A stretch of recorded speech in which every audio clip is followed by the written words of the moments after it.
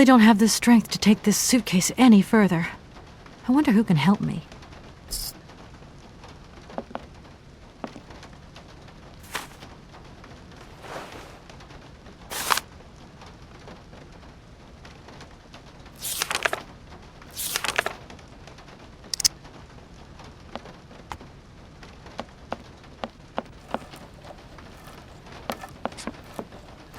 Hi there. Hey, hi there. What are you doing? Can I see? No, too difficult. Momo's work very difficult. So, your name's Momo. I'm Kate. Momo do like Hans. He draw. Hans? Don't disturb Momo. Momo work difficult. Will you show me your drawing? No, not finished. Go away. I've just arrived. My case is a little heavy. Can you help me take it up to the room? Momo's strong. Very strong. But no time. Momo very busy. I guess I'll let you continue working.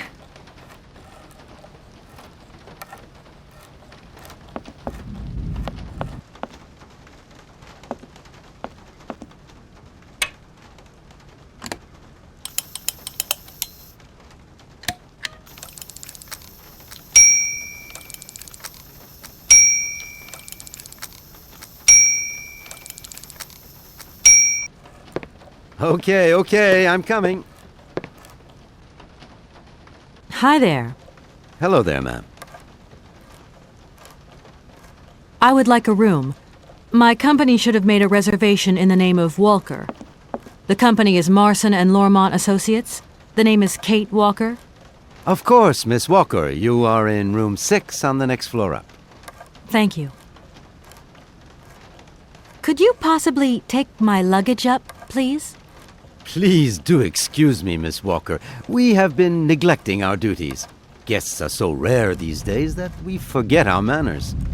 So you're the American woman? Is it true what people say, that you've come to buy the factory?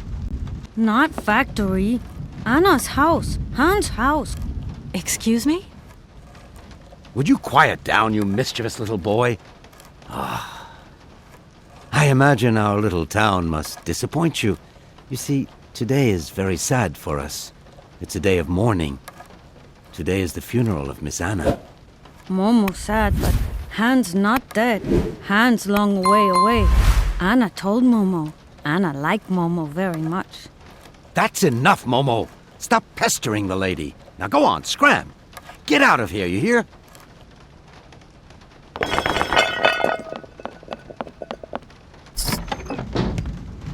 What was I saying? Oh, yes, Miss Anna. Such a great loss for Valadilene, it really is. Because now that she's dead, the factory'll close. But you're here to stop that happening, aren't you? Our future is in your hands, Miss Walker. What? Anna Voralberg is dead?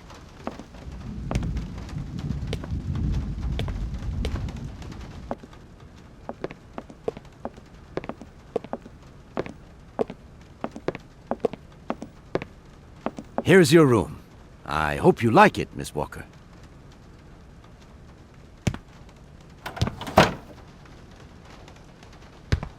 I'll leave you to rest for the time being. You must have a lot of work to do. You know, the takeover of the factory is very good news for us here. It would make us very happy to see life return to our valley. If only you had seen Valadilene before. It was delightful. People came from all over the world to buy Voralberg automatons. Ah, somebody has left you some mail, I see. Remember, if you need anything at all, we're not far away, Miss Walker.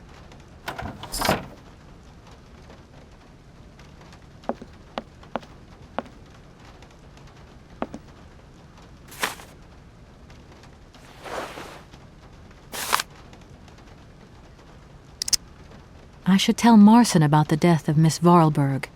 I hope this isn't going to get too complicated. I can't see myself staying here too long.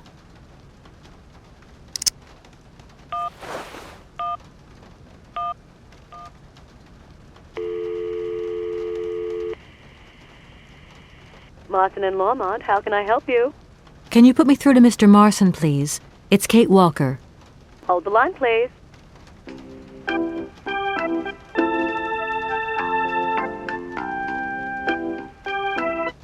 Hello, Kate. So tell me, how's the case going? I've just got to Valadilene, and there's a slight problem, Mr. Marson, I'm afraid. Mrs. Voralberg is dead. That's most unfortunate. But I seem to remember we made provisions for just such a sad eventuality, and we know that there was no heir. Yes, that's right, but... So where's the problem, Kate? Contact the notary right away. I'll get my secretary to fax you his address and an introduction letter from the firm. Very good, Mr. Marson. Right, I gotta go, Kate. Keep me up to date, okay? I just...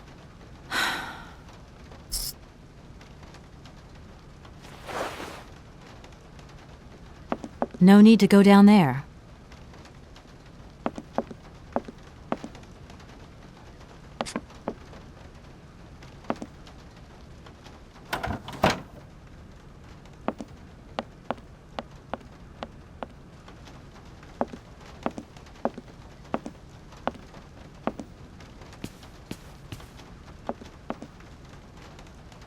I'm back again.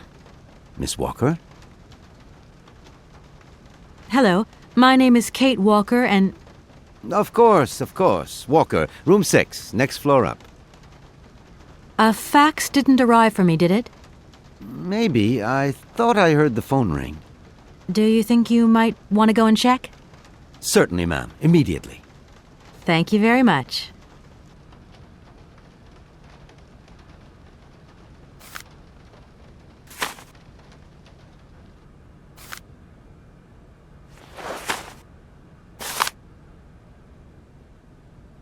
Thank you. At your service. I think I'm going to need your help again. Are you leaving already, Miss Walker? Should we bring down your luggage? No, I'm not leaving yet. It's just that... We would love to help, but just think what would happen if the telephone rang, or if a fax arrived, or if a customer came through the door. We don't have 5 minutes rest here. I'm sorry. It's okay, no biggie. The young boy who was here earlier talked about, Hans. Who is Hans? Momo was talking about Hans Voralberg, Anna's younger brother. But he died a long time ago. Nobody here even met him. Who is the boy who was drawing here earlier? Is he your son? Heaven forbid, no, not at all. He's not a bad boy, no. Momo is just a little simple, that's all. What is his connection with Anna Voralberg? Momo is what you'd call the village idiot, and Anna took him under her wing. He must have reminded her of her younger brother, no doubt. And birds of a feather stick together, don't they? You're implying that Anna Voralberg was a little bit slow as well? Heaven forbid, no, not at all. She was a real loner. She kept to herself, that's all. I just love all these little mechanical robots. I've noticed there are tons of them here in Valadilene. Be careful what you say. Voralberg automatons are not robots. If you want people to like you here, never ever pronounce the word robot. Okay. What is the difference between an automaton and a robot, then? Well, to tell you the truth, no one really knows. Did you know Anna Voralberg yourself? Oh, why, of course I did. I mean, well, not really. She was a very great lady. We loved her very much. May she rest in peace. I'm gonna go look around Valadilene. See you later. As you like, miss.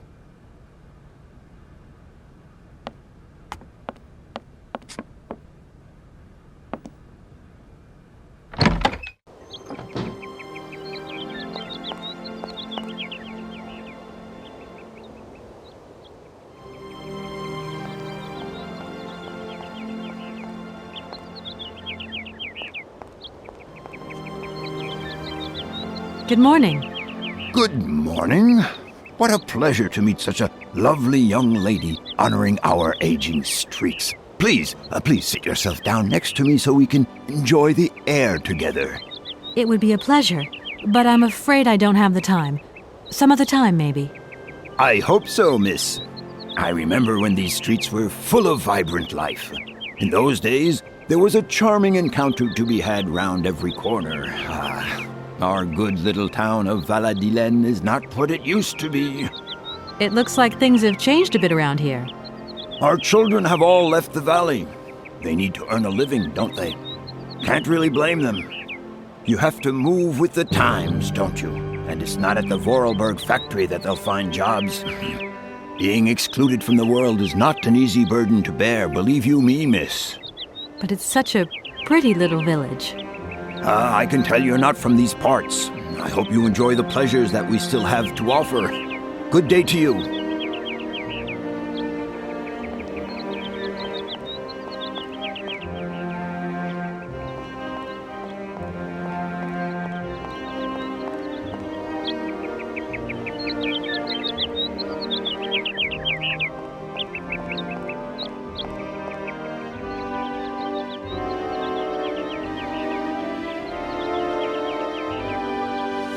Good morning. Are you open? Can I buy something from your bakery? No, afraid not. Not possible. We're closed. I can wait a while. You can wait, but we're closed all day. Day of mourning. I'm sorry. Please accept my condolences. Don't worry about it. Because of Madame Voralberg's death, all the shops are closed. Mayor's decision. Try tomorrow. Tomorrow I won't be here. That's a pity.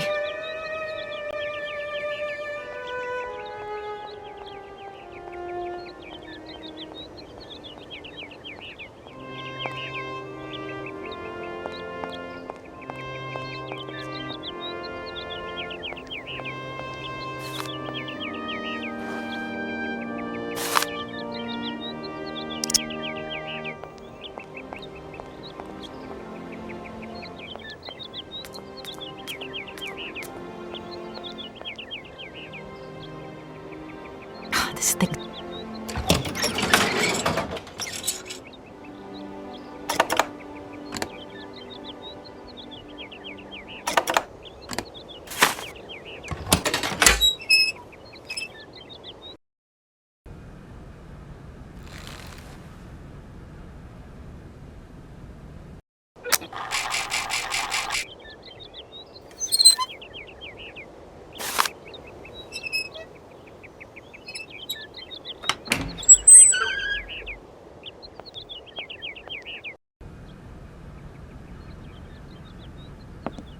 I should talk to the notary first.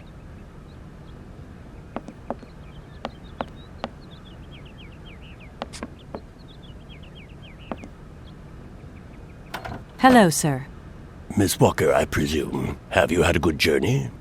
Everything went very smoothly. Thank you. Do take a seat, Miss Walker, please.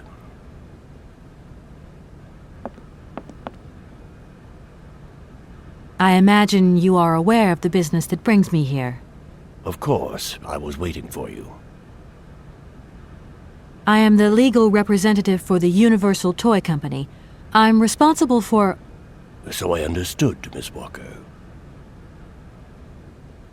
Seeing how as Madame Voralberg is no longer with us, I trust that I can rely on you to conclude the sale?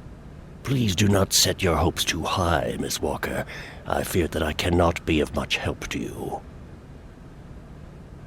Have you ever met Hans Voralberg, Anna's brother? I have a few vague memories of him, that is all. I was very young at the time. Very young. If you don't mind, can we come back to that later? At the tavern, I met a young boy by the name of Momo. I was informed that he is mentally disabled. Whatever his condition, he told me about a man called Hans. He's apparently Madame Voralberg's brother. Moreover, it appears that Hans is not actually dead. What do you think of that? Let us take one thing at a time, Miss Walker. You will receive all the information you need in due course, you can be sure of that. That is a magnificent automaton you have at your entrance. I'm very proud of it. And since my health problems, it has become absolutely indispensable for me. Yes, indispensable. It was Anna Voralberg who had the idea. She provided many houses with this kind of machinery.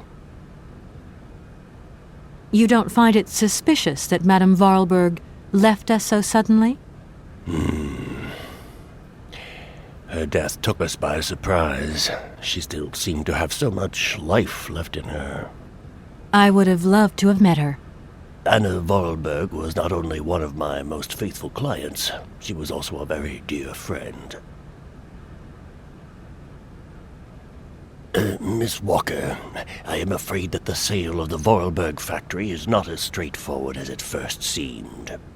Whoa there. Everything was agreed. We'd obtained Anna Voralberg's consent, and her death does absolutely nothing to invalidate that. Now, I have to be back in New York the day after tomorrow, Maître Alfotaire. My client and I are impatient to seal this deal. I understand only too well, Miss Walker. There is an heir, Miss Walker. Excuse me, an heir? But Madame Voralberg never married, as far as I know. And in my last conversation with her, she absolutely never mentioned this detail. Miss Walker, believe me, I was more surprised than you are. Anna Voralberg sent me a letter 2 days before she died. Understand, Miss Walker, that had I known about this earlier, I would have informed you. I shall read you the document in my possession.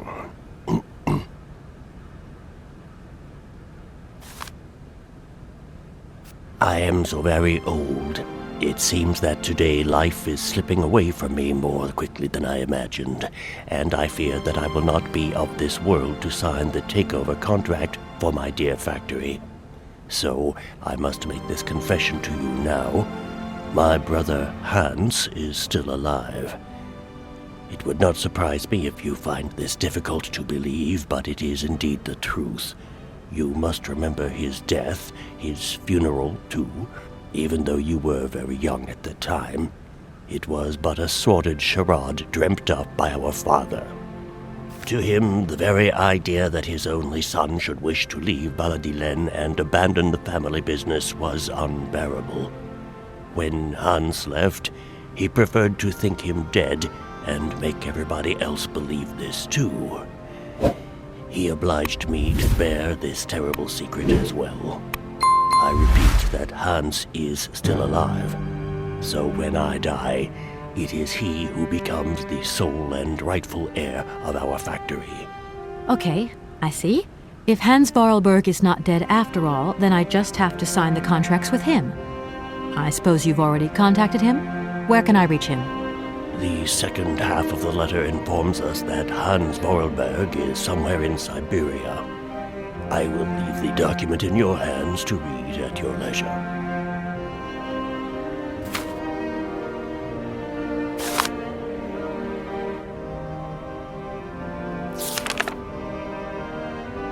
Anna Voralberg had no further information to add? Unfortunately not, Miss Walker. I have told you as much as I know. The situation, in legal terms, is now clear. If you want to conclude this sale, you have to find Hans Voralberg. Apparently, there is a body lying in the town cemetery. There also seems to be some ghost wandering around Syberia. It seems you have your work cut out for you. Believe me, Miss Walker, when I say that I am most sorry for this regrettable setback. Most sorry. Great. What now, then? Perhaps you will find out more in the Voralberg factory archives. You will find the key in the waiting room. My role in this affair finishes here with the reading of this letter. And now, if you'll excuse me, I must rest. You see, my health is not excellent at the moment, and my doctor forbids me from working for too long. I will not detain you for any longer, Miss Walker. Do not forget to close the door as you go out. Goodbye, sir.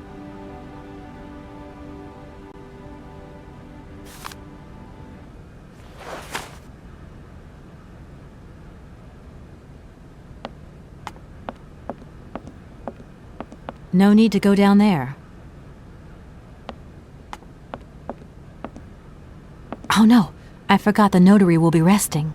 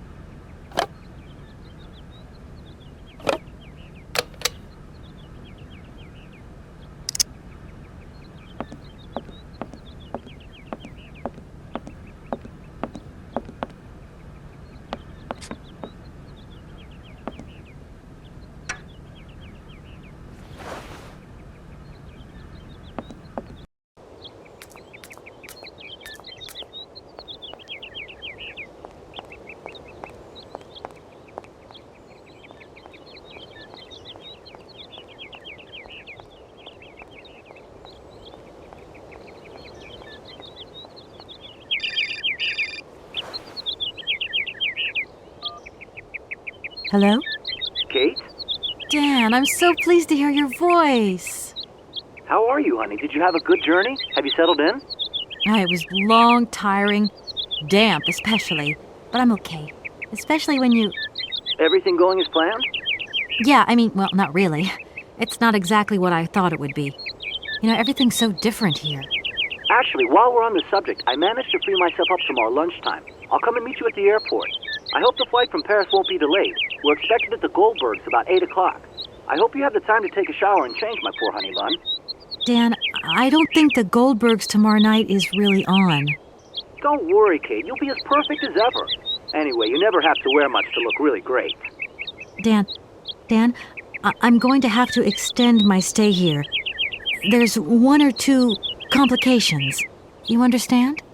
Kate, honey, what are you talking about? It's only a measly toy factory. The sale isn't going through as expected. I've got to stay a bit longer. Dan, you don't mind, do you? But Katie, you can't do this to me. I mean, it's the Goldberg contract. There's millions of dollars on the line here. I know, I'm sorry. You go ahead. Don't worry about me. I'll get back as soon as I can, I promise. Okay, I've got to go. I'll call you back soon. Love you, honey.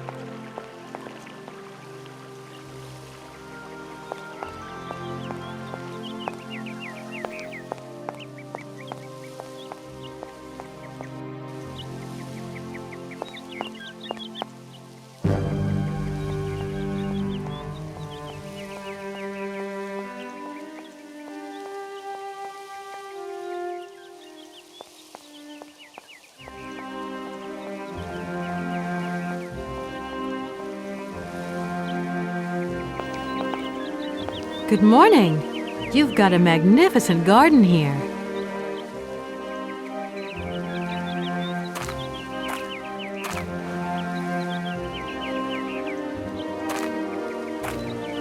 Oh, please don't talk about it. Since my gardener automaton broke down, there are weeds everywhere. You can't imagine how much work it takes me. I don't know whether I'm coming or going. We're not used to doing without our robot help here in Valadilene. But everybody says that we're going to have to get used to it.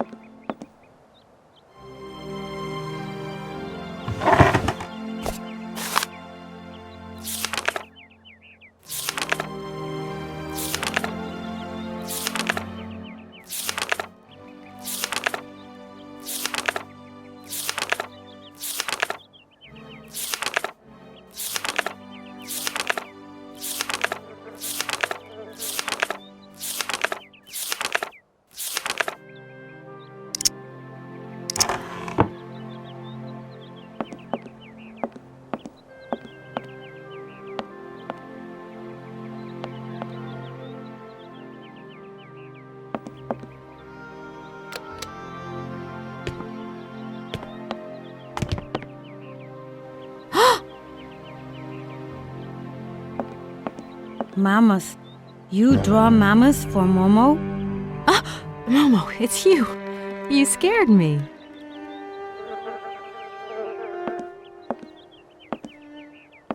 What are you doing in here? Momo want mammoth picture, like Hans picture. Sorry, I haven't got a picture of a mammoth with me. Take paper and pencil and draw mammoth for Momo. You don't give up easily, do you?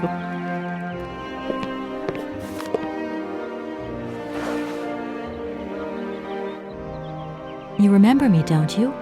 I'm Kate. Draw mammoth for Momo, please.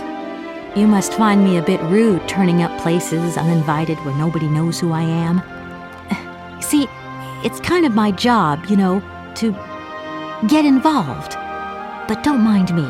Just carry on with what you're doing. Momo not mind. Anna kind, never angry.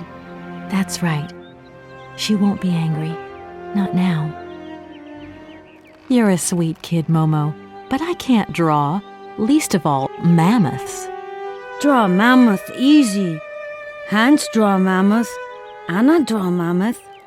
Kate too. I mean, maybe I could do a quick squiggle of a box, say, that has a mammoth inside. No, Momo want a real mammoth. My goodness, you are one stubborn boy. There's something I'm looking for, but I don't quite know what. I need a clue, anything that might tell me where Hans is. You want to help me, don't you? First, you draw mammoth for Momo. And if I help you, you help me, right? Momo know Kate is kind. Kate draw mammoth for Momo. Then Momo tell Kate secret. You've got a secret? First draw mammoth for Momo. Do you know if Anna came here often with Hans? Momo want mammoth picture, like Hans' picture. What's going to happen to you now that Anna is gone? Momo big now. They want Momo live at inn. Momo don't want. Momo take care of Momo. From what I've seen, you look pretty resourceful. It must be fascinating to live in a village full of automatons. Automatons made by hands. Difficult work. When Momo big, he do like hands. Momo friend of automatons. Tell me, Momo, did you come here a lot with Anna? Mm-hmm. Anna like Momo. Anna like Hans. Anna on journey. Momo, I've got to go now. But see you later, maybe.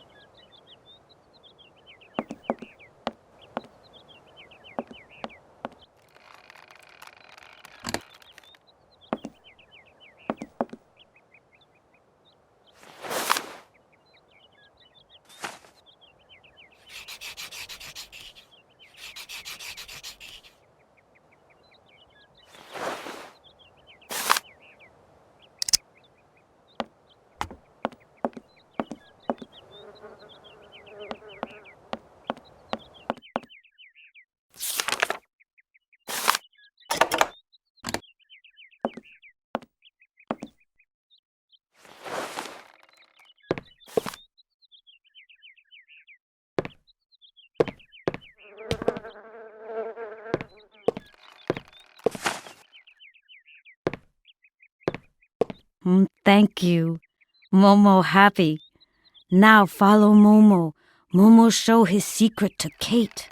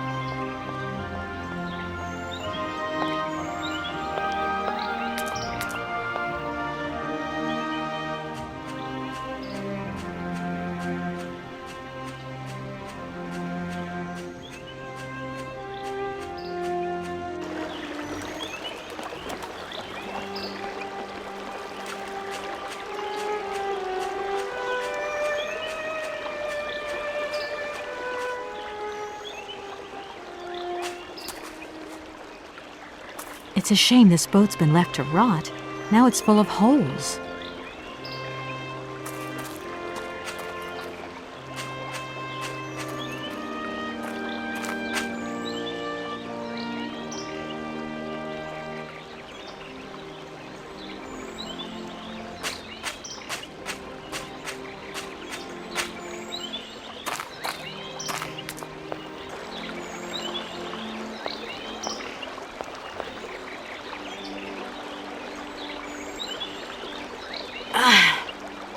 must be broken.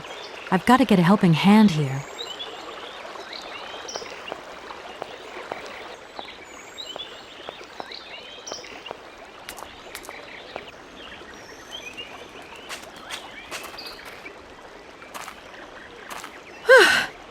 There you are, Momo. This is some walk you've taken me on. I've got to say, though, it sure is mighty pretty. Momo come here often. Momo like make splash in water. Can you help me, please? What do? Help me open the dam. Momo's strong.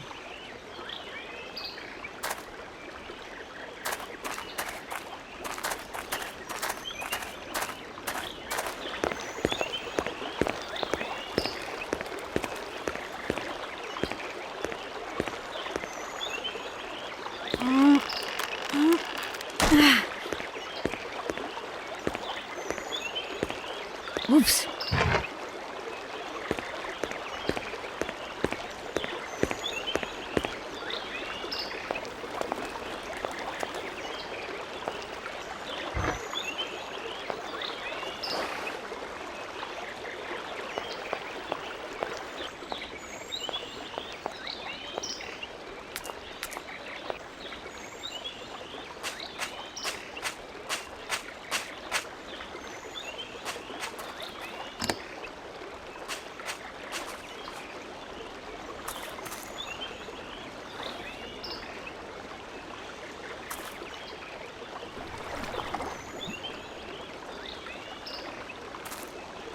Ugh, that ore is all dirty and wet.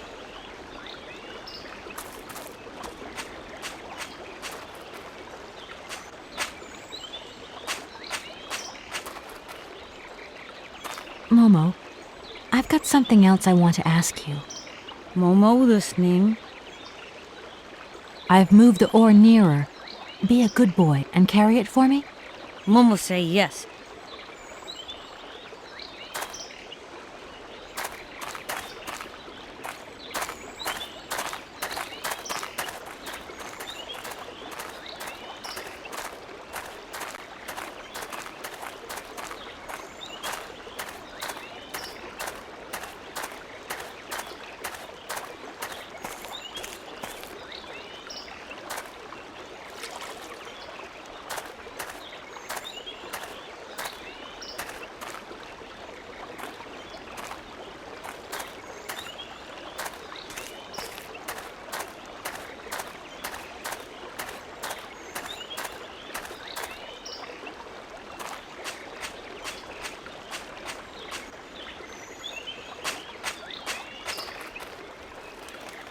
Momo, I've got something else I want to ask you. Momo listening. Can you help me, please? What do? I need a hand opening the dam. Momo say yes. Momo strong.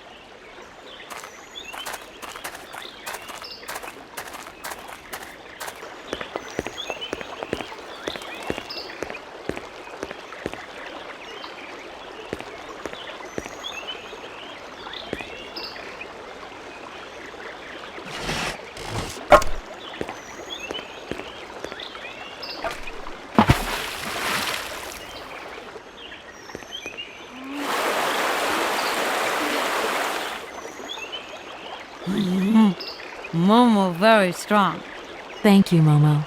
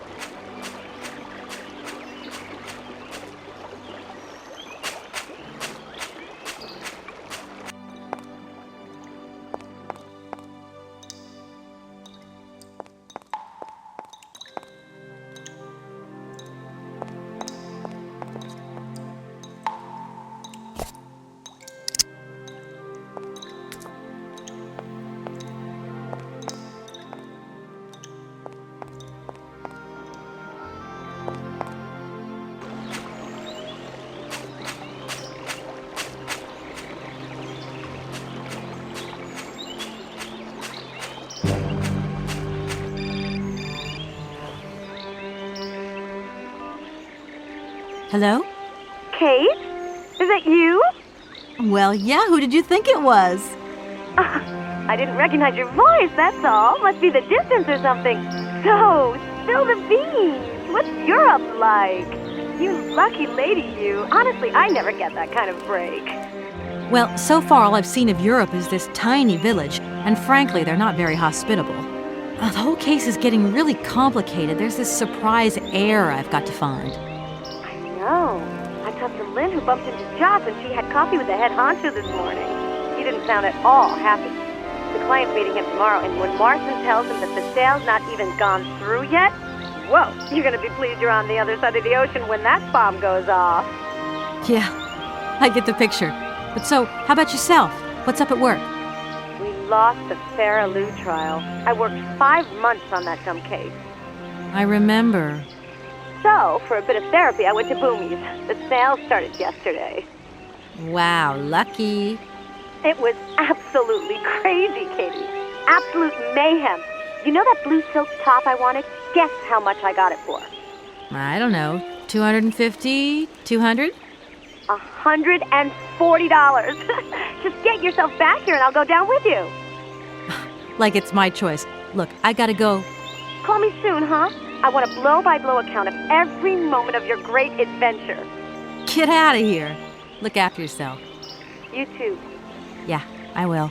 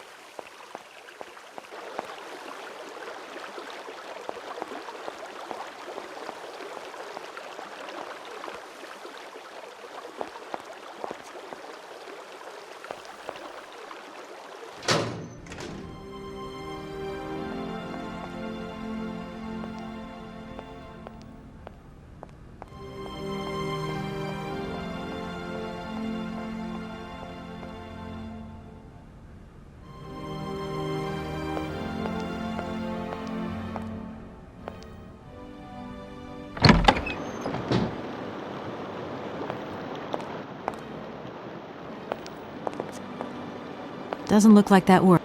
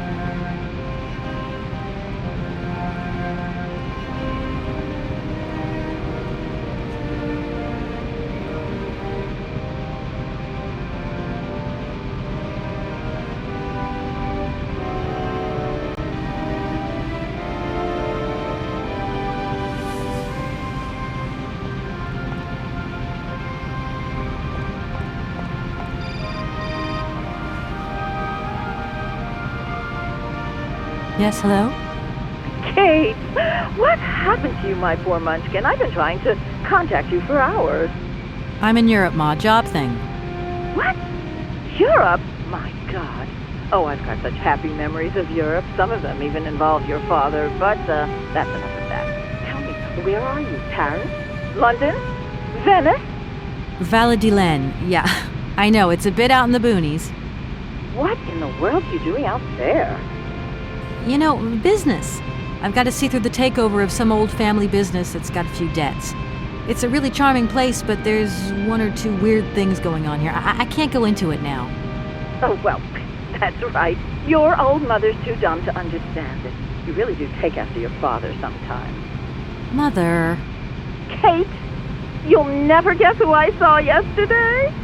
Ma, I haven't got a lot of time, you know. Frank! Ma, please. I've got to go. Frank Malkovich, the Russian opera singer. Well, maybe you don't remember him. He was quite a star in his day. Listen, Ma, I really don't have the time. I'll call you back. He is as charming as he always was. We spent the... Mom, I really have to go. I'll call you back, I promise. Lots of love. Kate!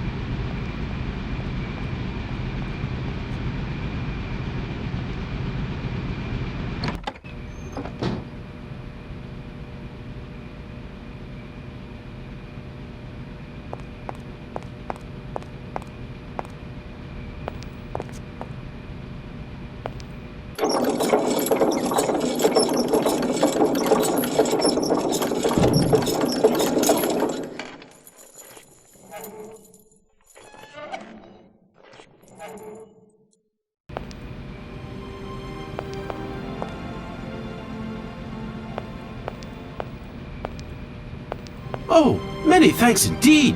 I am most embarrassed for you to see me like this. I lack a certain completion. You see, nobody here found the time to polish off the finishing touches. Honestly, these days, we really have lost the art of good workmanship. Yeah, maybe. With whom do I have the honor of speaking? Could you please state your identity, articulating clearly? My name is Kate. Kate Walker. Allow me to introduce myself. I am Model XZ2000. My common name is Oscar. I represent the technological zenith of this factory's production. I have been designed to drive a locomotive. A touch messy, but an essential task. Have you logged my first and last name? Perfectly. Kate Walker. Pleased to meet you. Me too, Model XZ2000. Please, all my friends call me Oscar. This fad for cryptic names is such a bore. Could you imagine being called by your passport number? I suppose not, Mr. Oscar. Sir. Do you know where I could find the factory paperwork? I cannot reply to this question with precision. Try Anna Voralberg's office above the machine floor. When you are complete and totally functional, can you help me gather information about Hans Vorarlberg? I'm afraid I can't, Kate Walker. Duty calls. Once I've recovered my feet, I have to see to my post on the train. It's waiting for its engineer. Does the name Hans Vorarlberg mean something to you? Of course, he created me.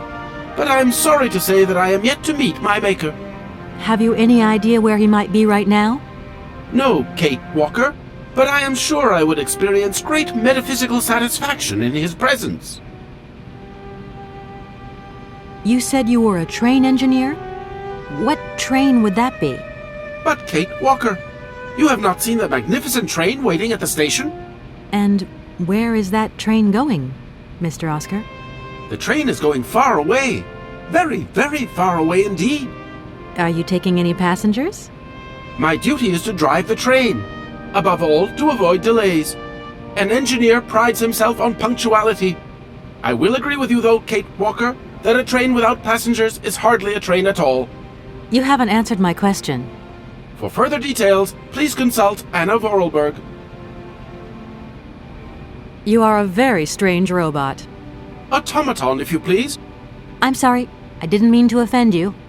Automatons have an additional soul auxiliary, you understand? I think so. Has it been a long time since you last saw Anna Vorarlberg? 72 hours, 32 minutes, and 20 seconds to be precise. This regrettable absence explains the delay in my production process. Anna Vorarlberg is dead, Mr. Oscar. What do you mean by the notion of death, Kate Walker? Broken. Disactivated. Worn out. Damaged. Unplugged. Oh, that really is most bothersome. I'd rather counted on finishing my production. Can I be of use to you? Why, you certainly can. I absolutely must have my feet. My hands are Model XZ2003. My feet are Model XZ2005_B. Be careful. The Model XZ2005_A has evidenced some rather embarrassing performance failures. Like bugs? Automatons do not have bugs, Kate Walker. They simply display functional idiosyncrasies. I'm sorry, I didn't know. What do I have to do to get you a pair of feet? Use the assembly line to construct them. You will need a production punch card, on which is recorded my body design data. Here is my own punch card. Okay, I'll give it a go. Thank you, Kate Walker.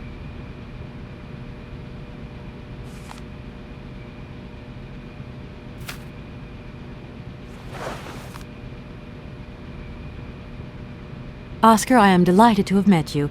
See you again soon, I hope. Yes, Kate Walker.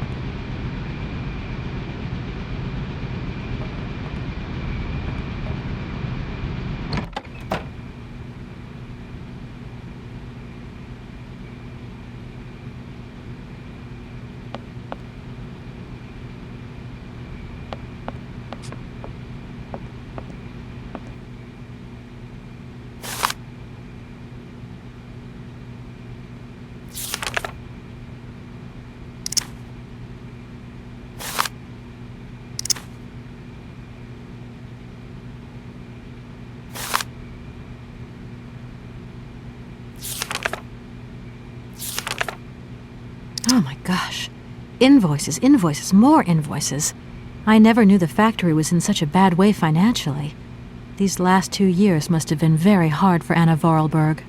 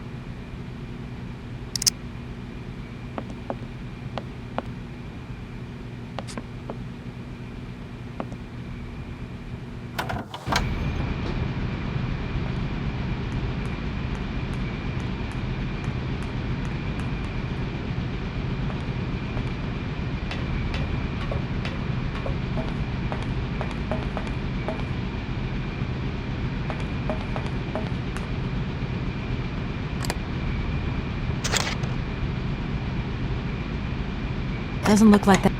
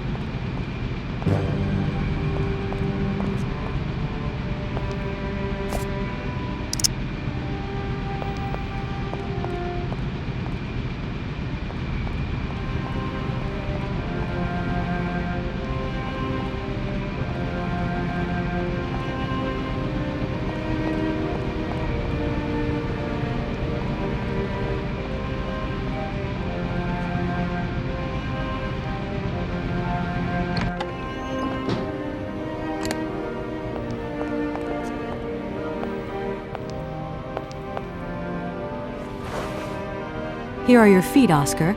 I hope they fit. Kate Walker, I see you managed to produce 2 XZ2005_B models.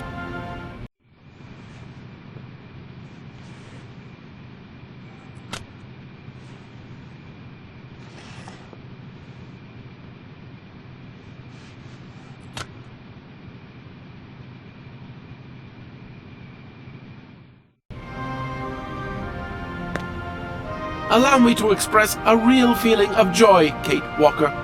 They really suit you. Comfy? Very. You are very kind, Kate Walker. I am sorry to have to leave you. Where are you going? I must find my train. Its departure is imminent.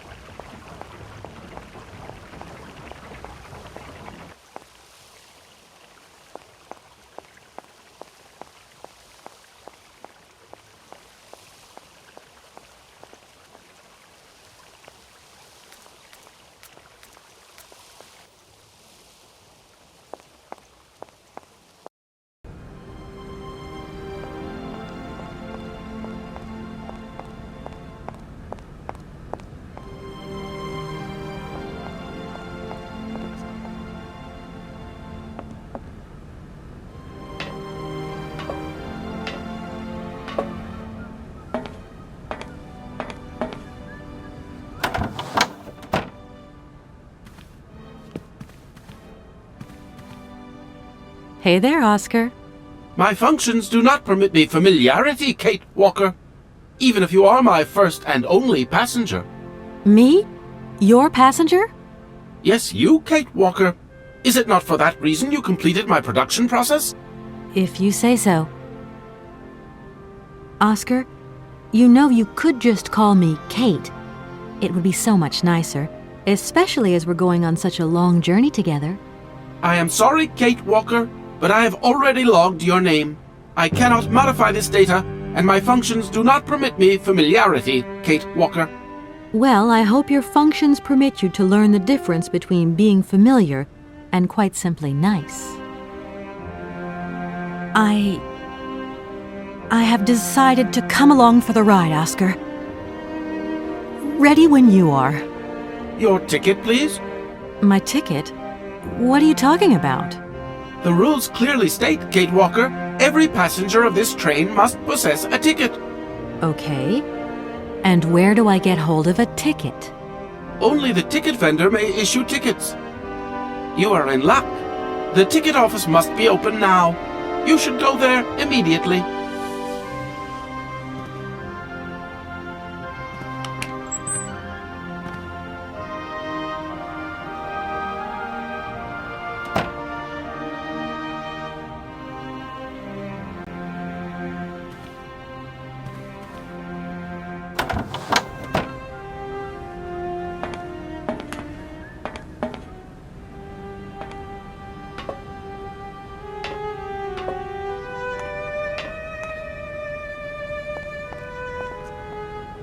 But it's you? What can I do for you, madam? But Oscar, it's me, Kate Walker. Correct. Your name is indeed Kate Walker. Oscar, you know you could just call me Kate. I am sorry. Well, what can I do for you, Kate Walker? A train ticket, please. Why, do you sell anything else? The only function of this ticket office is to issue tickets. You are requested to accelerate operations. The office closes in exactly 3 minutes. What can I do for you? A ticket, please. 1 ticket? Yes. 1 ticket. What is your final destination? I don't know. It's you who told me I had to get a ticket. A ticket to travel, then.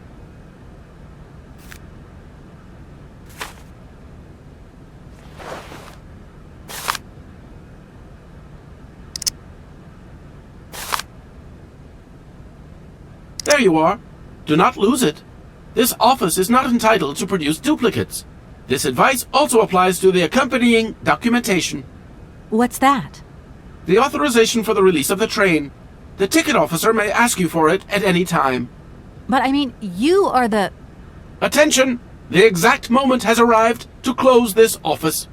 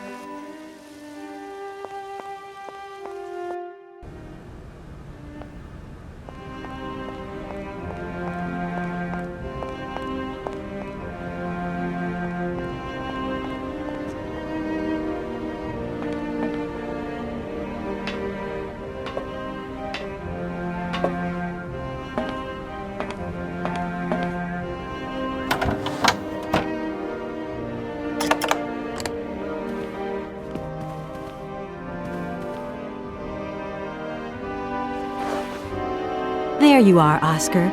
Does this mean we can leave now? I cannot accept this ticket for the moment, Kate Walker. Keep it. Why don't you want to take my ticket? I must abide by regulations, Kate Walker.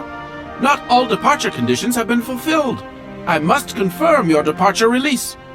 You can be a real stickler for the rules, Oscar, my old fellow.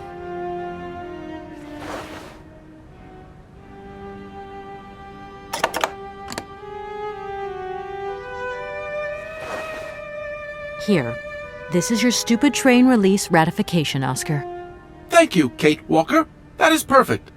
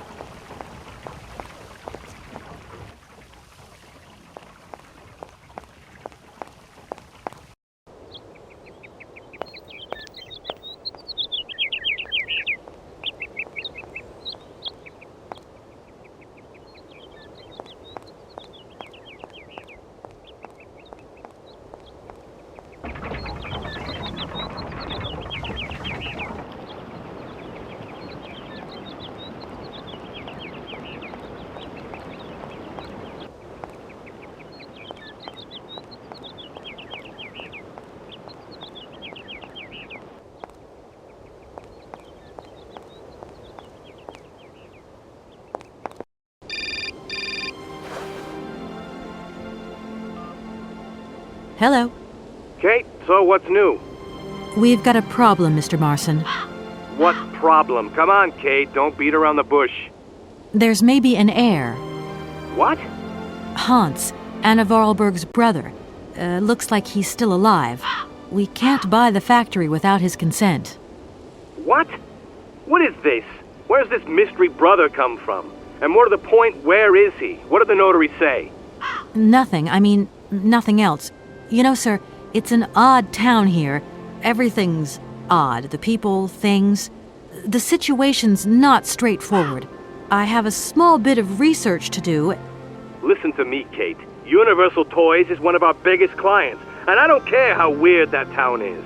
All that matters is that you do not set foot back in New York before you've tied up the deal. Get the picture? Yes, Mr. Marson. You can count on me. Darn it!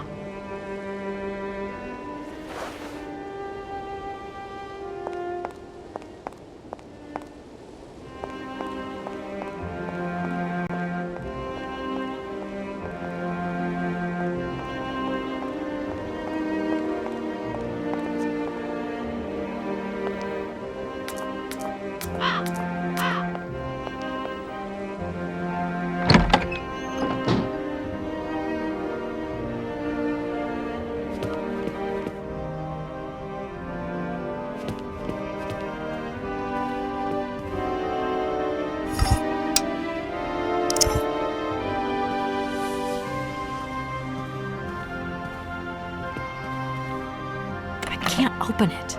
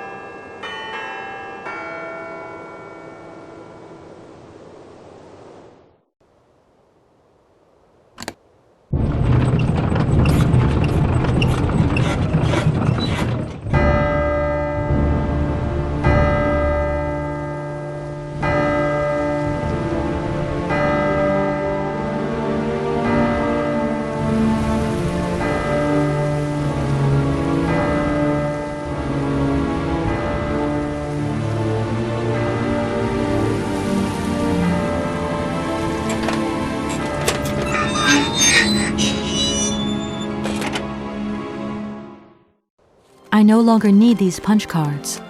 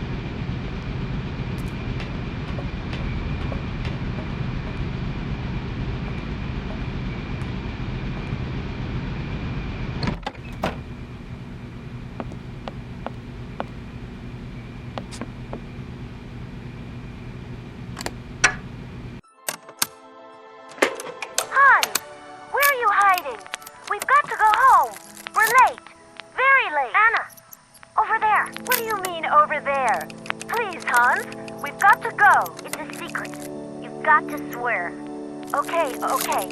I, Anna Voralberg, swear to my brother Hans to never ever mention this to anyone. It's right there! You see? But it's dark in there. Don't worry, I took a lantern. From the factory. Girls, honestly. You won't look so clever when Father notices you've stolen one of his lanterns. Oh, I'm all covered in mud because of you. Look, Anna. Look. I've seen paintings like this in a library book. They're like... You swore, Anna. It's a secret between you and me. Hey, look. There's something else up there. Oh, come on. It's like a toy. I have to have it. Give me some light. But Hans, it's much too high. Do be careful, Hans.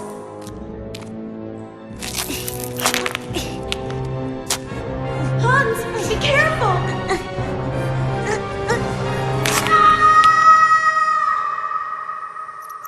For weeks, my brother lay in a coma, hanging between life and death.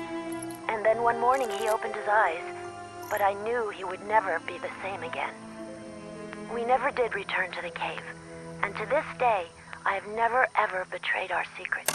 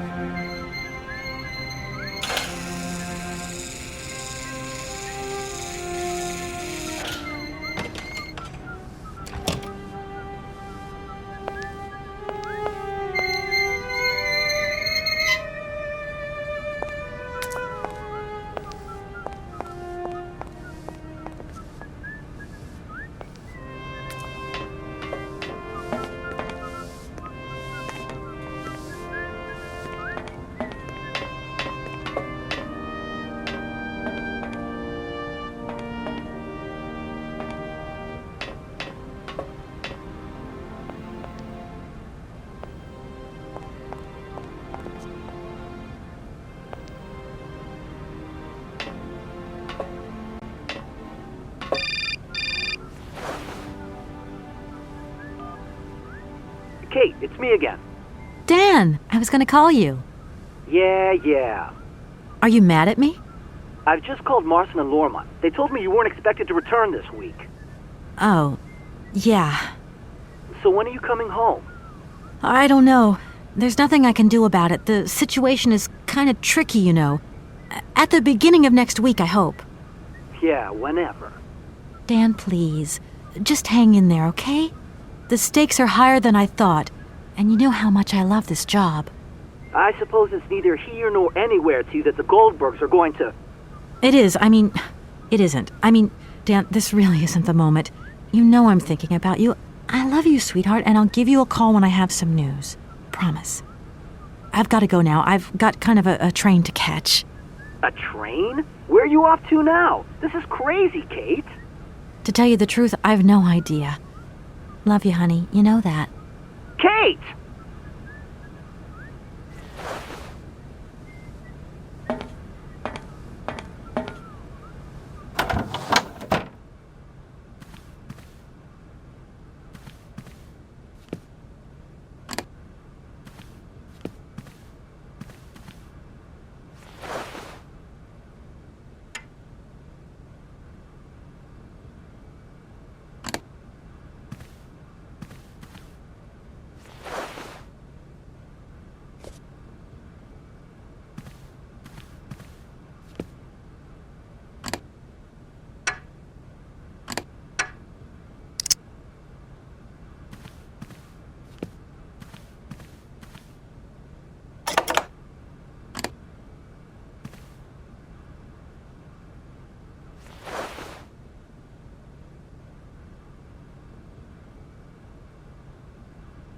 Right, everything is in order then.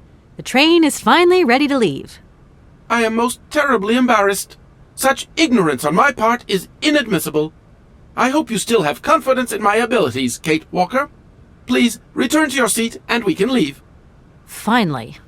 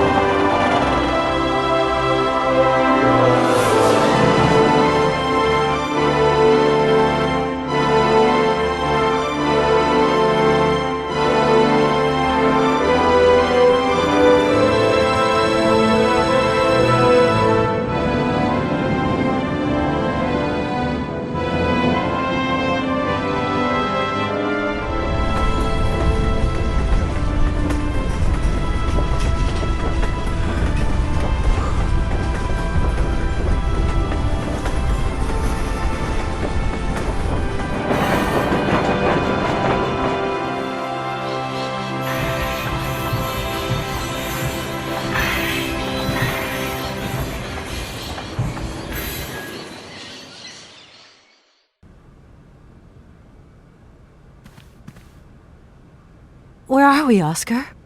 At the halls of residence of Barrockstadt University. And do we really have to stop here? The situation is incompatible with the pursuit of our journey. What are you waiting for, then? Wind them up. Find a way. There must be some sort of train-winding thing just laying around in this weirdo station. I have seen nothing that fits that description, Kate Walker. I guess we'd better find out, then. I do not like this station. The atmospheric humidity is detrimental to my sophisticated wheel workings. I will wait for you inside the train. Wimp. Oscar, see you later, alligator. In a while, Kate Walker.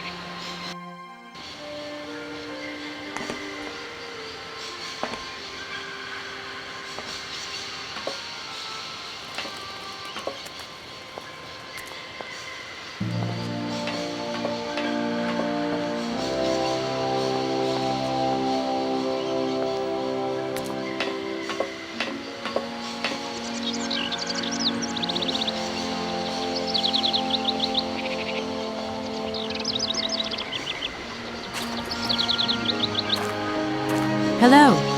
You arrived by train, I see. Yes, I've come from Valadilene. It's been a long time since I've seen a train here. Students, did you bring students with you? No, I traveled alone.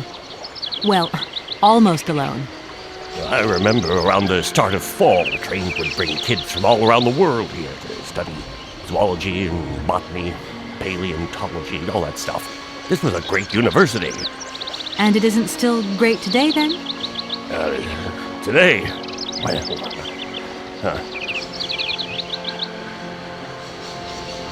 Have you been the station master of Barrockstadt for a long time? I've never had another job. Now, you tell me, are you in charge of this train? No, I mean, I'm not sure. So what's your thing here? You come here to do some bookworming over at the university? Well, sort of. I'm always looking for new information. Well, you don't seem to know a lot.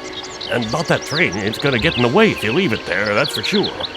In fact, I'm a lawyer and I'm conducting a pretty unusual investigation. Investigation, huh? Hey, I'm just a station master. I don't know too much about anything. Well, you never know. Anybody could be significant in this case. See, nobody actually tells me anything, so my hands are totally clean. I never implied they weren't. You don't know where I might find equipment to wind up my train springs, do you? Not in this station, that's for sure. And I would know.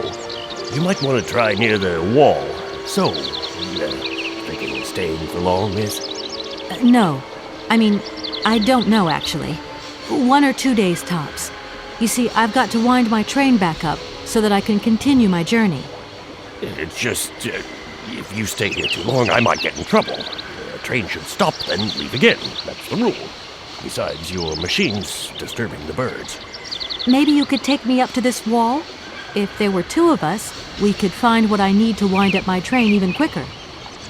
Miss, forgive me, I gotta stick by the rules. You know, I have to man the station.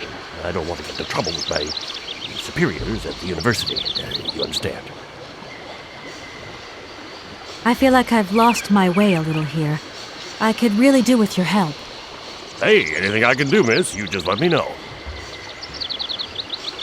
The name Hans Voralberg doesn't mean anything to you by chance, does it? Oh, do you really think I'd remember one little name from the thousands that pass through this station? I'm sorry to junk up your station like this, but the spring mechanism on my train needs winding. A spring-operated locomotive? There's a thing.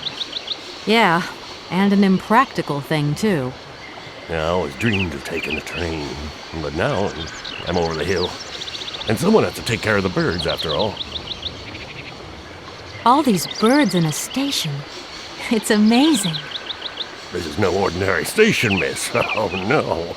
These birds are part of the prestigious University of Barrockstadt Ornithological Collection. Over the years, this aviary has housed some of the most fantastic species from all over the world. And I am not exactly your typical station master either. This little world is my responsibility, and that is no easy task. I can well believe you.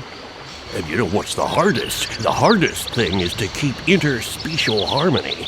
And one day some explorer introduced a couple of cuckoos from the Amazon. Whoa! It wasn't a good idea? A nightmare! You know, cuckoos lay their eggs in the nests of other species, right? Now, what's more, they also push the host's eggs out of the nest so that they receive all the mother's attention, right? Accursed cuckoos. Nightmare. I see what you mean. That's one tricky bird. And there was nothing you could do to stop it? The faculty declared the bird a protected species. If it wasn't for our mechanical eagle, we were sitting on a major ornithological catastrophe. You have an automaton here? A wonder of technology. It's an eagle that's mounted on rails in the air. It passes through and it swoops down to collect parasite eggs. But heck, the dang eagle's been out of order for several years. Impossible to collect the eggs myself. Why not? I can't climb up the gangway. I fell off it several months back, and I still have a pain in my spine. Not to mention the vertigo I've been getting. I only have to look up in the air. Whoa. You poor soul. That must be very hard. Worst thing is, cuckoo eggs piling up in the nests. Soon the rectors are gonna notice. There's trouble in store, big trouble. I'm worried. Yep, worried. I won't disturb you any longer, Mr. Station Master. Welcome to Barrockstadt, miss.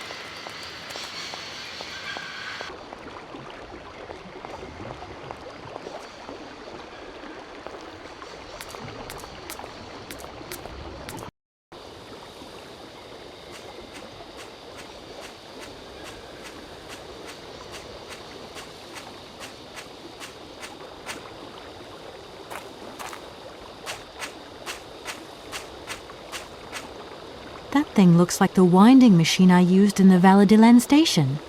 I've got to find a way of getting the train up here.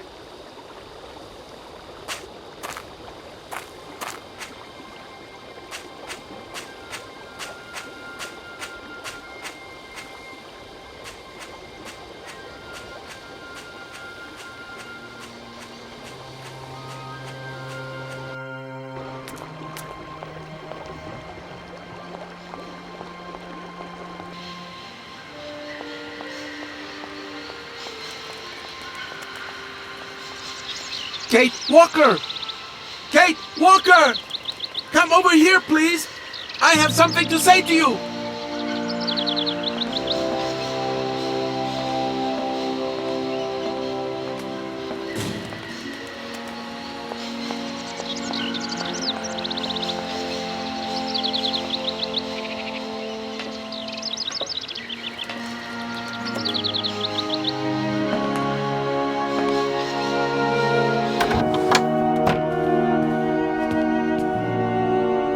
Yes, Oscar, what is it? A message has arrived for you. A message? You have been summoned to see the rectors. They are the highest authority at the university. They want to talk to you. Talk to me? Yes, to the person responsible for the train. So, I'm in charge now, sure, okay.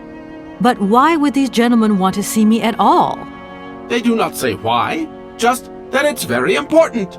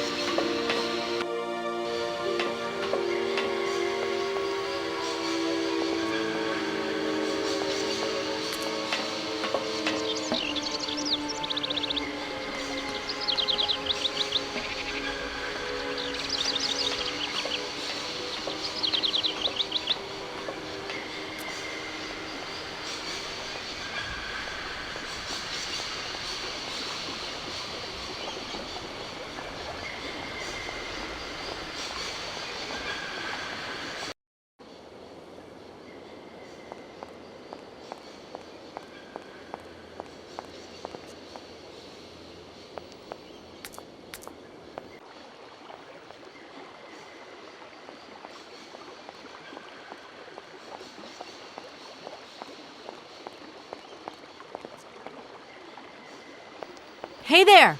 On the boat! Guten Tag, schöne Mademoiselle! My husband say, hello, young lady. You want to talk to us?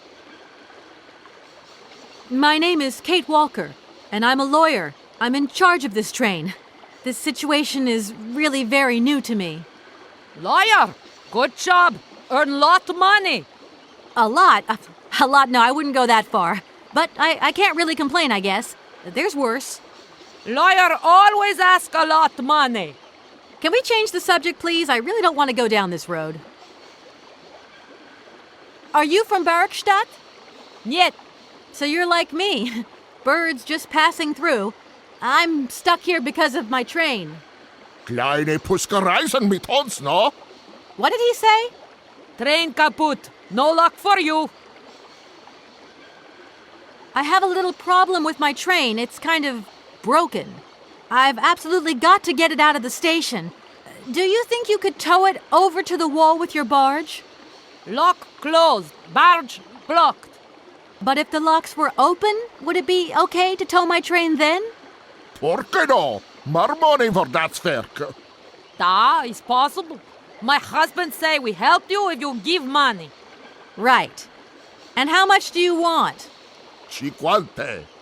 He want $150. $150? I don't have that much. No money, no barge. Let me offer you 75. Nay, $125. Out of the question. $100 and not a dime more. Correct. You have barge for $100. Great. Now, don't move. I'll be back as quick as possible with the money.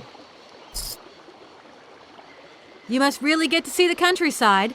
Do you know New York at all? We no understand. I'm looking for a funny little man who is supposed to live in Syberia. Can you imagine that? Syberia. I expect you've already been there. She vraga come to Syberia? Syberia? No. Too cold. Barge no break ice. I hope my train isn't too big for your barge. Tis okay. Motorboat erste Klasse. My husband say correct. Powerful motor. I mean, we're not exactly very far from the winding machine, are we? It's dumb, isn't it, all this effort to go a few yards? Put train in barge? Nay, not possible. Have you gone down to take a look around the station yet? It's amazing. You know, it's full of exotic birds. Me to my girl? Ja. Ja, met plezier. We no leave boat. Husband is land sick. It's not very polite of you to take advantage of my predicament. We could have done favors for each other, for free, out of solidarity. Father, Allah speak not full. Money, ja, break full. Excuse me? My husband say need money for leave. $100 not lot for fancy lady like you. How would you know a fancy lady like me, really? I'll leave you to it. I won't disturb you again. До свидания.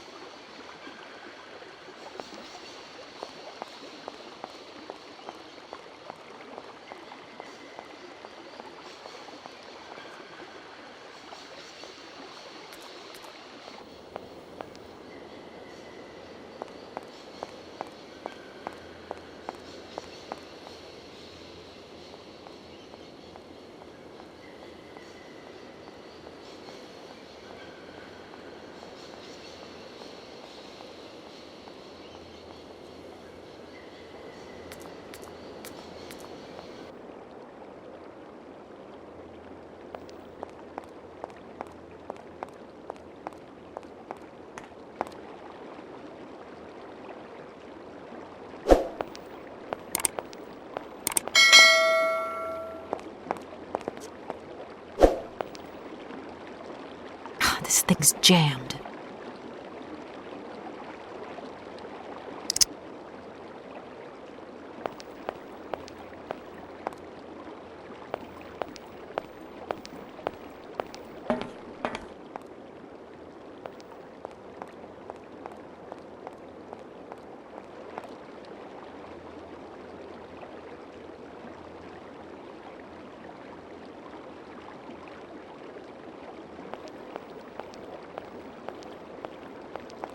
Hello. Hey, baby, you party? You sure looking mighty fine. Love those big, round eyes. Just who do you think you are? Hey, spunky. I'd like that in a lady. Okay, I'm hooked. Come on, Zol. I'll let you buy me that coffee. I don't remember ever asking. Hey, don't play hard to get. I know you like it big time. Listen, kid. Go back home and play with your toy cars and forget you ever saw me.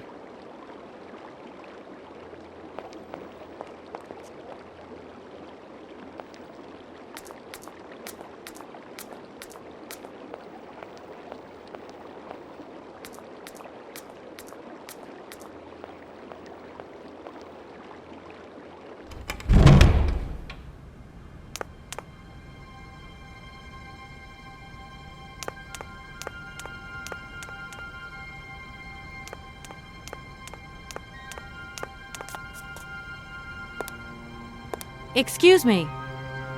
Sir, please, just a moment. Yes, what is it? I'm not deaf, you know. I am sorry to disturb you in your work, sir, but... This young Mammothus primigenius is barely 40,000 years old. Fantastic, wouldn't you say, miss? Yes. Probably. What do you mean, probably? I don't know. You don't know? Oh, you don't know, I see. What can I do for you, my dear child? To tell you the truth, I don't know very much about mammoths, and I'm not here as a student. In fact, I'm a lawyer. It's all right. Nobody's perfect. All the same, the study of the Pleistocene period is fascinating. I'm sure it is, but I'm sorry to say my current mission is totally monopolizing my time. Another time, maybe. Ah, that's what they all say. But anyway, let me present myself. I'm Cornelius Ponce, Emeritus Professor and Lecturer at the University of Barrockstadt. I'm proud to say that I'm head of the Department of Paleozoology at our university. Kate Walker. Pleased to meet you. It wasn't really my intention to stop off here, but I'll confess, this university is really very impressive. Ah, indeed. There's such a tradition of learning here. And so much knowledge, a real depth of culture, intelligence, and gray matter. I myself did my studies here and never left. Actually, I'm here because I've been summoned by the rectors of the university. Oh, I see. You must have made a mistake on your enrollment form. Oh, no.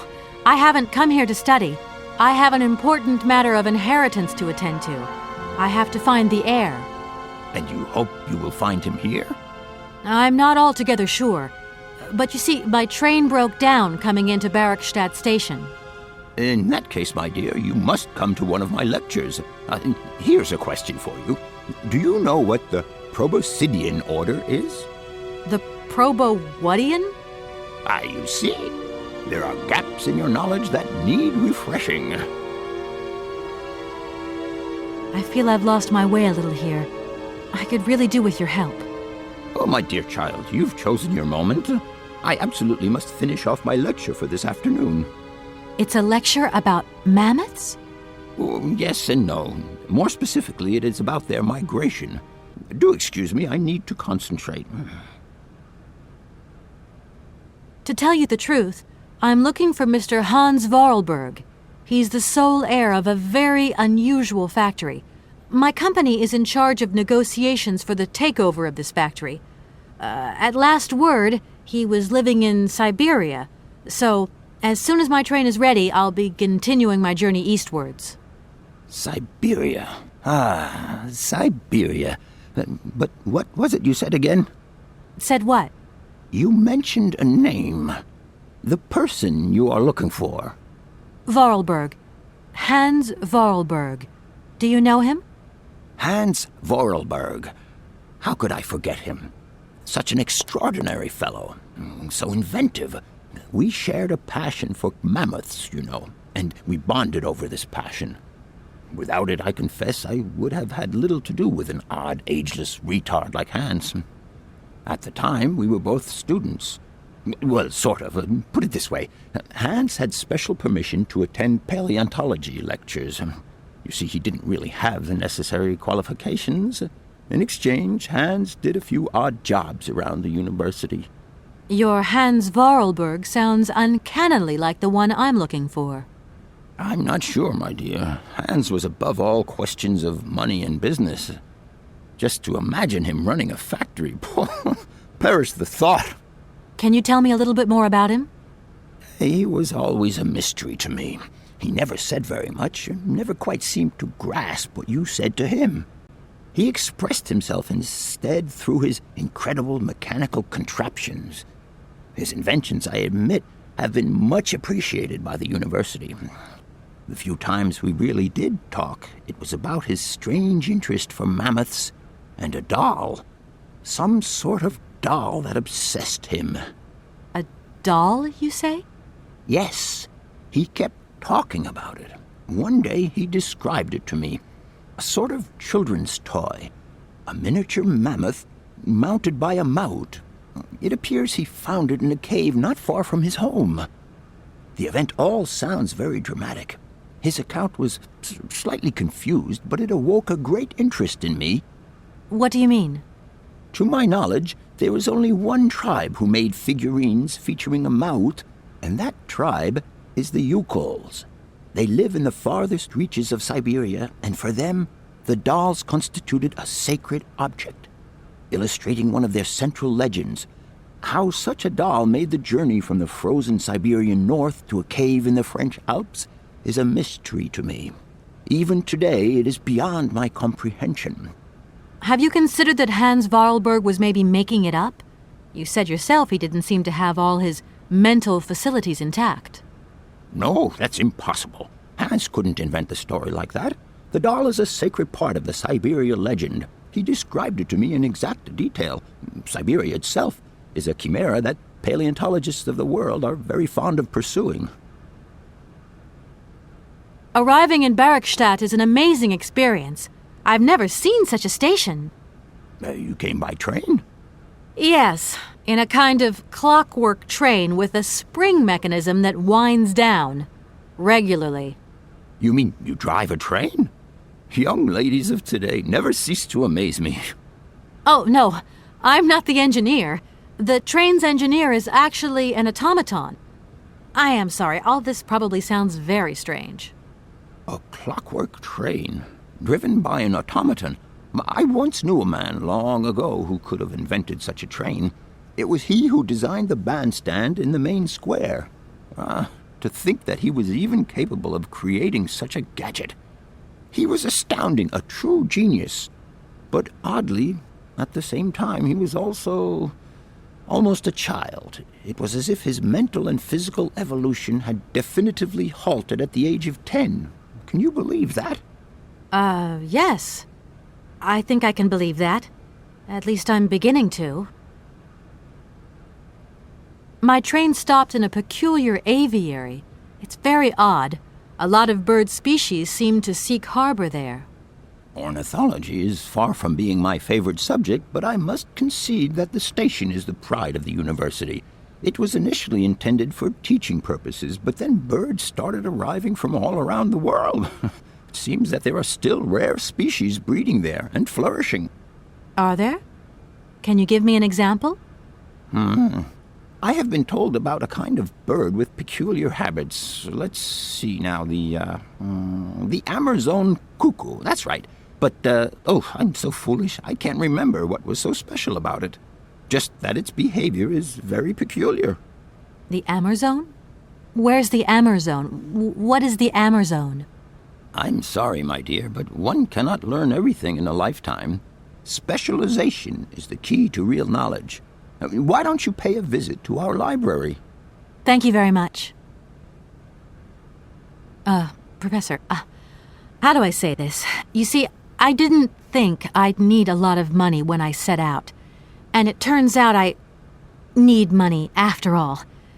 It's a delicate matter, I know, but I was wondering if you could help me out. My dear, it would be a pleasure, but you see, I barely have enough myself to cover my meager expenditure on what I'm paid by the university. Sorry, I didn't mean to offend or... However, if we look at the example of Hans, it is true that our university always rewards people who perform some service for it. This is our dear rector's jurisdiction, however. I'll leave you in peace. I hope I haven't disturbed you too much. Sorry? No, not at all, my dear child.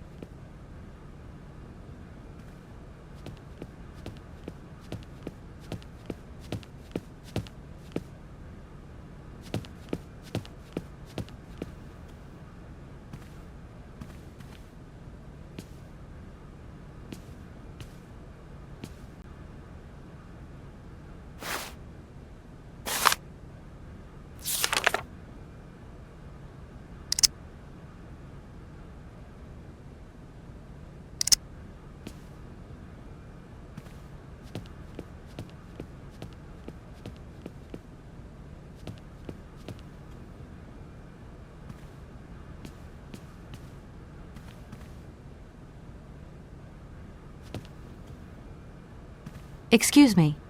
Can I disturb you a second? No. You could be a little bit nicer about it. Keep quiet. In case you haven't noticed, we're somewhere that requires silence and tranquility.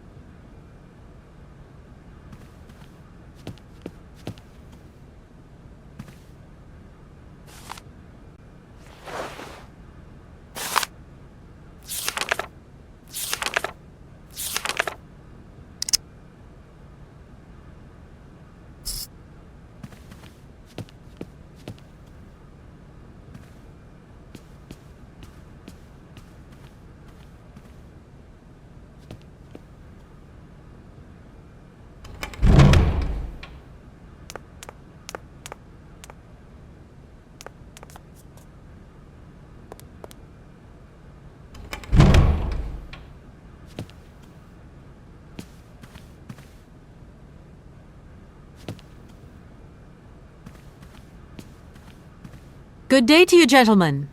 Tell me, young lady, to what do we owe this pleasure? Please do be brief. We do not have very much time on our hands. As rectors of this university, we have serious matters to attend to, and our time is precious. I have heard you wish to meet the owner of the train that is currently in your station. May I know the reason for your summons? We are surprised that your train has not yet left, miss. The situation is most regrettable. The rules do clearly state that trains are meant to come and go and not remain stationary at a platform. Trains should first stop, then subsequently leave. That is the rule. We agree then, dear colleagues, that what we're dealing with is deviant behavior. This matter really is cause for concern. It's a clockwork train, you see? So it needs winding up again. Unfortunately, there is no equipment in the station to do this. A clockwork train? That's strange. How very quaint. You mean it's some sort of mechanical toy? You are causing a hindrance to us, miss. I am very hopeful that I will find what I need along the wall. The wall? Miss, that really is not a suitable place for you to go. Especially for a young lady. You see, miss, we freely admit that every day we praise the existence of that particular edifice. We owe the integrity of our dear university and the fine education it provides to the wall. It protects us from harm and invasion from the unknown. May God protect us from what is beyond those ramparts, miss. Please believe me. I don't have any choice. I must continue my journey. Such a decision is a correct one since it's in line with regulations. Thus, your train will indeed be able to leave. And consequently cease to obstruct our station. I haven't introduced myself. My name is Kate Walker. Walker. Haven't we already had a Miss Walker? Ethnology Masters, September 1953, if my memory serves me correctly. Perfectly well, my dear colleague. But if I may be so bold, it was a Mr. Walker and not a Miss. It was Bill Walker, sat this June 68 exams. The impudent fool turned up for the oral assessment in jeans, flouting strict internal regulations which explicitly state the required uniform for the occasion. Pure incitement. It was scandalous. Sadly, we have seen worse since. Young people lack all respect of traditional values. Tradition, young lady. One must always uphold tradition. You see, I didn't actually intend to stop here, but the springs of my train gave up, you see? No, not really. You mean to say you're not a student? You have arrived a little late in the term, miss. Enrollment for this year has already terminated. But as rectors of this university, and therefore representatives of its highest authority, we could bend the rules a little, if you like. You don't understand. I'm a lawyer from New York. Or rather, Valadilene, more precisely. My client wants to buy out an old mechanical toy factory, but its heir isn't actually dead and is living somewhere in Syberia. I've got to get to him to sign the sales contract. You see? Not really. This is a most peculiar tale. A kerfuffle of the highest order. We have an excellent law school, if you should ever change your mind. Can you possibly help me out here? Miss, your insistence is almost verging on indecency. We cannot constantly be at your disposal. We have many other requests to attend to. If you don't mind, could you not disturb us all the time? Thank you. Does the name Hans Voralberg mean anything to you by chance? Ah, one of the brightest, most idealistic intellects to have graced our university. Hans Voralberg. I remember speaking to him once. I was still a student at the time. He just stared at me, lost in thought for a while. He scarcely ever said a word. But how can one forget him? Idealistic? I'll grant you that. But bright? Oh, don't go too far. He was completely incapable of passing any exams. All he ever did was to sit in on lessons, and not many of them either.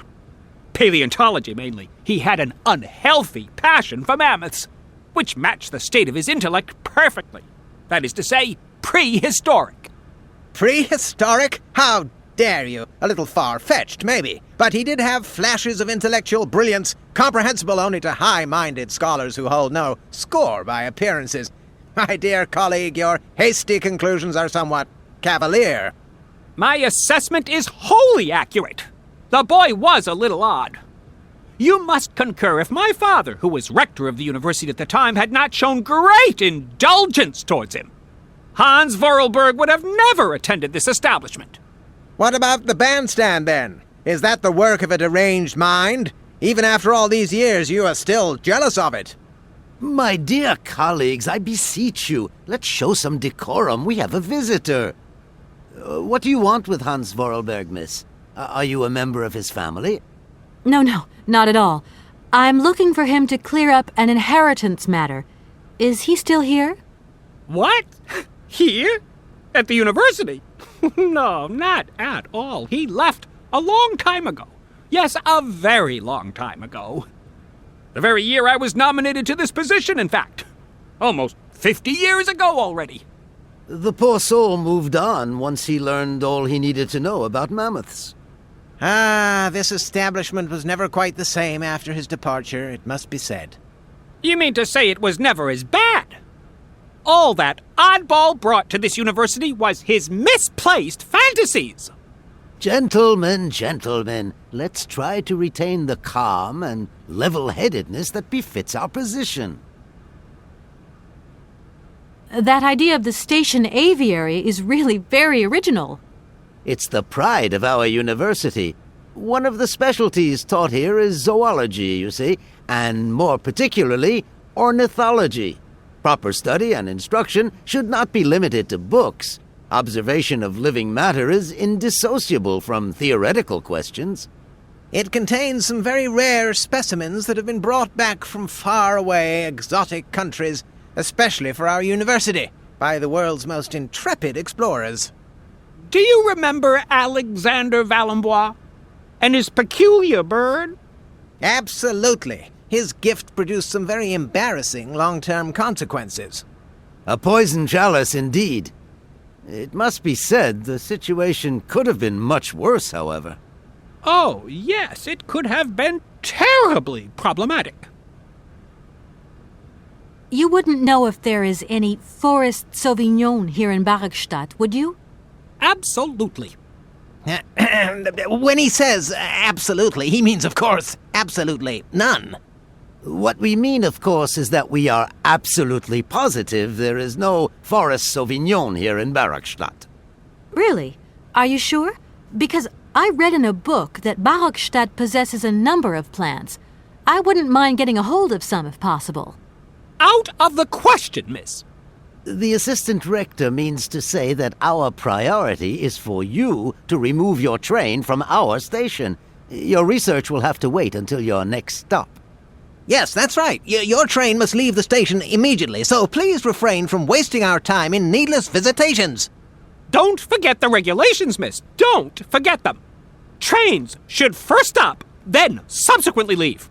And quickly. Some sailors have agreed to tow the train, but I don't have enough money to pay them. I was wondering if you could help me out. For a while. I could work for the money. Let me think about this.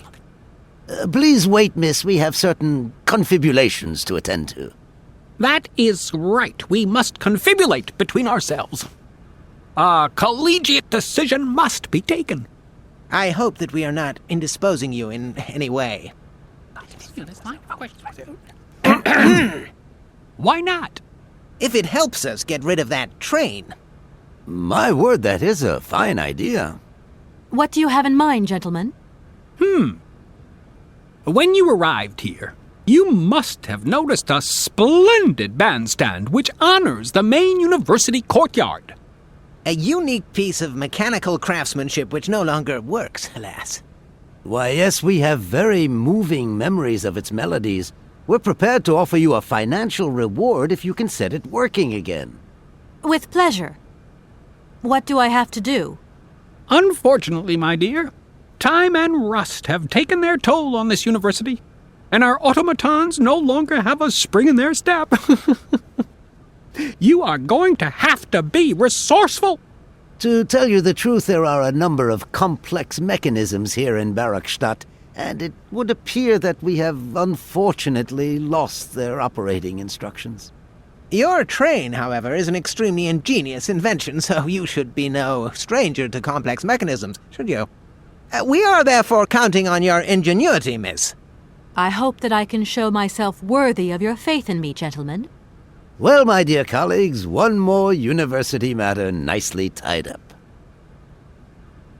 Here we are, busy chatting, and look at the clock. It's tea time. Already? My word, doesn't time fly by? Thank you for a charming visit, miss. And thank you, gentlemen.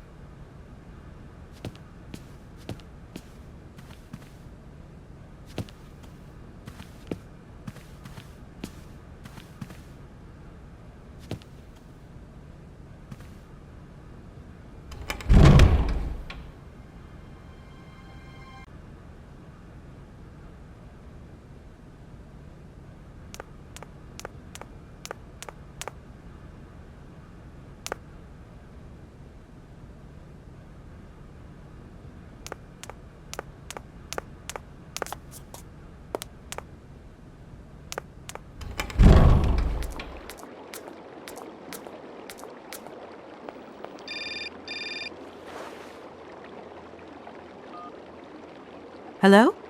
So, you got him then, this air? Ah, it's you, Mr. Marson. Good day, and how are you, sir?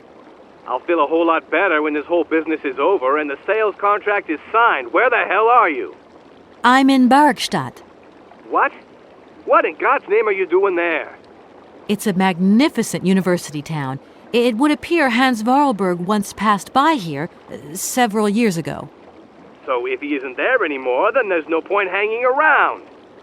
I hear what you're saying, sir, but I have good reason to believe that Hans Voralberg is still alive.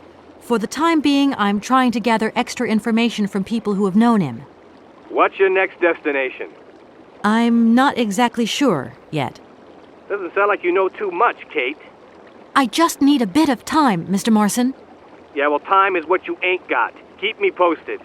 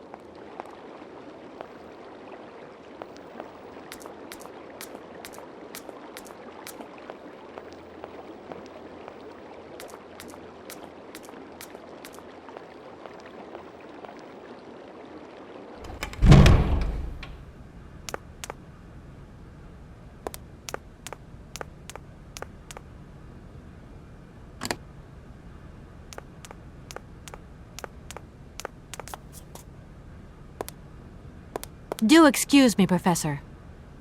Professor, sorry to disturb you again. Professor, I have brought you something that should be of interest to you. Look. What have you got there, then? Let's see. An effigy of a mammoth. But this is Hans' doll, is it not? Yes, of course it is. How on earth did you... Oh, my God. It's in my hands. It exists. It really exists. Please do excuse me. I'm deeply, deeply moved. You see? Your Hans and my Voralberg heir are one and the same. This is incredible. After all these years, how can I ever thank you, my dear? Oh, I must waste no time. I'm off to my laboratory. I must study this carefully. May I borrow your treasure a moment? Well, actually, Don't worry, miss. I will take the greatest care of it. But I need to study it. You see, it has such importance to me that this very afternoon I shall deliver an impromptu lecture to my students about this very object. If you are interested in Hans Voralberg, then it is essential that you attend. Do you think so? Obviously. Give me your telephone number and I will call you the moment my lecture begins. I will return you your doll at the end. You have my word.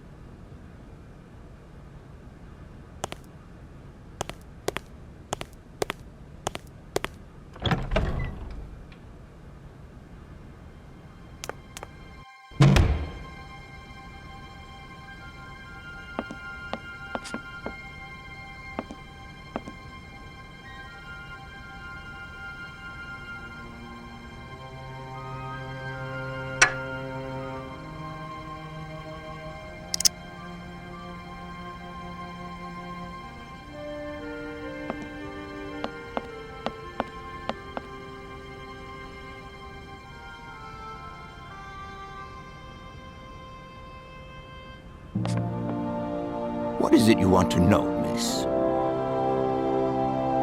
You told me earlier about a lecture on some ancient Siberian tribe called the Ooks or something? The Yukuls, my dear. Careful not to confuse them with the Ukistran people of Central Asia. Do excuse me. I wanted to know if your lecture is going to start soon. Your eagerness to learn delights me, my dear. But I haven't finished studying this marvelous mammoth effigy yet. Don't worry, I will call you. See you later. What would you say about seeing Hans Voralberg again? After all, you could come with me and help me find him. Young lady, you are very kind. I'm far too old for such escapades. Your Hans Voralberg sounds uncannily like the one I'm looking for. Can you tell me a little bit more about him? He was always a mystery to me. He never said very much, never quite seemed to grasp what you said to him. He expressed himself instead through his incredible mechanical contraptions. His inventions, I admit, have been much appreciated by the university. The few times we really did talk, it was about his strange interest for mammoths and a doll. Some sort of doll that obsessed him. Arriving in Barrockstadt is an amazing experience. I've never seen such a station. You came by train? Yes, in a kind of clockwork train with a spring mechanism that winds down regularly. You mean you drive a train? Young ladies of today never cease to amaze me. Oh, no, I'm not the engineer. The train's engineer is actually an automaton. I am sorry, all this probably sounds very strange. A clockwork train, driven by an automaton. I once knew a man long ago who could have invented such a train. It was he who designed the bandstand in the main square. To think that he was even capable of creating such a gadget. He was astounding, a true genius. But oddly, at the same time, he was also almost a child. It was as if his mental and physical evolution had definitively halted at the age of 10. Can you believe that? Yes. I think I can believe that. At least I'm beginning to. My train stopped in a peculiar aviary. It's very odd. A lot of bird species seem to seek harbor there. Ornithology is far from being my favorite subject, but I must concede that the station is the pride of the university. It was initially intended for teaching purposes, but then birds started arriving from all around the world. It seems that there are still rare species breeding there and flourishing. Are there? Can you give me an example? I have been told about a kind of bird with peculiar habits. Let's see now, the Amazon cuckoo, that's right. But, I'm so foolish, I can't remember what was so special about it. Just that its behavior is very peculiar. The Amazon? Where's the Amazon? What is the Amazon? I'm sorry, my dear, but one cannot learn everything in a lifetime. Specialization is the key to real knowledge. Why don't you pay a visit to our library? Thank you very much. If I were to say Forest Sauvignon to you, what would you say? Oh, let's see. Sauvignon. Sauvignon? I would say it's some kind of tropical shrub, don't you think? We are talking about the same plant, then. It is a very rare shrub with small, juicy fruits. I found a book about the Amazon, and it says that there are even Sauvignon plants growing right here in Barrockstadt. You wouldn't know where, would you? Amazon Sauvignon plants here? No, I don't think there are any. Highly implausible, but you should ask the station master. He is keeper of the greenhouse at our university, so he could tell you more than me.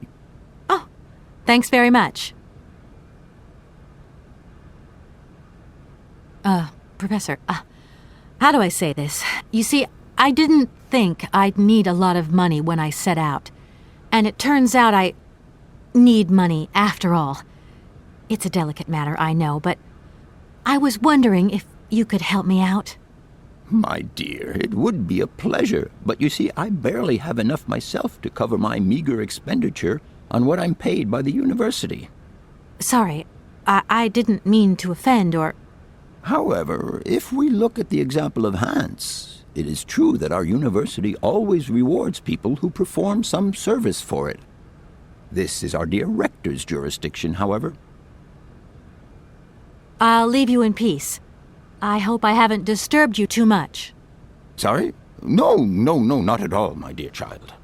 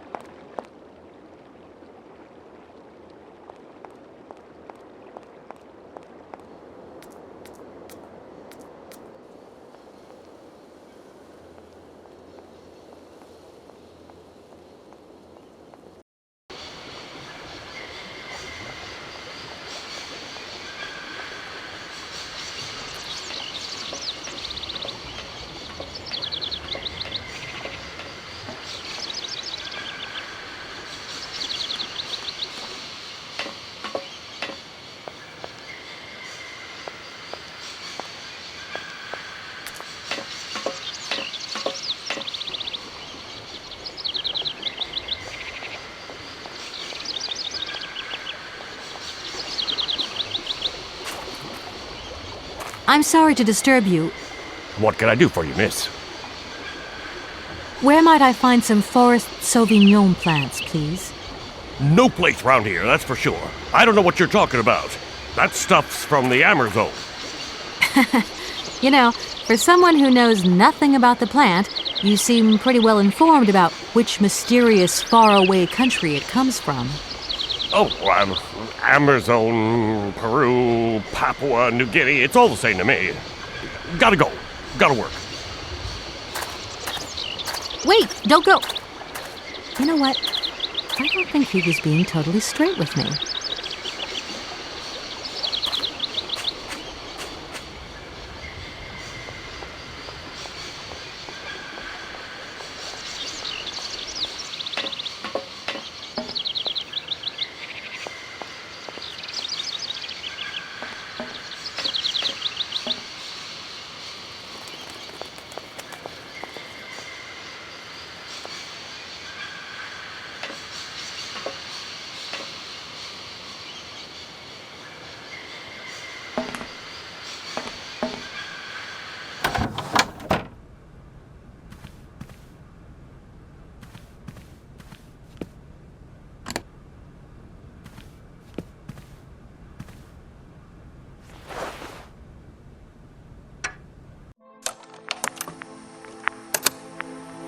Hans, I have some very sad news.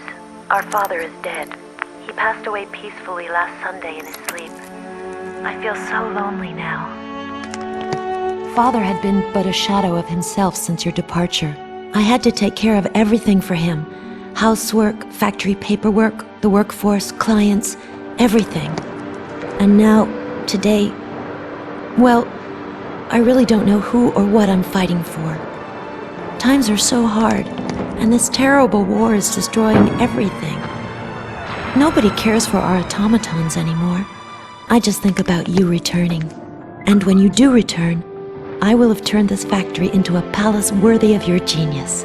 Please take care of yourself. I love you so much, Anna.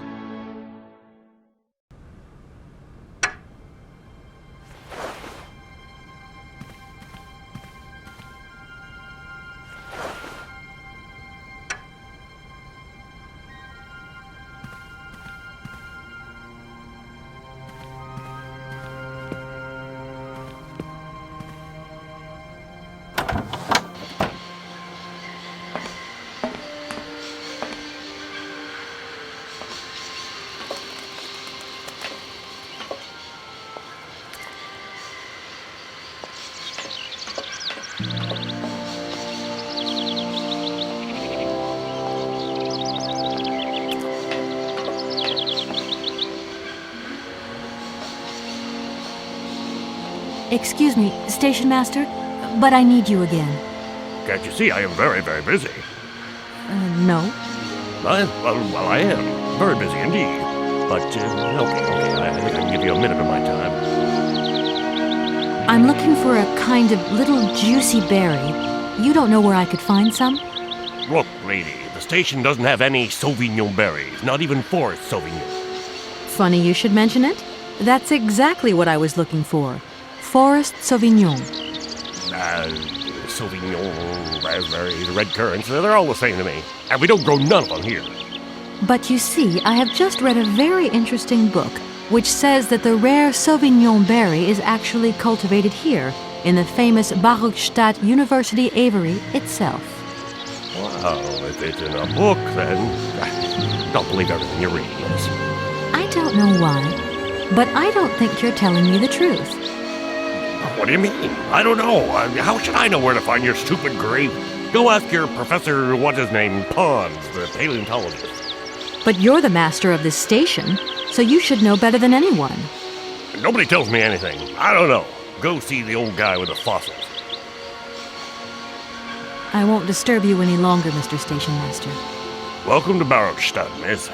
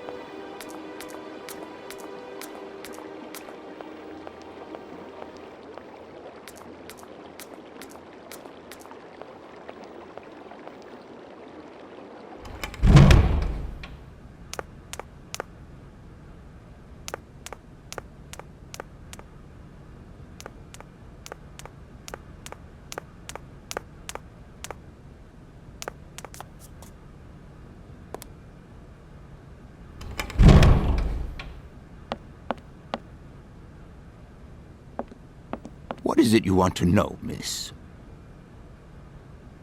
You wouldn't know where the forest Sauvignon plants are kept in Barrockstadt, would you? Why do you think there are Sauvignon plants here? I read about it in a book at the library. Try going to see the station master. If such a shrub exists, he will have a better idea than anyone. It's actually he who sent me to you. I thought it a little strange, but he definitely said ask the paleontologist. You're the only one here, aren't you?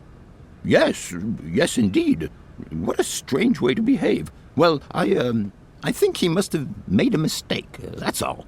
Nobody tells me anything here, and maybe you should ask the rectors. After all, they are in charge of the university. All right, thanks. I'll leave you in peace. I hope I haven't disturbed you too much. Sorry? No, not at all, my dear child.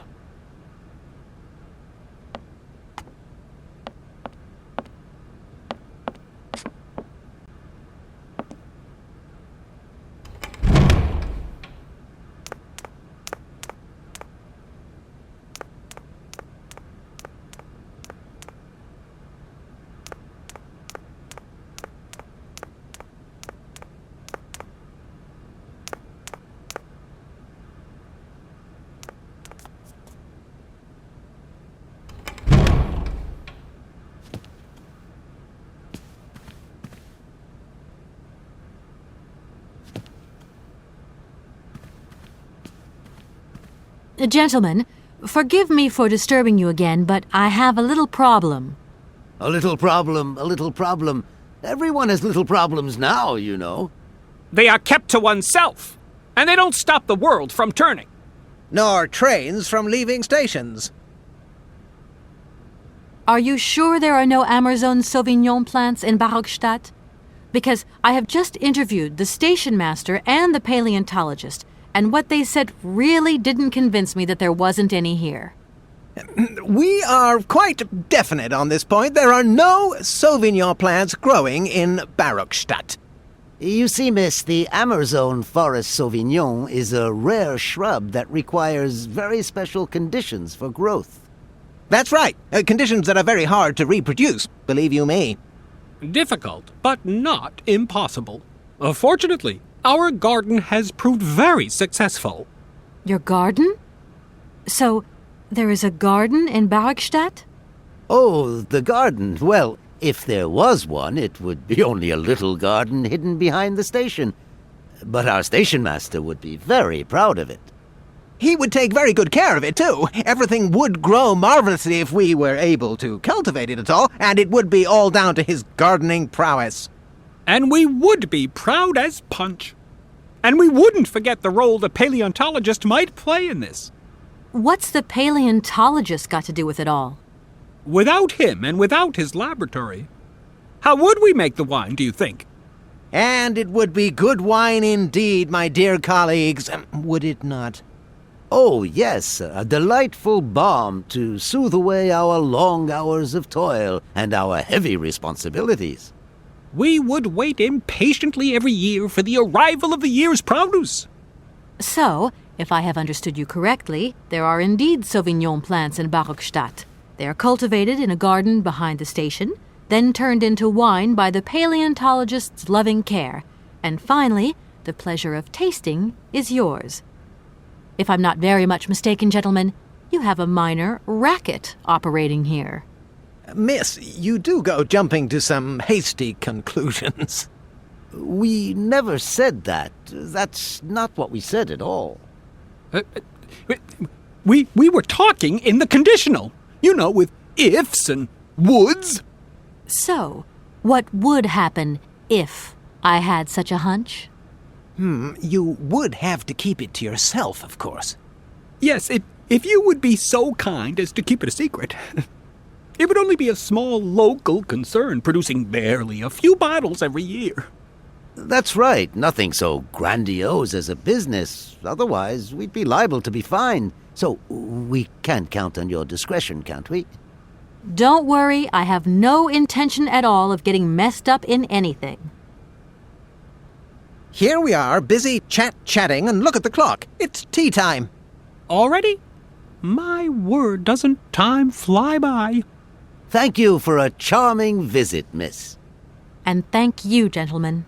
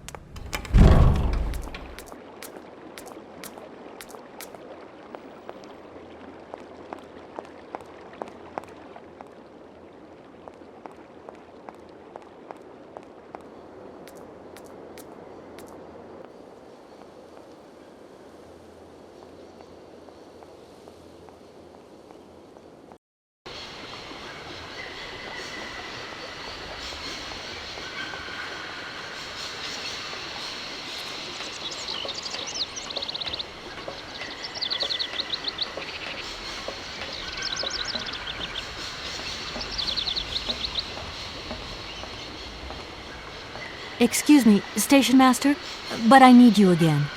Can't you see I am very, very busy? No.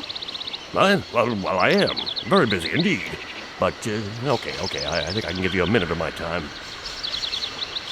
You have been playing with me, haven't you? You knew very well there were forest Sauvignon berries in the station garden. No, not at all. I've never seen your Sauvignon things. You don't have to lie to me. I know all about it. You and the rectors are in cahoots, and the professor's lab has been turned into a distillery. You've all got a nice little smuggling racket on the side. Smuggling racket? Hey, lady, you're going a bit far there. It's just a little on-the-side thing we got going, that's all. It's just for ourselves. Hey, honest. You should be ashamed of yourselves. Aren't you worried about the reputation of this fine university? The authorities should be informed of this. But we haven't done anything wrong. It's not a crime. Can you open the gate to the garden, please? Sure. No problemo. Right away, miss.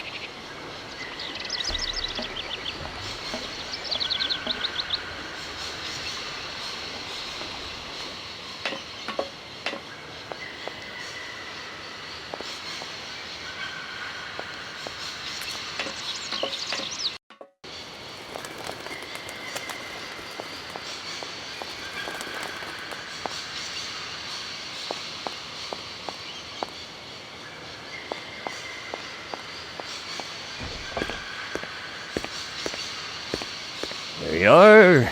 Please feel free to visit the garden at your leisure. And there was just one thing. I'm not a liar. Not really. Just mum's the word. There is the reputation of the university to think about, and I have superiors, and I have to do what I can. I understand. Don't you worry. Thank you, miss.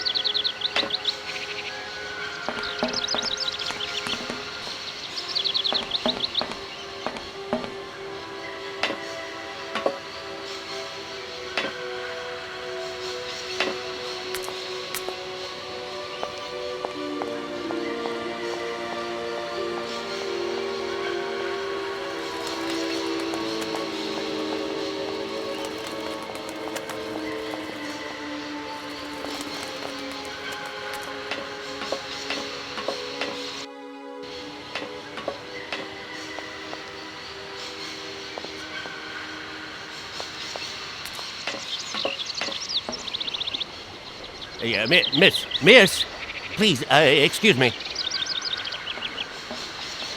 Yes? You know, I want to apologize for our little misunderstanding. I brought you a bottle of wine. Barrockstadt Sauvignon. Very good year. Let me know what you think. I'm very touched. Thank you. Good luck on your journey, lady. Thank you.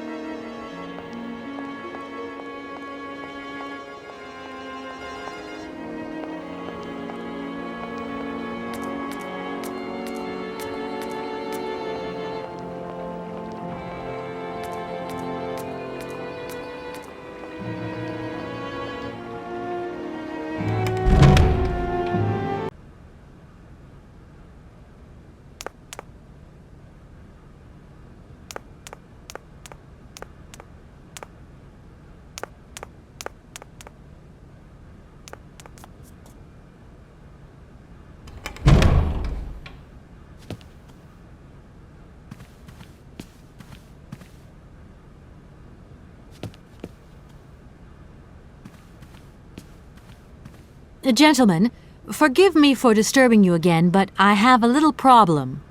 A little problem, a little problem. Everyone has little problems now, you know. They are kept to oneself, and they don't stop the world from turning. Nor trains from leaving stations. Gentlemen, I have managed to repair your university bandstand.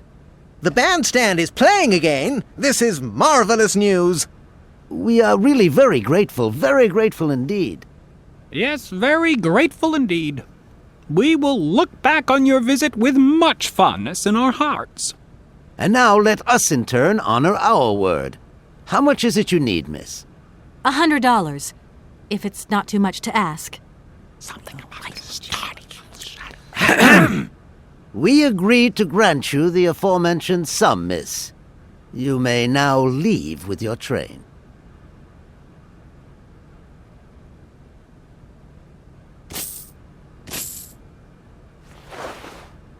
And while we're on the subject, when will you be leaving? Yes, because now you should relocate your train as quickly as possible. Here we are, busy chatting, and look at the clock. It's tea time. Already? My word, doesn't time fly by? Thank you for a charming visit, miss. And thank you, gentlemen.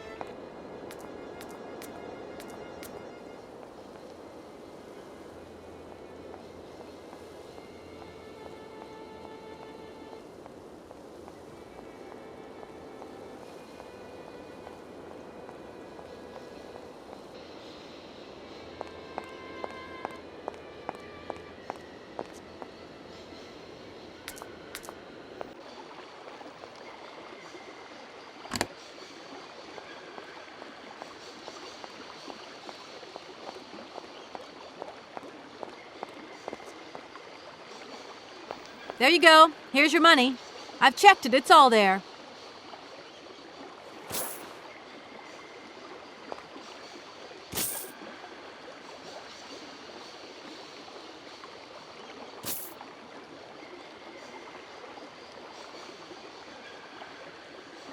Ah, thank you.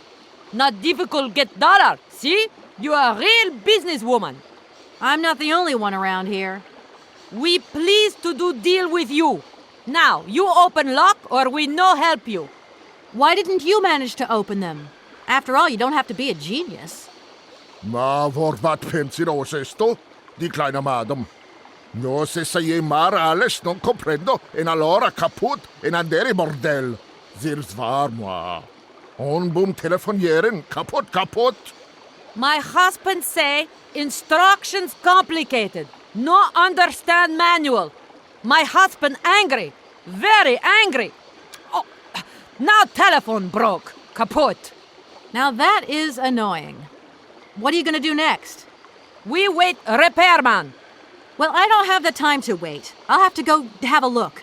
There must be some way of releasing the opening mechanism. Take key. Sailor always need key for lock.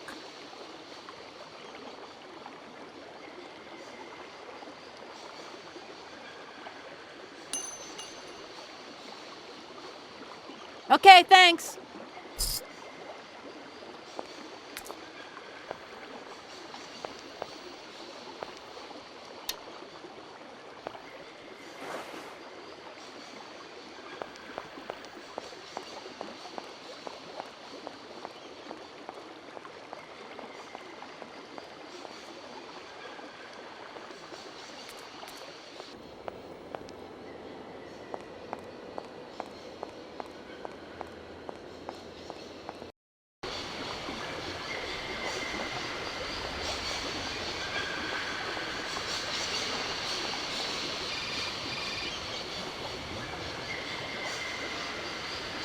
Hello? Kate, how's my little baby girl? I was thinking about you only yesterday because I saw this fantastic fur coat. You are wrapping up warm, aren't you? I mean, people in foreign countries never know how to dress properly for the weather. Mom, it's so sweet of you to worry, but I'm fine, really. The trip's a breeze, no worries. I mean, there's... Well, when are you coming back? Frank is dying to meet you. Frank? Oh, yeah, your singer. You two seeing each other then? Oh, you'll never guess the surprise he gave me yesterday. No, I suppose I won't. Frank invited me to a big charity show organized by, someone or another. Anyway, they got him singing a couple of old numbers from his repertoire, and in the end, he asked me to go up on stage with him. Can you imagine me, your mother, on stage in front of thousands of people? Wow, I would have loved to have been there. Not too emotional, I hope. Oh, too emotional by far, especially as I hadn't even been to the hairdresser. Well, I didn't even have the proper dress on. But Frank promised me he'd see to that next time. Oh, he's such a cutie. And he's got the sweetest little... I'm sure he has, Mom. It would be so good if you could join us one day. Let's see, when is his next gala? I'm so forgetful these days. I swear I'd lose my head if it weren't in the clouds. You just watch out, my girl. Them years will catch up with you much quicker than you think. I'll look out for them, Ma. Nice to hear your voice. Lots of love. Well, to you too, my little munchkin.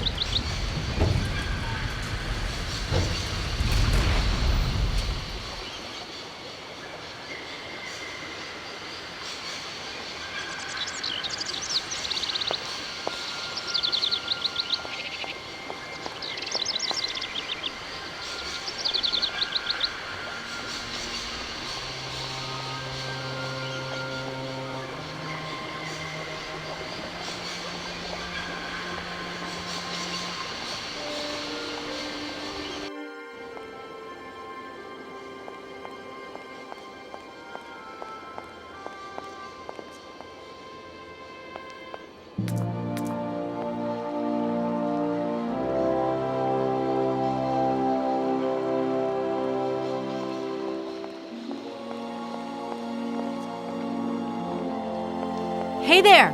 On the boat! Guten Tag, schöne Mademoiselle!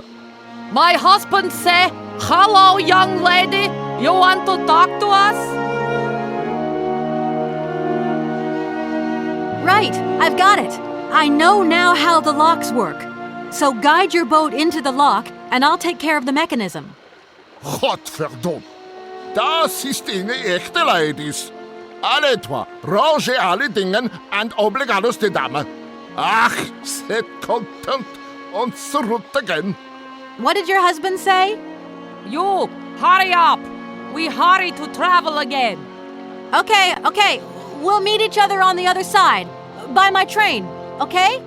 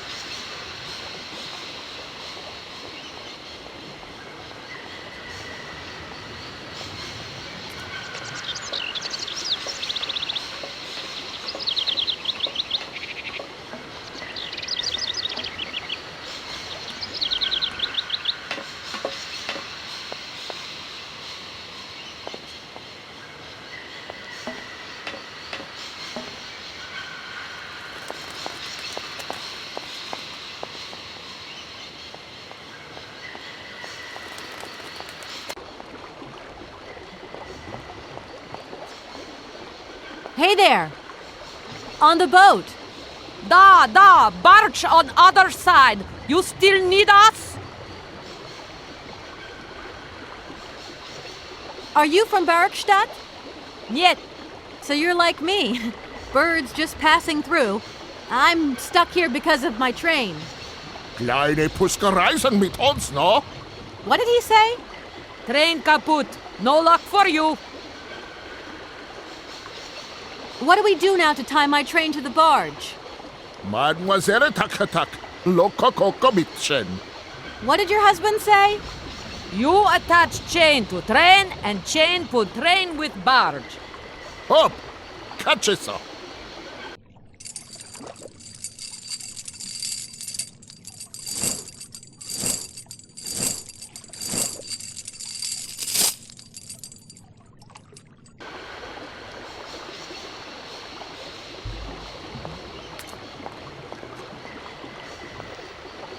If that's going to work, it looks like something's missing.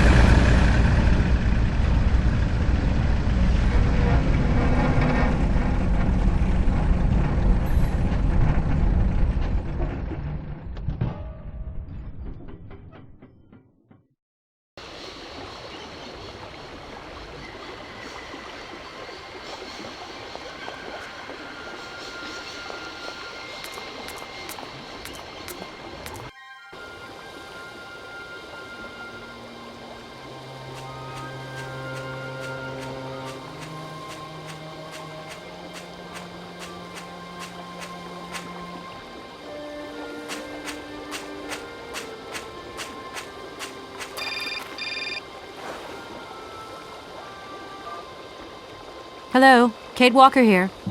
Miss Walker, this is Professor Ponce. I'm about to start my lecture on the Yukols at any moment. Please make haste to come. Okay, I'll give it my best. Excellent. We'll be in the main lecture hall. See you soon.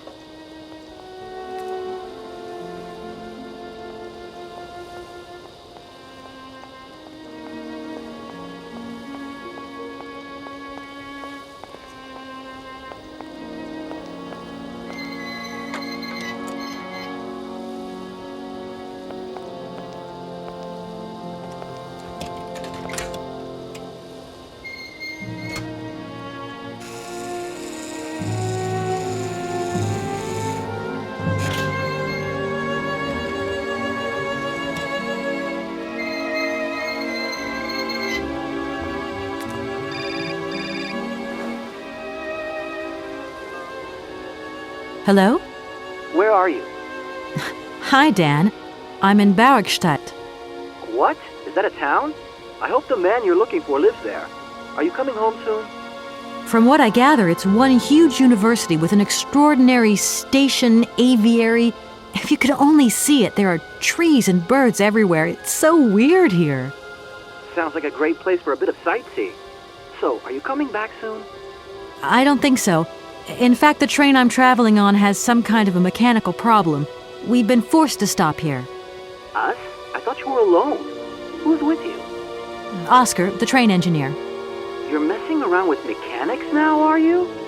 Don't be so stupid, Dan, please. Oscar's an automaton created by Mr. Voralberg, the man I'm looking for. And he's not any old robot. He's a sophisticated butler type, if you see what I mean. He's a bit obsessive as well. Kate, I don't know what they're feeding you in Europe, but don't you think it's time that you came home? But my mission still isn't finished. To hell with your mission. I don't know why you accepted it in the first place. If you just stuck to the middle of the road, then we wouldn't be in this mess. We? If there's any mess, it's me who's in it. And while I'm trying to come to grips with strange towns, you, my darling, are sitting at home on your butt. I seem to remember we had nothing against my departure. It was only going to be 2 or 3 days, Kate. Please, try to put yourself in my shoes. Your shoes. Not only do I have to fit myself into your diary, but I've got to get myself into your shoes as well? Is there anywhere else Sir would like me to put myself while we're on this subject? Look, I don't want to talk about it now. Call me back when you've calmed down. I was perfectly calm before I picked up your call. I only wanted a few words of encouragement, not your disdain. Was that too much to ask? You can be such a selfish... Takes one to know one, sweetheart.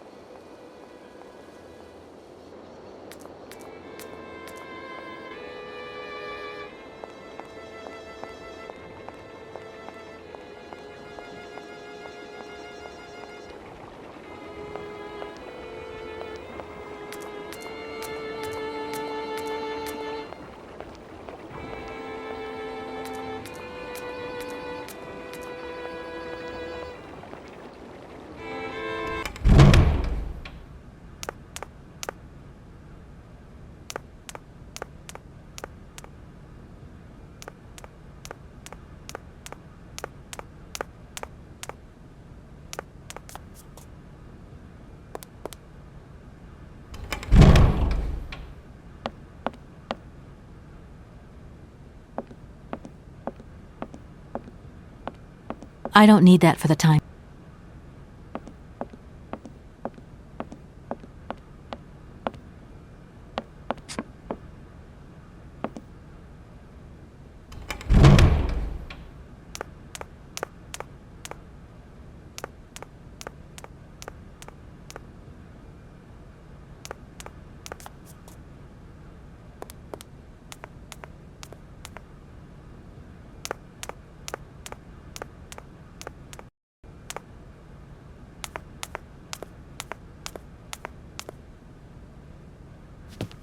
Ah, there you are, Miss Walker. Good, good.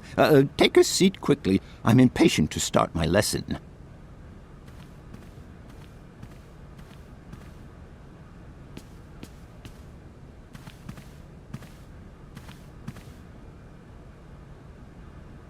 My young friends, a very exciting discovery, unimaginable up until only a few hours ago, has come into my hands and has finally allowed me to complete my study on the mysterious Yukol people. Lights, please. The Yukols are a people from the far north about whom very little is known. They live far away, very far away, on the frozen borders of Syberia. This distance and the climatic conditions of the region, which are unfavorable to human existence, have limited the size of the Yukol population and kept it out of reach of the scientific world. The handful of slides that follow are actually the only documentation we have in our possession. It was a Russian explorer who made these drawings and took these photographs 100 or so years ago. Today, we owe what we know about the Yukol people and their culture to him. We know that the origins of the Yukols date back to the last ice age. Curiously, evidence of their presence has been found in Western Europe, and more precisely in the prehistoric caves at the heart of the Alps. This people, it seems, undertook a long migration over centuries towards the far north of the globe.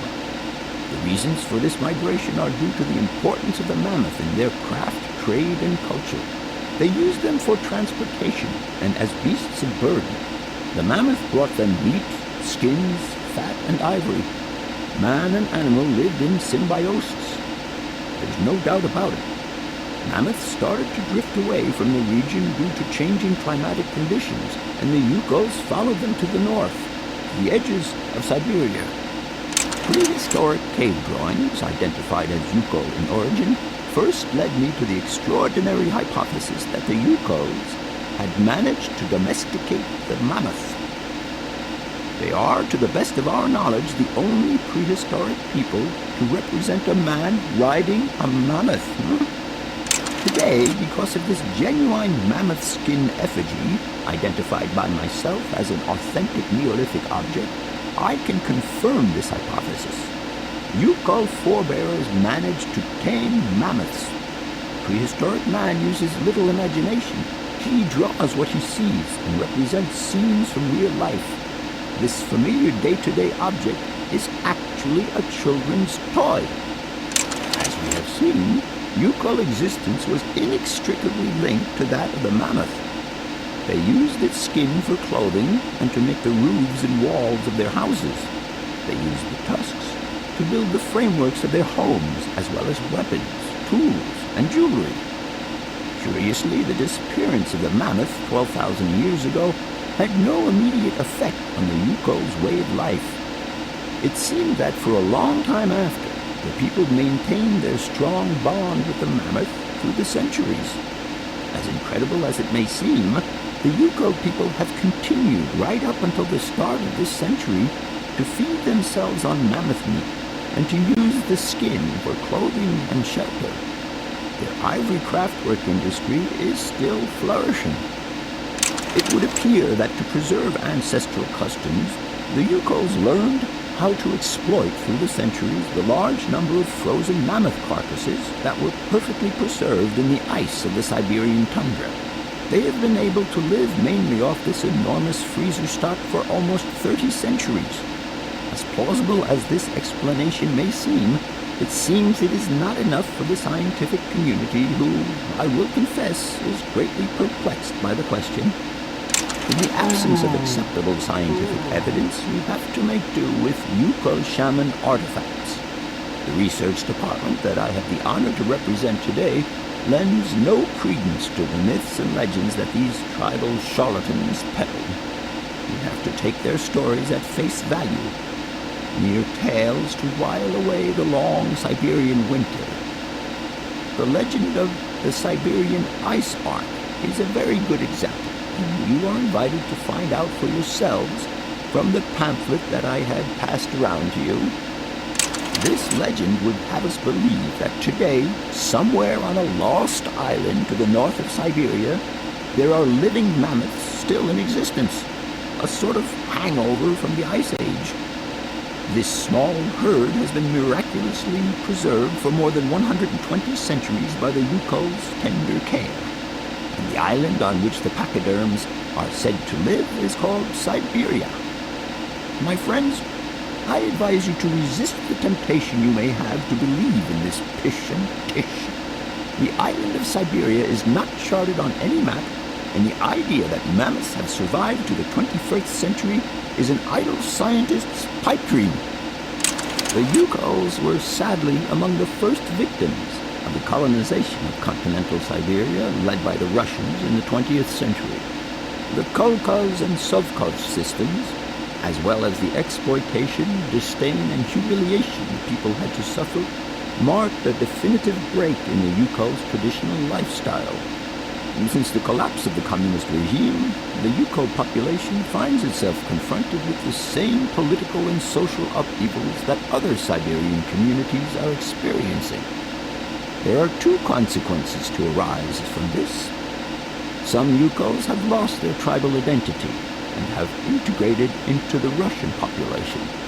Others, however, have sought long and hard to re-establish links with their ancestral culture that was lost under the Soviet regime. Now, at the start of the 21st century, the last true surviving Yukos have gone to live on the vast territories of their ancestors. Nobody knows today where they live or how they survived. Their very existence would be a matter for speculation if they did not turn up periodically at the tundra's most isolated fur trading posts to exchange mammoth tusks for essential items. There ends my lecture for today. Thank you for being among us today, Miss Walker. Please make your way to the laboratory where you will find your mammoth doll. There are also photocopies of my lectures should you so require them.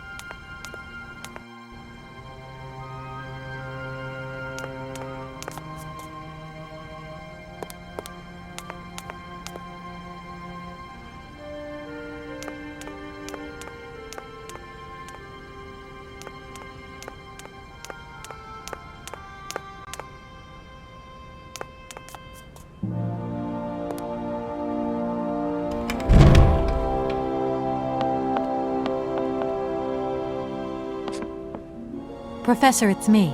I've come to pick up the mammoth doll. The doll is waiting for you there, Miss Walker. Please take good care of it. Don't worry. I'm beginning to get quite attached to it myself. Can I trouble you just a little longer? With pleasure, Kate. I'm all ears. I must congratulate you for your lecture. You were right. The subject is absolutely fascinating. I never believed that mammoths could be so interesting. What you heard was only the tip of the iceberg, my dear. But if I have at least awoken a passion in you, I'm only too proud.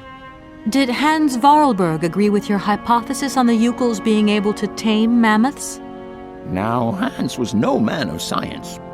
His pathological obsession was to find mammoths that were still in existence. Such a hypothesis is somewhat overblown, don't you think? You don't believe in it yourself? Mammoths died out thousands of years ago. Of this we are certain.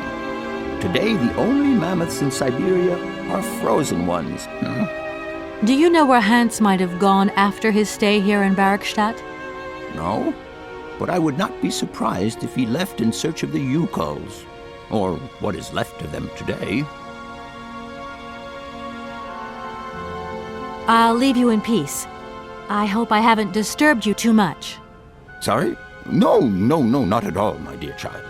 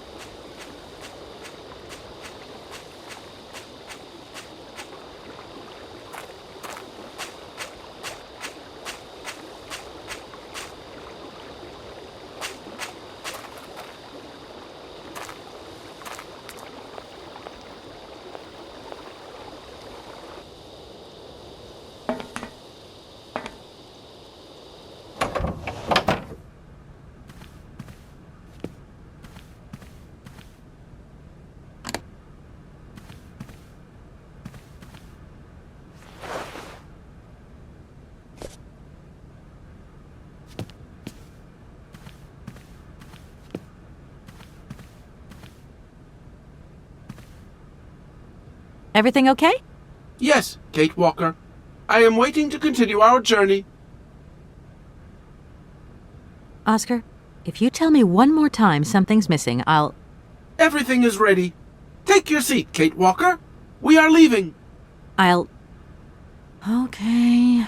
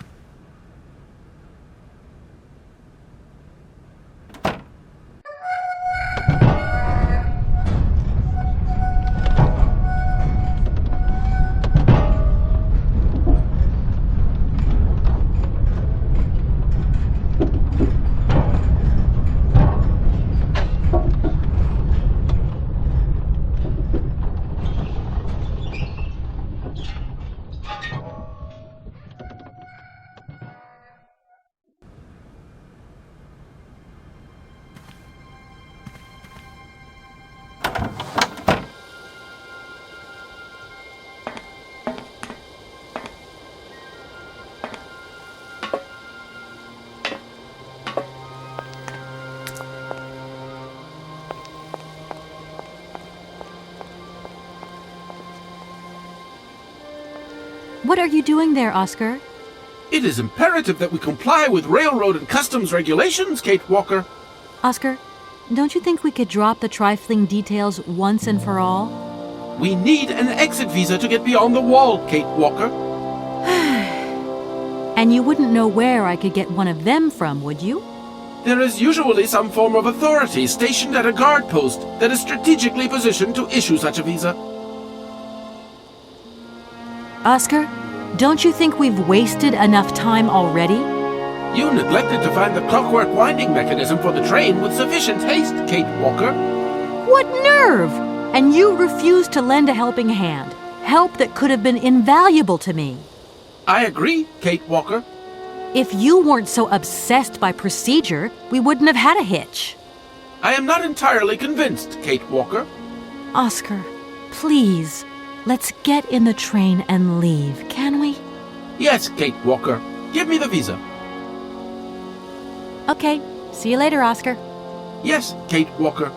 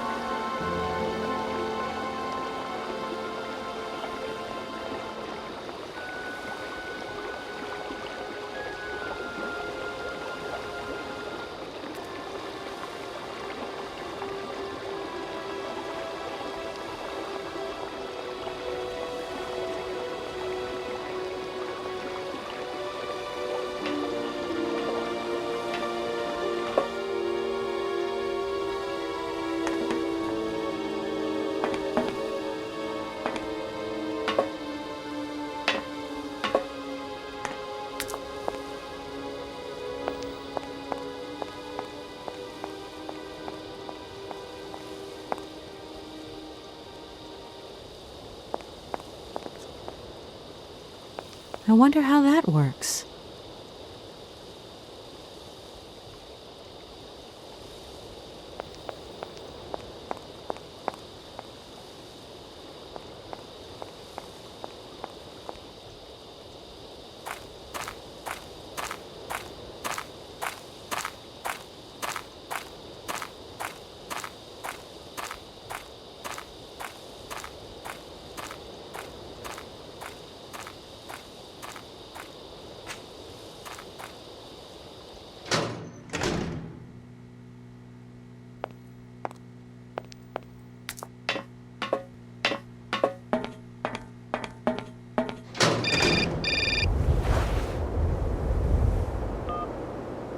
Hello?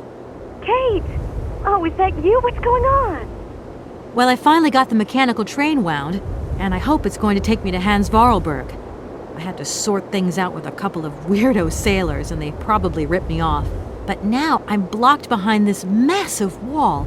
You should see it, it's huge. I'm not talking about that. I want to know what's going on with Dan. What do you mean? I bumped into him at Maggie's do, and he said you'd argued. That's a bit over the top. Things got a bit heated the last time we called, that's all. No need to go overboard. I don't mean to be Miss Melodramatic, but he didn't seem in such great shape. He had his down-in-the-dumps head on. Like Dan has a down-in-the-dumps head.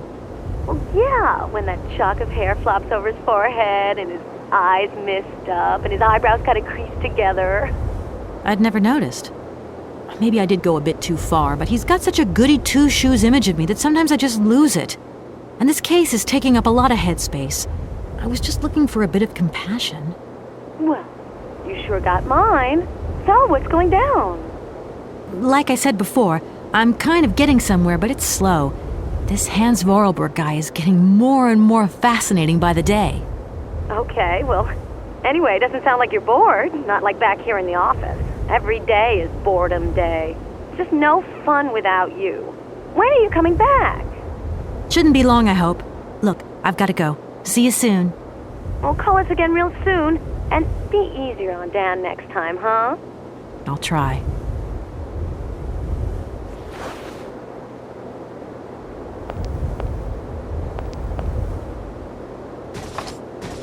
No point. It's locked.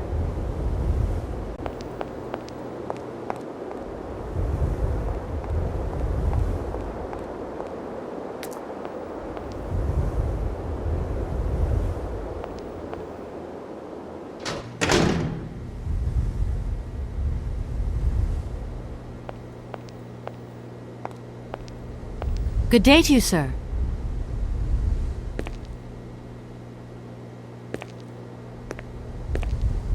Captain Malatesta, Commander-in-Chief of the Barrockstadt border post, at your service, madam.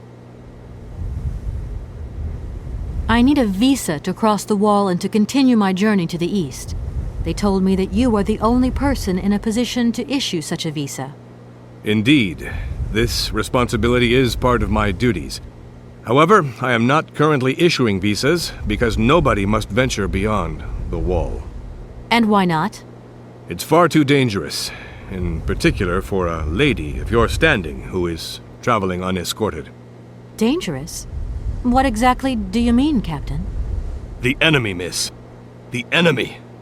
I've been observing them for several years through my telescope. There's one particular horseman stationed yonder. He's a scout from the invading enemy army, and he's been spying on us. So I have to be extremely vigilant. He knows that I know he's there, you understand? And as long as I keep my eye on him, he won't dare try anything. Are you sure? Please, take a look for yourself. Don't mind me if I retire, Captain. Please, madam. My respects.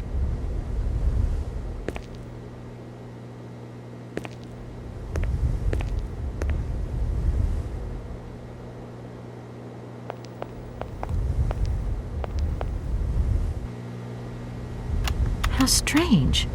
I can't see a Cossack horseman at all. There's just a dead tree in the middle of an empty plain. That poor captain must have really bad eyesight.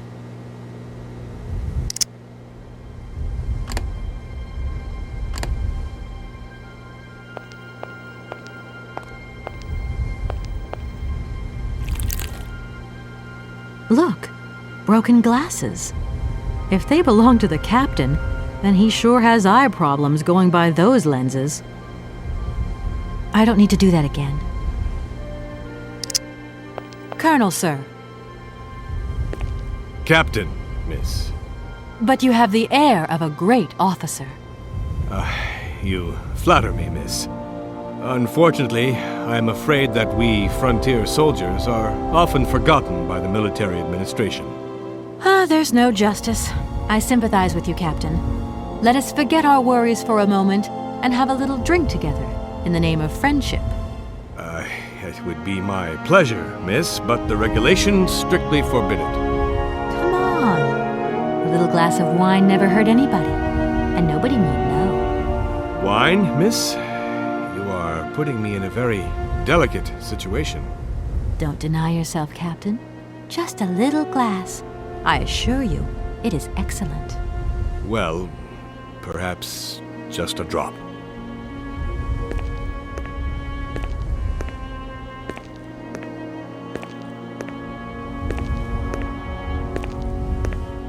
Here's your glass. To your good health, Captain. And to yours, miss.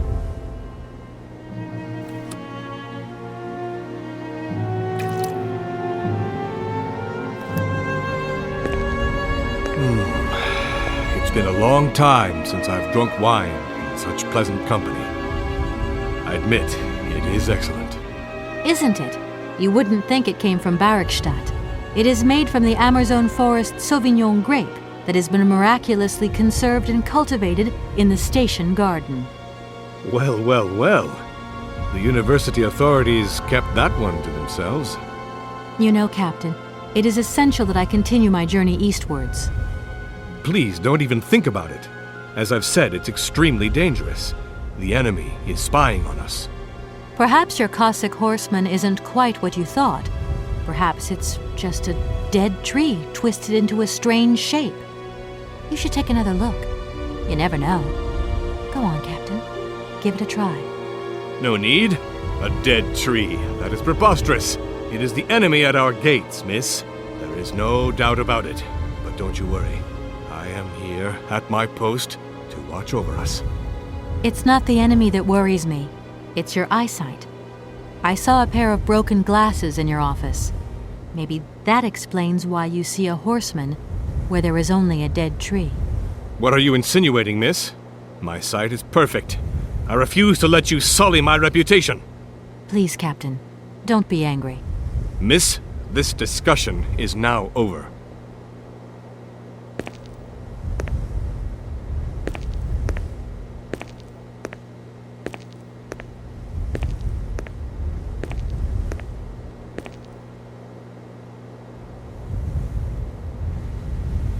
Look.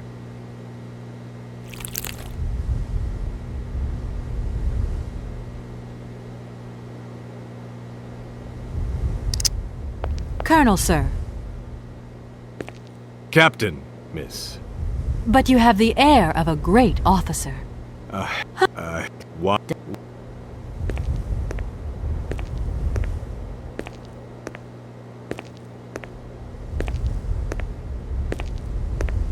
Here's your glass. To your good health, Captain. And to yours, miss.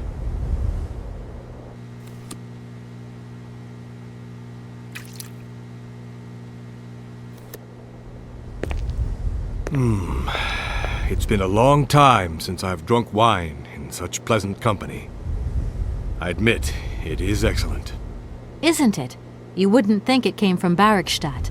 It is made from the Amazon forest Sauvignon grape that has been miraculously conserved and cultivated in the station. Well...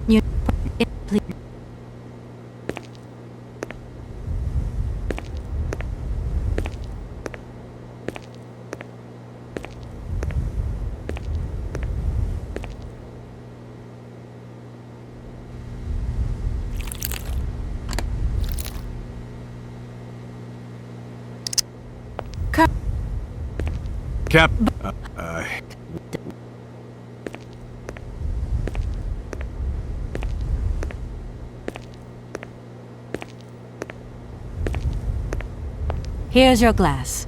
To your good health. And...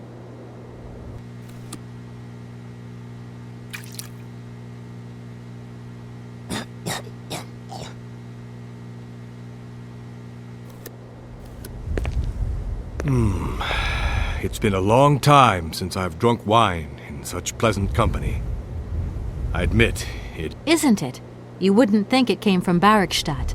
It is made from the Amazon forest Sauvignon grape that has been miraculously conserved and cultivated in the station garden. Well, well, well. The university authorities kept that one to themselves. You know, Captain, it is essential that I continue my journey eastwards. Please, don't even think about it. As I've said, it's extremely dangerous. The enemy is spying on us. Perhaps your Cossack horseman isn't quite what you thought. Perhaps it's just a dead tree twisted into a strange shape. You should take another look. You never know. Go on, Captain. Give it a try. So be it. I will make this concession to the fairer sex, miss. But it does seem to be quite ridiculous.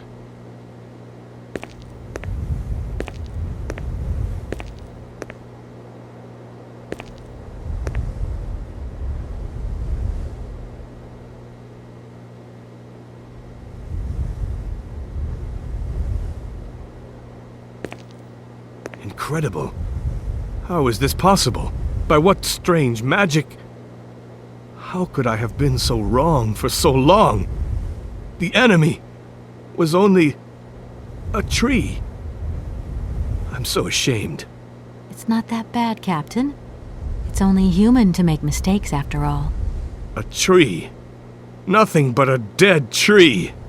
Pull yourself together, Captain. It's okay. And now I suppose there's nothing stopping you from issuing me a visa? Yes, of course. There is no more danger. All these years. And now the Cossack has gone. There is nothing left to watch. Captain, you should be delighted. From now on, you don't have to stay pinned to your watchtower. Travel can start up again normally. You will be able to resume your regular duties like issuing entrance and exit visas. You are right. I will sign you a visa to cross the wall frontier immediately. 1,000 apologies. Here, miss.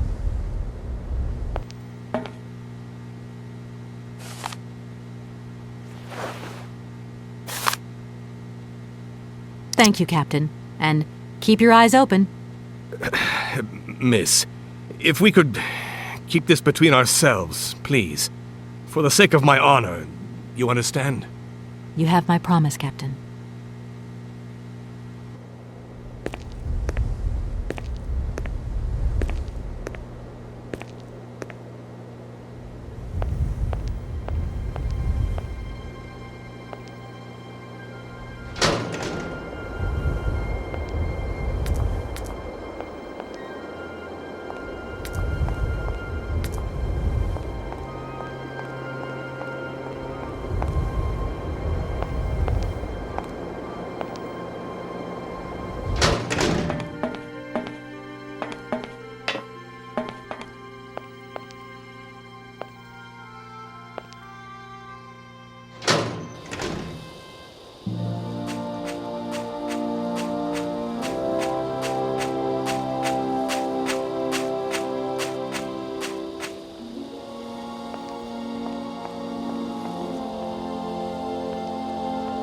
Oscar, can't you please forget about procedure just for once?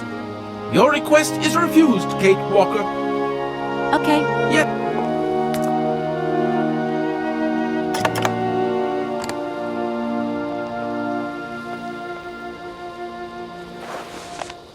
Here is the visa. I hope it's regulation, my dear Oscar.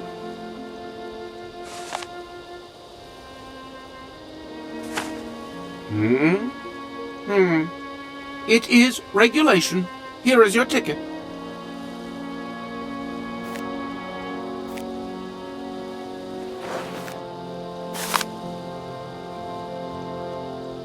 Have a good journey, Kate Walker. So, can we go now? Indeed. We are already very late, Kate Walker.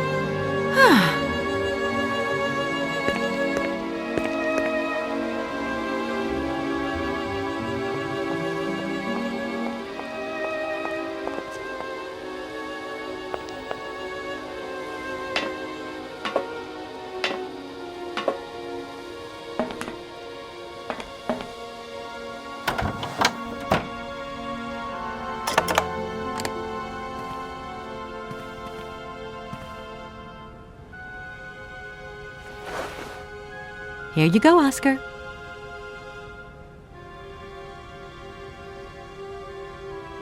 Thank you, Kate Walker. Now, please return to your seat, Kate Walker. Yes, Oscar. Immediately, Oscar.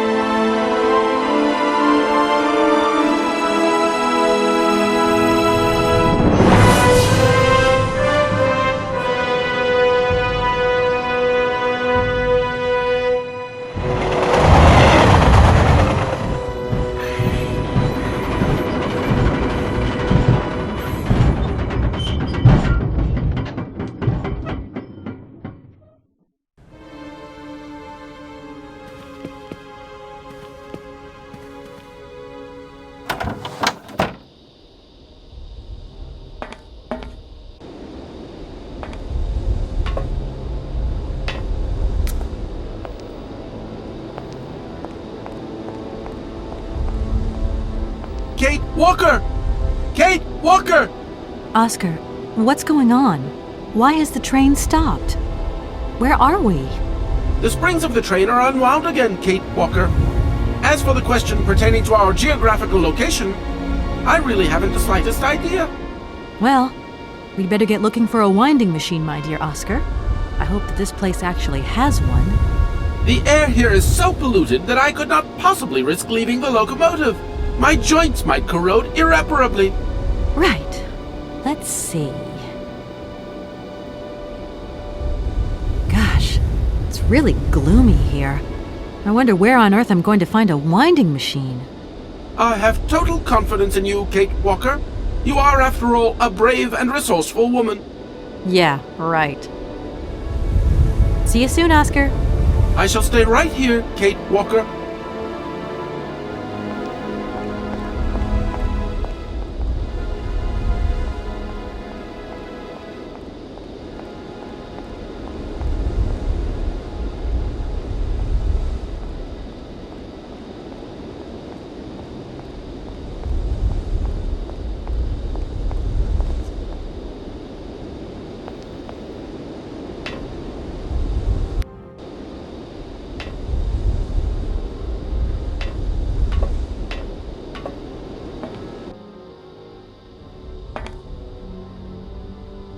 If that's going to work.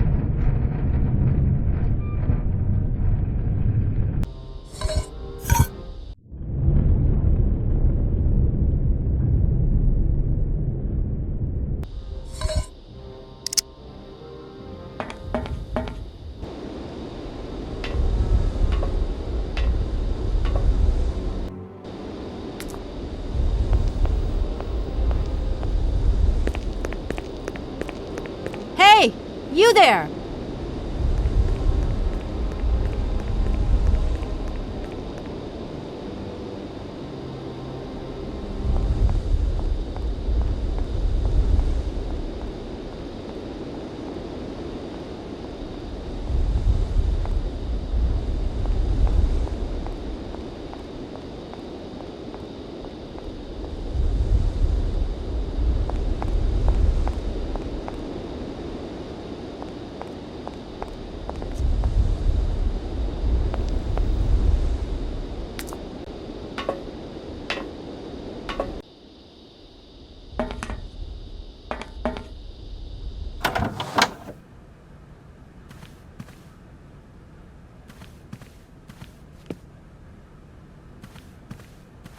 My God, Oscar!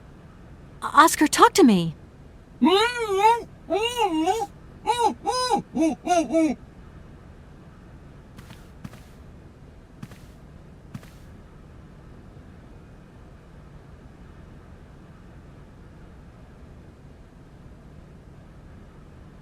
Are you okay? Why, it is absolutely inadmissible, intolerable, and indescribable. I have been attacked. What do you mean you've been attacked? My hands! I no longer have them! They have been stolen! God, you haven't got your hands! But who did this? What's going on here? We can be sure of one thing, Kate Walker. That this heinous crime was committed by a barbarian. A dysfunctional individual whose behavior lacks all finesse. Did you get a look at your attacker? Tell me exactly how it happened. I was standing here polishing up my metalwork. I was just thinking that with all the dust in the air, it would be a good idea to... Oscar! I was very busy, and I suddenly felt two powerful arms grab me from behind and tie me up before I had the chance to defend myself. I wanted to call out, but my attacker gagged me before I could emit the slightest sound. Then he dismantled my hands with a terrifying pair of pliers. It was horrible. I can believe it, my poor Oscar, but did you see him? He was a real barbarian, I tell you. He had bloodshot eyes, steel teeth, and brown scaly skin, and he emitted foul odors. He was a monster, Kate Walker, a real monster, and he had a weapon. Oscar, please calm down. Everything's going to be all right. Right, I'm done. Take care of yourself, Oscar. Good luck, Kate Walker, and don't forget me.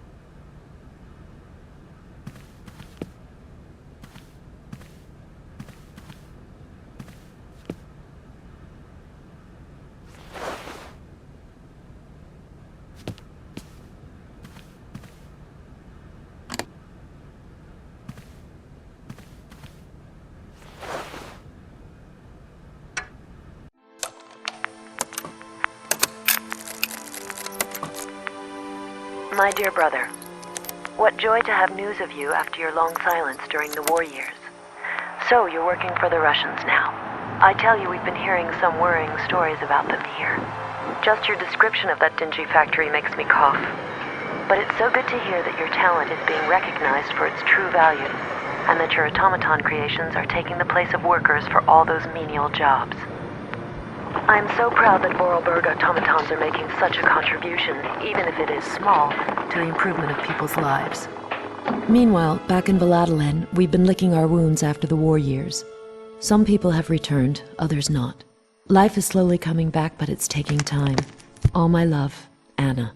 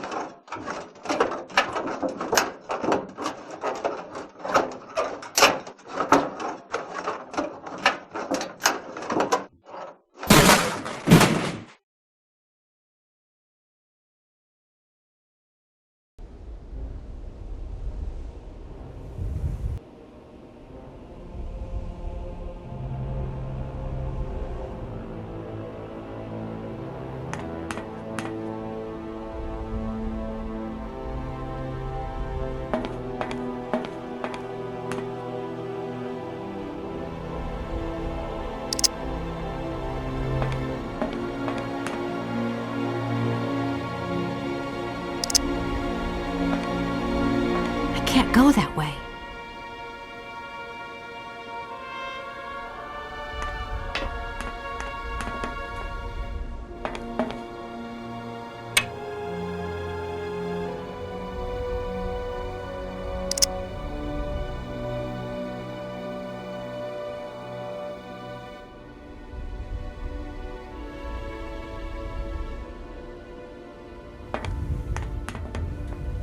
can't go that way.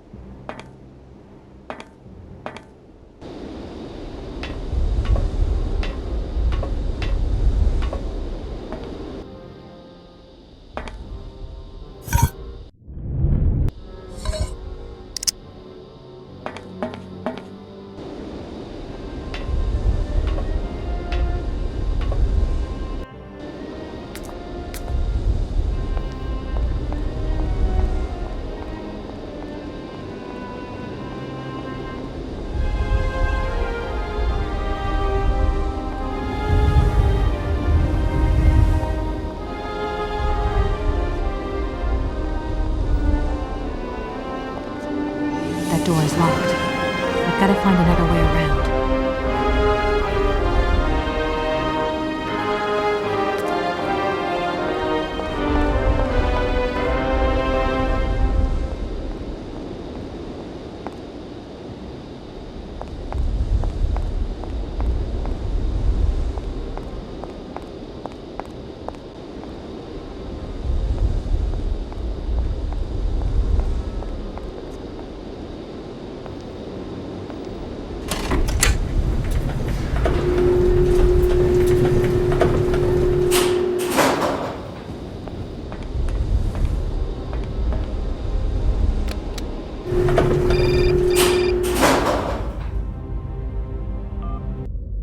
Hello?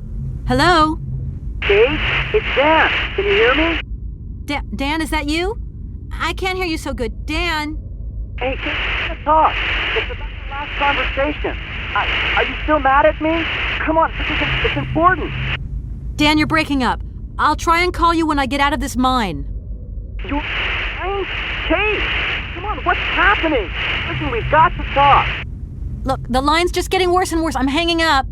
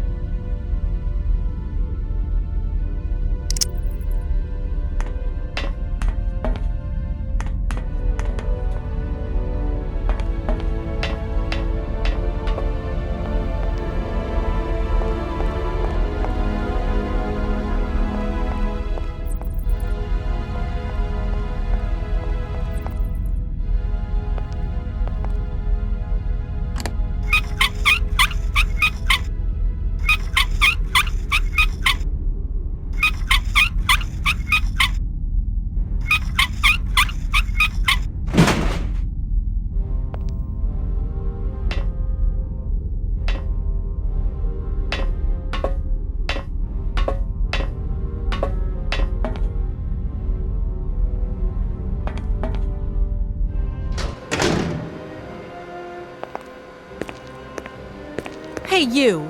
Who are you? Careful, I'm warning you. I'm not afraid of you, okay? What do you want? Why did you do that?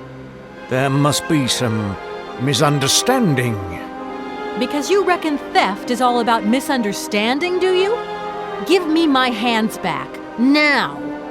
Your hands? And what are those on the ends of your arms? I can explain everything to you. You see, I'm no thief. You broke into my train, assaulted my driver, mutilated him, and stole his hands. Apart from that, you are not a thief. I have not stolen them, miss. Only borrowed them for a while. You've got to be joking. I'm not joking with you, miss. I would never take such liberties. They belong to Oscar, my automaton engineer. Why did you steal them? They are extraordinary. Real mechanical wonders. I would never have been capable of designing such hands myself. Never. Such workmanship. Such precision crafting. It is incredible. Absolutely incredible. And just because you like them, you decided to steal them? I have only borrowed them, little missy. Temporarily, you understand? Of course, I shall return them to you when I don't need them anymore. You can... Excuse me? You see, these hands are all I need to complete my plan. At last, I can finish off my automaton pianist and fulfill my dreams. Everything is now in place. You see, I have converted this old, useless, stupid factory into a magical theatre. As you can see, the furnaces, piping, chimney stacks, they've all been converted into one gigantic organ. I will be able to accompany the world's greatest living singer. Now all I need is her... I'm sorry, I can't make heads or tails out of your story at all. Without my engineer's hands, I'm stuck here, you see? Everything I have designed, all that I have invented, everything is for her. Do you realize? Her. Oh, to hear her sing one more time, here in my factory! But who is she? Who are you talking about? Helena. The one and only Helena Romansky. Her voice is so pure, like an angel. One day she came here to Komkolzgrad. She sang here, you know, when our industrial city was in its heyday. Oh, so long ago now. It was almost unreal. It was magical. I remember it like it was yesterday. Then, later, a long time later, she saved my soul. She saved my life and gave it meaning. When I was told that the mining program was to be abandoned, that this industrial city was consigned to oblivion, that I, its director, would from then on be nothing but a guardian of these rusting remains of a bygone age, that is when I first formed my plan, to bring Helena Romansky back to this factory. But this time, she would sing for me, and me alone. And is she okay about this? Sure. Once she finds out that I have done all this for her, when she realizes how I converted this vast network of pipes and tubes to create one of the most impressive organs ever made, then, you know, this was no small achievement, miss. Once molten iron flowed through here. Now there wafts only beautiful melodies. But then I realized I had to make an automaton pianist. I began to despair that I would never create hands that were intricate enough. But then you arrived. So lucky, don't you think? Yeah, that must have been a happy coincidence for someone around here. So, when will this Madame Romansky come back? When do I get my hands back? I don't know. Maybe someone should look for her. Tell her. Hey, why don't you go? The quicker you bring her back, the sooner you can carry on your business trip. Now, isn't that a good idea? And you promise that once Helena has sung, you will give me back my automaton's hands? I promise, my dear. You have my solemn word. Well, I guess I'm going to have to believe you. Where should I go hunting for this singer, then? I have no idea. But for a woman of the world like yourself, finding her should pose no obstacle. Helena Romansky was a world celebrity, you know. I have collected many objects, souvenirs of her that I keep in a room. A shrine to her glory. It's like her own personal museum in a way. You should take a look.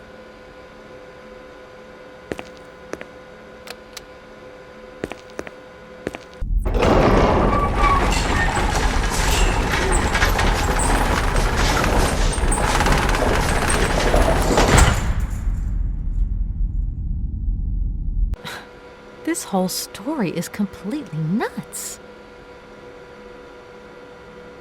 Please, excuse me. I have to go now. So be it.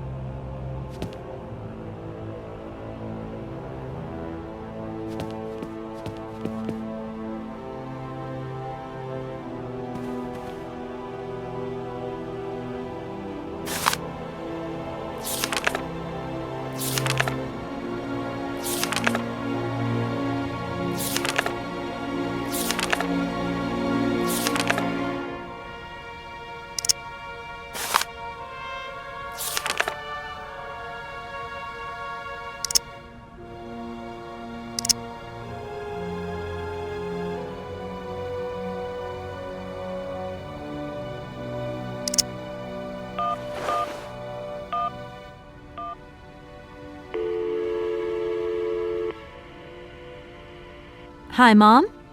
Kate! What? Have you seen the time? Why are you phoning me in the middle of the night? Sorry, Mom. I forgot about the time zones. Did I wake you? Well, of course you woke me up. I was sleeping deeply, too. I simply got to get my beauty sleep. I've got an absolutely crazy day tomorrow. I'm sorry. It's just that it's real important and urgent. I haven't got a lot of time. Well, if it really can't wait till tomorrow, Munchkin, come on, tell your mommy what's up. No way I'm calling Dan for you, if that's what you want. Mom, listen, please.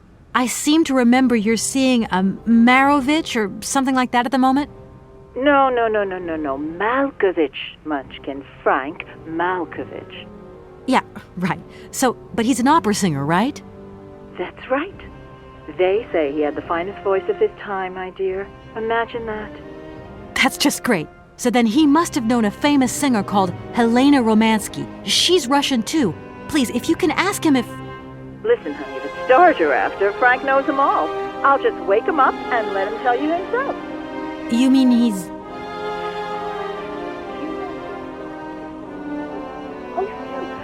Oh, Kate, listen, you're still there. Frank tells me he did hang out with the Romansky one, but it was platonic.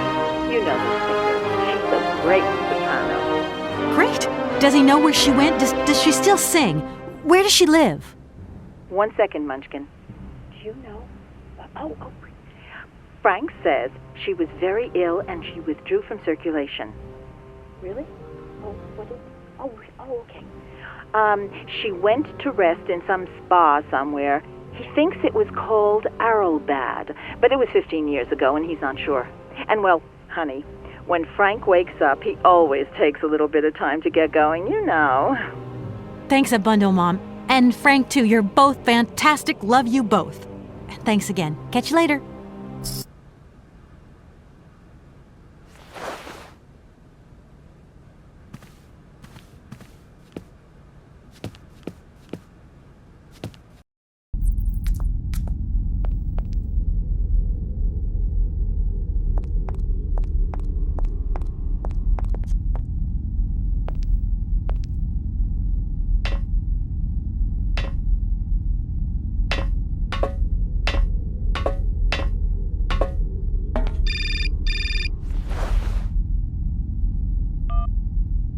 Hello? Did I wake you up? I can't sleep at all. This whole business just keeps turning round and round in my head. What business, Dan? But Kate, that argument we had, have you forgotten? I really need to talk about that again. Oh, I guess we were both a little high-strung, that's all. But don't sweat it, okay? Yeah, sure. Getting carried away never solves anything, does it? I must say I felt really dumb when I hung up. Really? Yeah, I left the door to my office open and I was convinced everybody around heard me. Oh.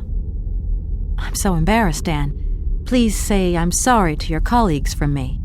It doesn't matter, honey. Promise me that you will never put me in that state again. You're usually so delightful. I have the impression that this journey is putting more than distance between us. Well, it's true I'm living a whole load of new and amazing experiences. Okay, I see. And still no Hans Voralberg? No. Keep me posted. You know how important you are to me. Hurry home, huh? I'll try. Big hug, Dan.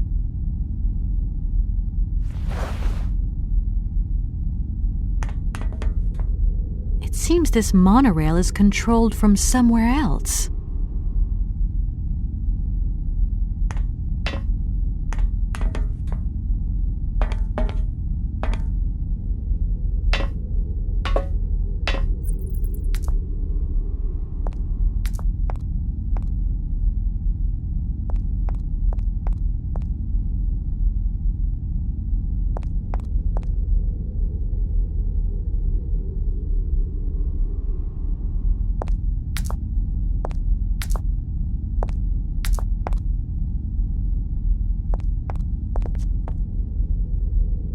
That door is locked.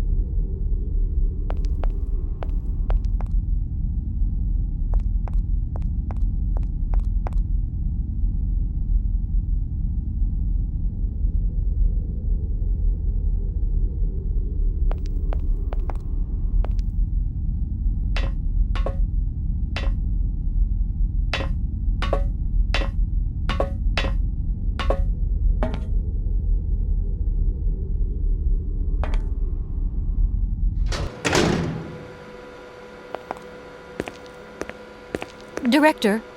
Ah, it is you, Miss Walker. Director, I think I know where Helena Romansky is. My God, you have found Helena? That is fantastic. From my research, Helena Romansky is living in Aralbad. Aralbad? Helena Romansky is in Aralbad. You know the town, then? You know where it is? Of course. It was a famous spa resort. In its heyday, Aralbad welcomed all the big wigs of the regime. To be granted a stay there was a real honor. Today, the honor has gone, along with all the generals and colonels, all washed away with the sea.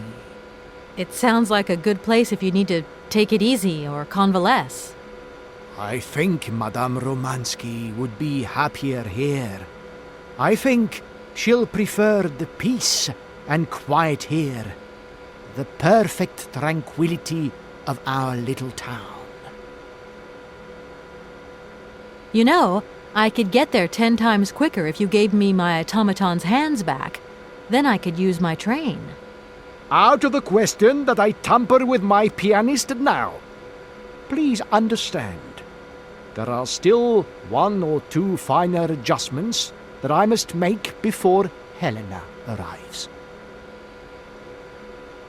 I remember you saying that you didn't know Hans Voralberg. It's strange because there's a photo in your museum with a man accompanied by Helena Romansky and yourself. And that man looks just like Hans Voralberg. And so, does this prove that I know him? I think you have forgotten that only several years ago this city was swarming with people. Do you think I actually knew every employee by their first name? No, of course not. But the man is holding hands with Helena, so I just imagined that maybe...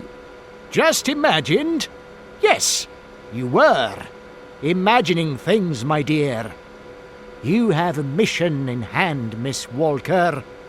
Pray, concentrate on it. Why don't you come with me? After all, you're the person in the best position to convince Helena Romansky. Unfortunately, since my accident, I seldom leave my office if I can avoid it. And it is not wise for a director to leave his city now, is it? How can I get to Aralbad? There is one way that you can. Here, in the city, there are no suitable vehicles left. But that drunk old fool living up there, he'll have something. What drunken old fool? You mean you're not alone? What's up there? You mean you haven't noticed the space compound on the plateau? There's still some pathetic old soldier guarding it. But he's more interested these days in reaching for another bottle than reaching for the stars. And you think this gentleman could have a vehicle for me? I haven't the slightest idea. If you catch him on a good day, then maybe. But good days for him are far and few between. I wish you luck. How do I get up to the space compound, then? There is a monorail that leads up to the Cosmodrome. When you are inside, I will activate the automatic pilot. What makes you think this lady is going to come back with me? You're a lawyer, are you not? No doubt you will be able to plead my cause brilliantly to her. Okay, I'm going. Wish me luck. I am counting on you, Miss Walker.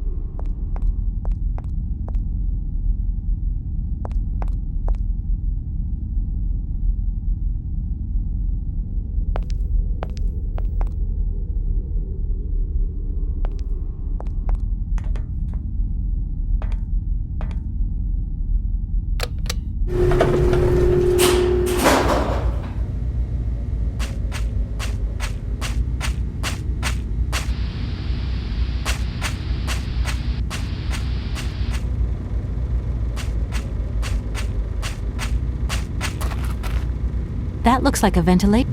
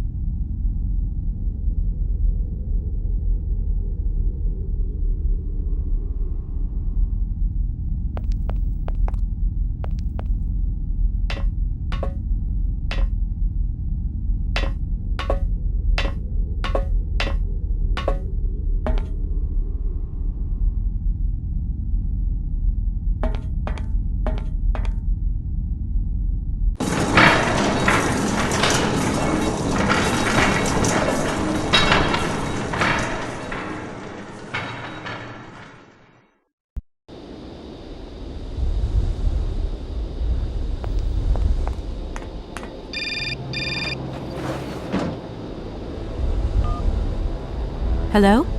Kate! Oh, that you? How are you? Olivia, great, just the right person. Look, have you heard of Helena Romansky? No. Is she some Russian fashion designer? No, she's a singer. I'm going to be meeting her soon. I've just got to find a way of reaching Aralbad. Can you imagine how lucky I am? Not really. Well, what relation's this singer got with the toy case? You sure you know what you're up to, Kate? You sound really different, like you're changing or something. Look, it's like this. If I'm going to get to the end of my journey, I've got to link up this singer and the director of the Komkolzgrad Industrial City. Don't worry, I know exactly what I'm doing. Why did you say that I've changed? I don't know, just an impression. You sound more sure of yourself, like stronger, more confident. And that's a problem? There you go. Just takes one word and you're up on your high horse. I'm beginning to see Dan's point of view. It's getting harder and harder to back you up all the time. What does that mean?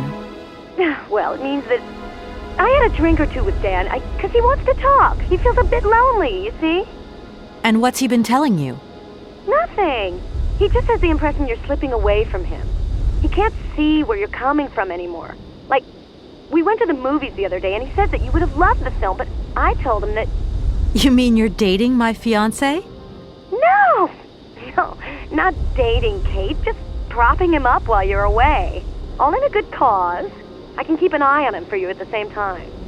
What would I do without you? Oh, you're jealous. Well, that's a good sign. That means you want him. Now, that he'll be pleased to hear. You seeing each other again soon? Tomorrow night. He invited me to dinner at the Goldberg. You don't mind, do you, Kate? No worries. Look, I've got to go, Olivia. Take care.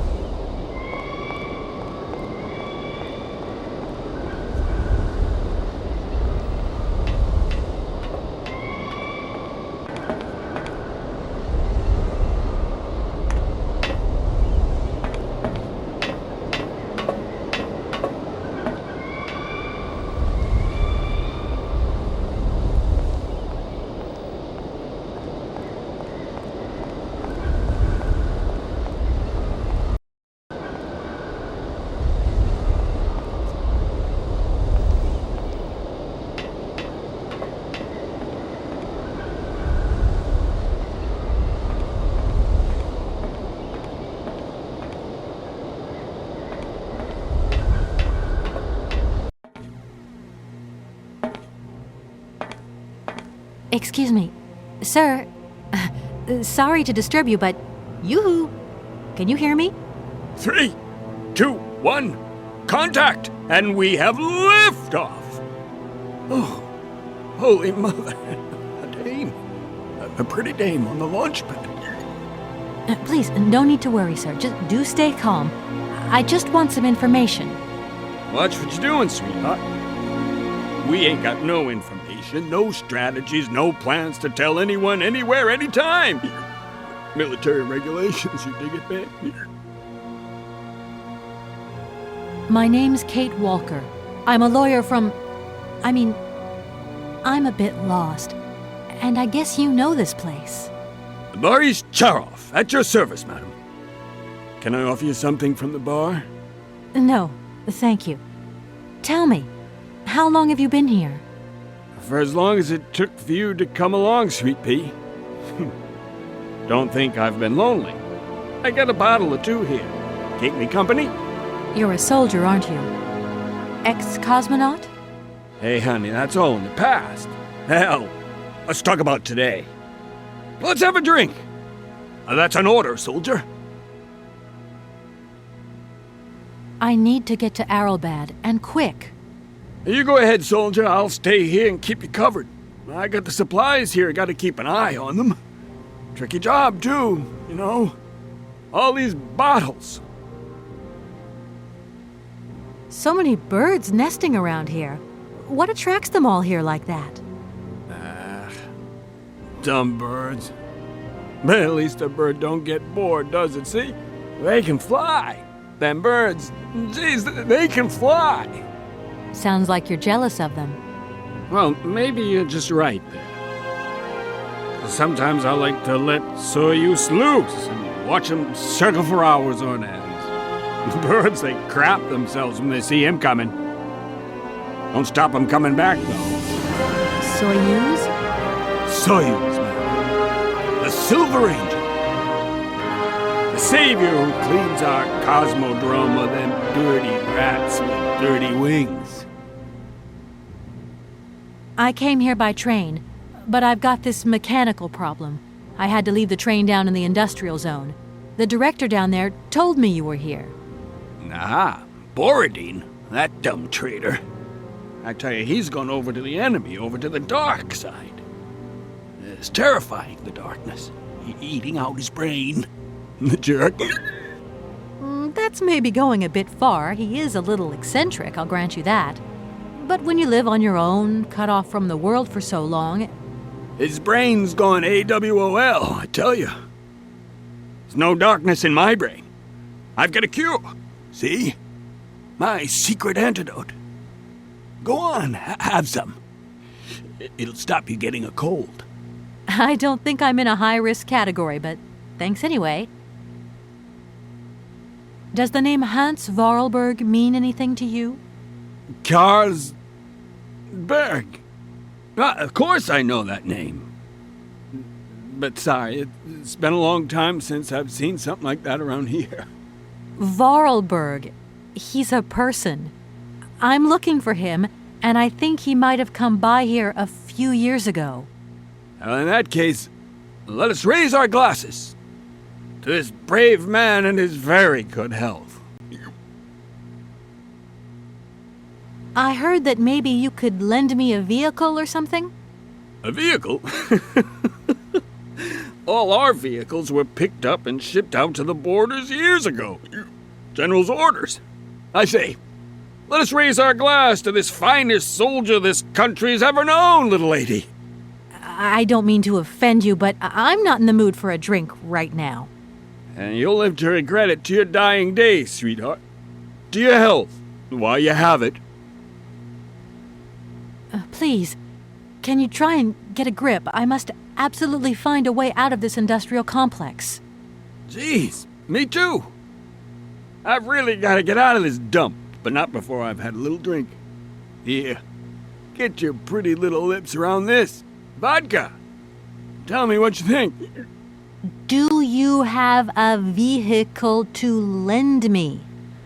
I think I'd even test one of your rockets right now if I had to.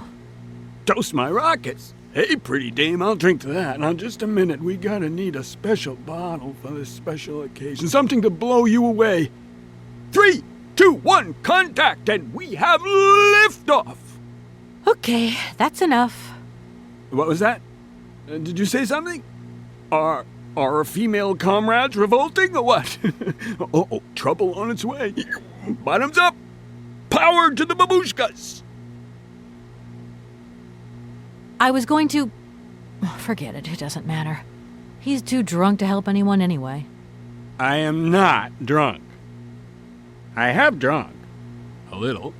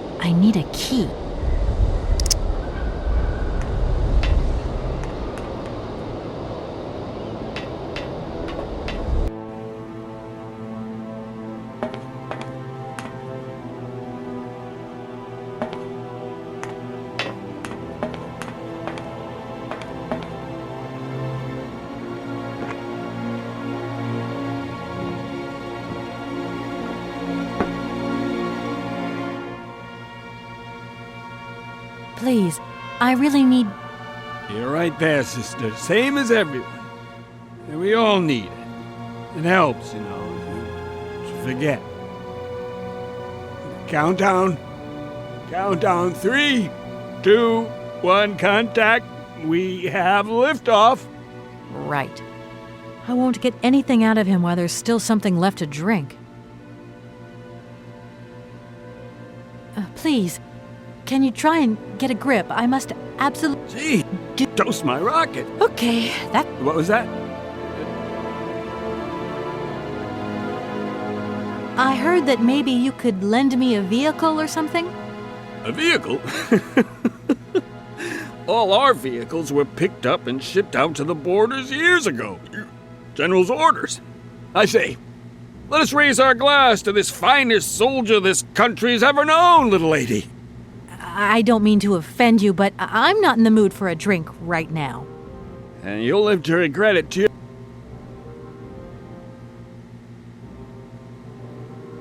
I was going to...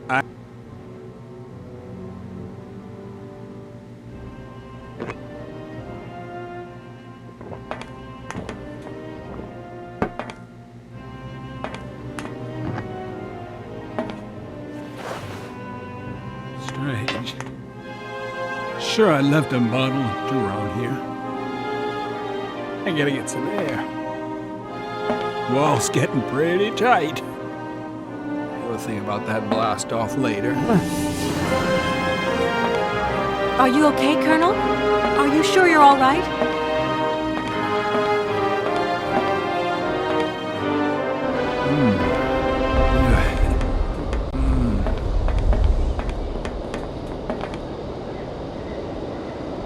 Be careful! Don't lean out too far or you'll... Ah!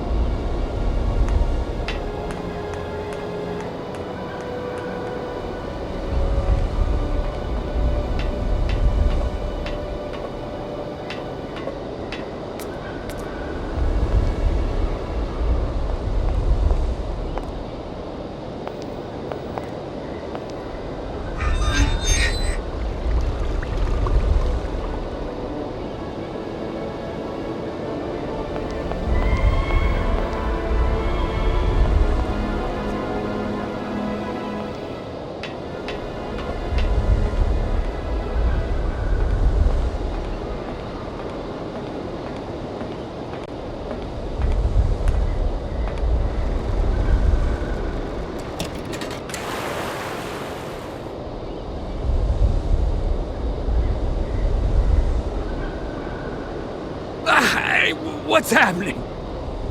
That's water you got there. Stop it! Now! You want me to drown?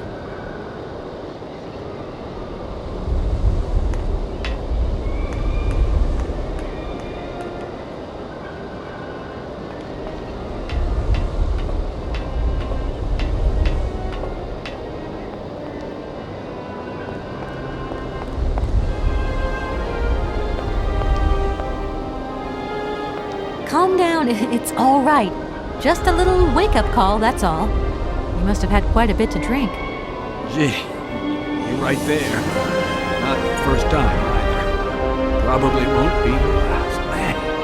Head. Please, could you whisper? Please, do excuse me. But it was the only way I could think of to bring you back to your senses. A little extreme, maybe. But I get the impression you're a lady who likes to see results. I came here by train, but unfortunately it broke down. I've got to get to Aralbad immediately. Someone told me you might have a vehicle to lend me. Someone? Who might that someone be? I hope you're not talking about Sergei Borodin. Well, yes, I am. The director of the industrial complex below. Be careful, ma'am. He is not a rational man. He can be mean and very dangerous. He suggested I come and see you, actually. But I get the impression that he doesn't care much for you either. I don't care what he thinks of me. All I say to you is, watch out for him.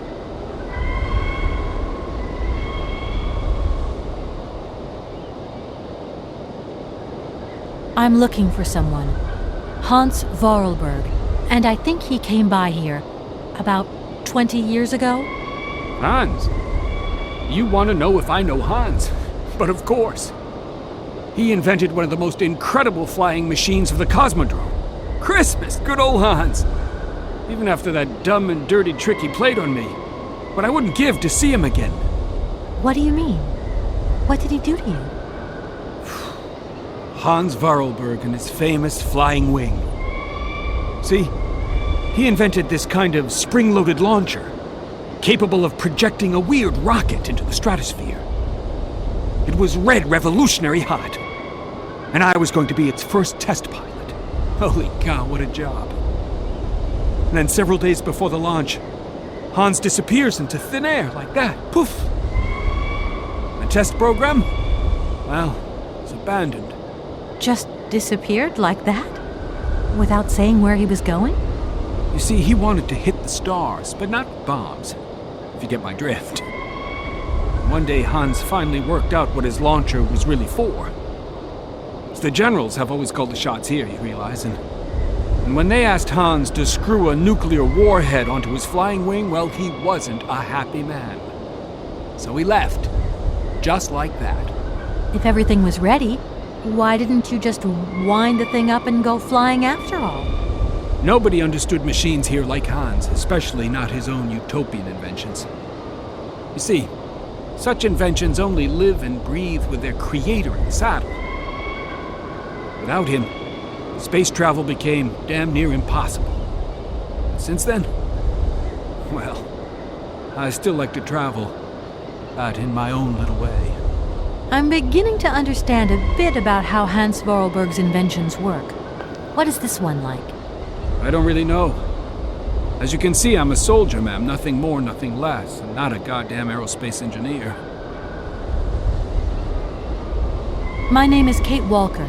I'm a lawyer currently in charge of a special case. I'll spare you the details, but I've landed here, you see, unintentionally. It is indeed an honor to welcome you here to the Cosmodrome, ma'am. My name is Colonel Boris Sharoff. I'm a Red Army test pilot reject. Now I babysit the Komkolzgrad Space Complex. This is an amazing complex. Shame it's a little run down. What do you expect? Space race is yesterday's news. That's the way it is. News 1 minute, history the next. There aren't many vehicles on this base. When they decided to close the Cosmodrome, they towed all the useful equipment away. It doesn't matter. I'll find some other way. If I can help you, please, just ask. I've left my train in the Komkolzgrad station. Do you think it'll get in the way? If I were you, I'd get out of there as quick as possible. That's exactly what I intend to do, as soon as the director gives me back my automaton's hands. That's why I want to go to Aralbad. So go, and go quickly, and get back what belongs to you. With a man like that, you never know what might happen. You don't like him very much, then? I'll confess that since his accident, he's gone a little doolally. These days I stay clear of him, and you should do the same. I don't really have the choice. Don't you find it strange to see so many birds in the Cosmodrome? It's the iron rafters. They love them. Nowadays they can enjoy a bit of good old peace and quiet here. So of course they turn up in flock loads. Sometimes I set Soyuz onto them. Just like the good old days. Soyuz? Soyuz is the last Golden Eagle left in active service. We had to get the dumb canaries out of the way before takeoff, so what did we do? Set the Eagle on them. And you should see them fly. Soyuz, he's like a cat among the pigeons. Magnificent. Does Aralbad mean anything to you? Aralbad. It's been a long time since I heard that name. It's a spa resort, ma'am. Top brass of the regime would go there. As well as convalescing soldiers, tired politicians, profiteers and racketers, the whole caboodle. They'd go live it up, all expenses paid. One privilege I never got. Just 2 steps away from becoming the nation's hero, and no free holiday for me. And where exactly is this place? Further east. We never had to know where exactly. The airship was programmed to take vacationers there. From here. Thank you so much for helping me. I'm sorry to have woken you up like that. It's been great talking to you, ma'am. I think I'll take 40 wings right now.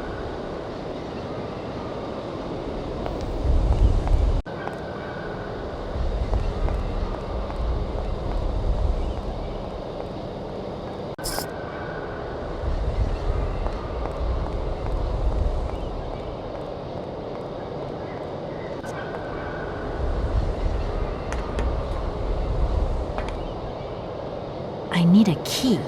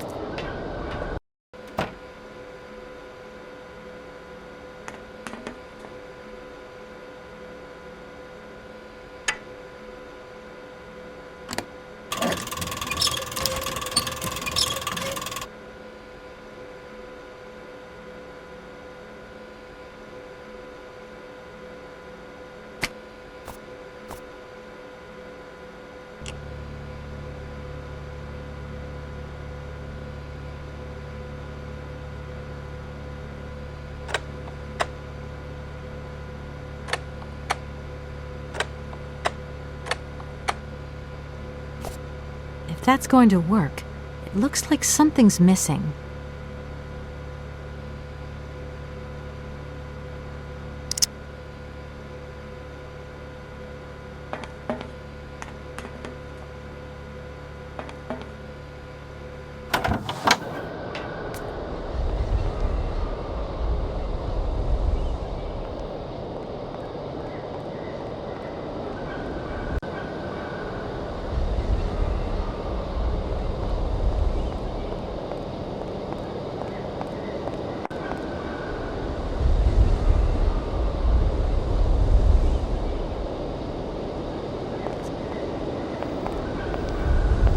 Sir?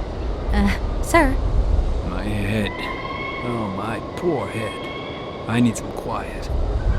Please, can I have some quiet? Do you think the airship still works? No idea. It has been so long since it was used. And then I've got to learn how to use it, too. You won't have any worries there. It has an automatic pilot.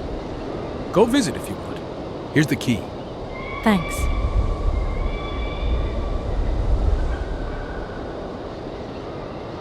Right, I'm off. See you later. Don't you worry about me.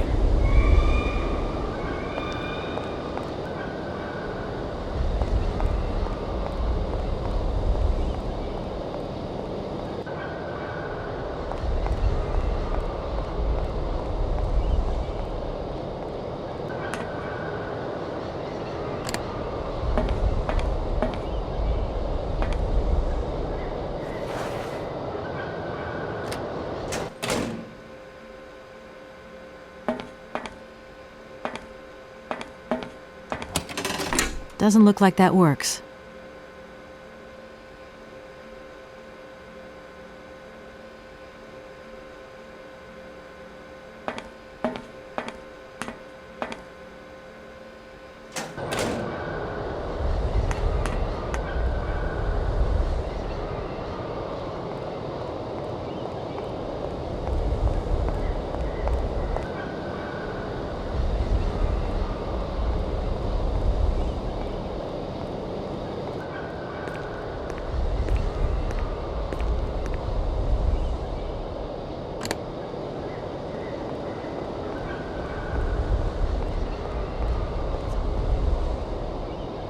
Comrade Boris, I need a few drops of your blood.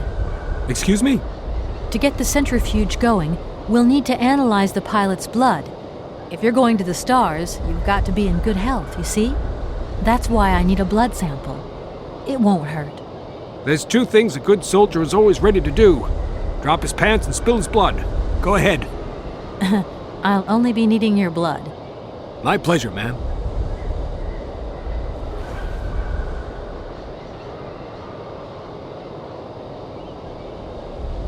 Ow!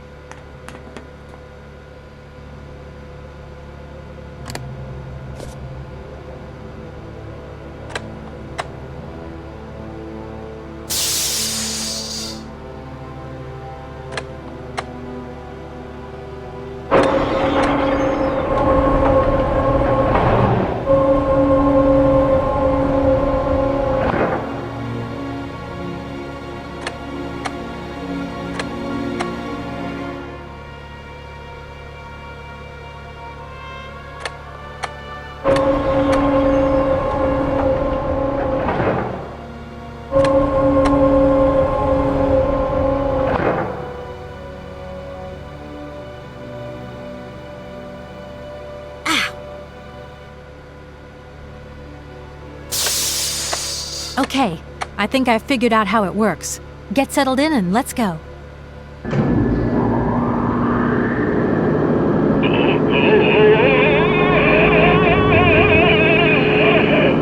Colonel, are you all right?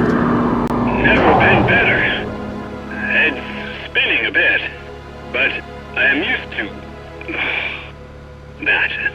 I'm a professional pilot.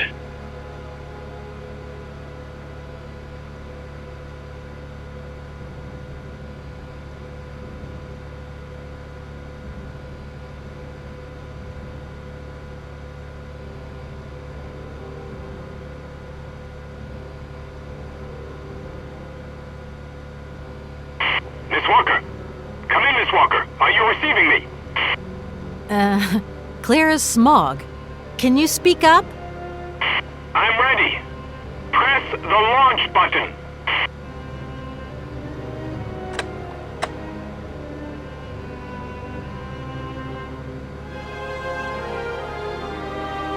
Takeoff procedure engaged. Countdown commencing. Colonel, you've forgotten to tell me the secret of the airship. What do I have to do? The airship will need to be pressed up.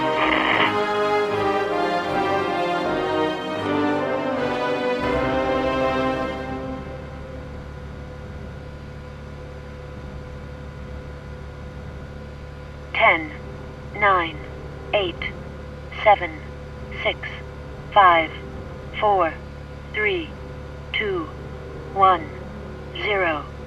We have liftoff.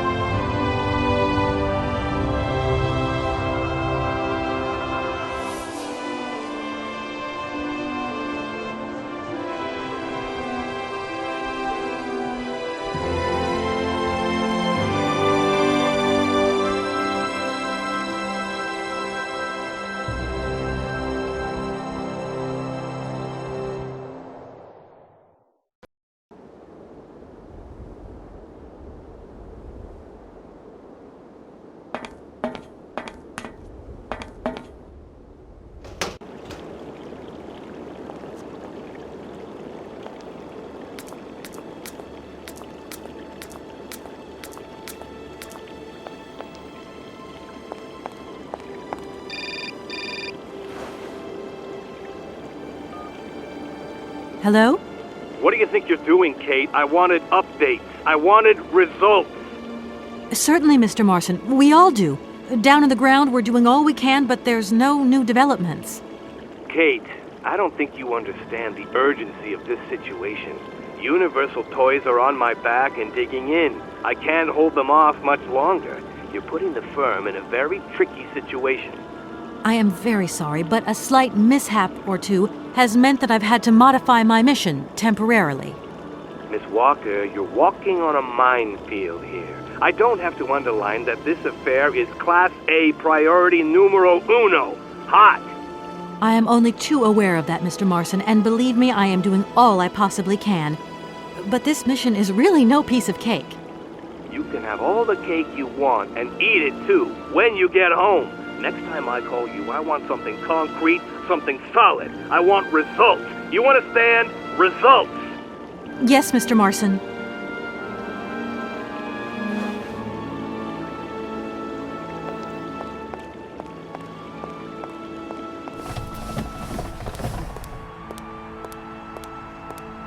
Good morning, sir. Good day to you, ma'am, and welcome to the Hotel Kronsky. I don't expect you've made a reservation, have you?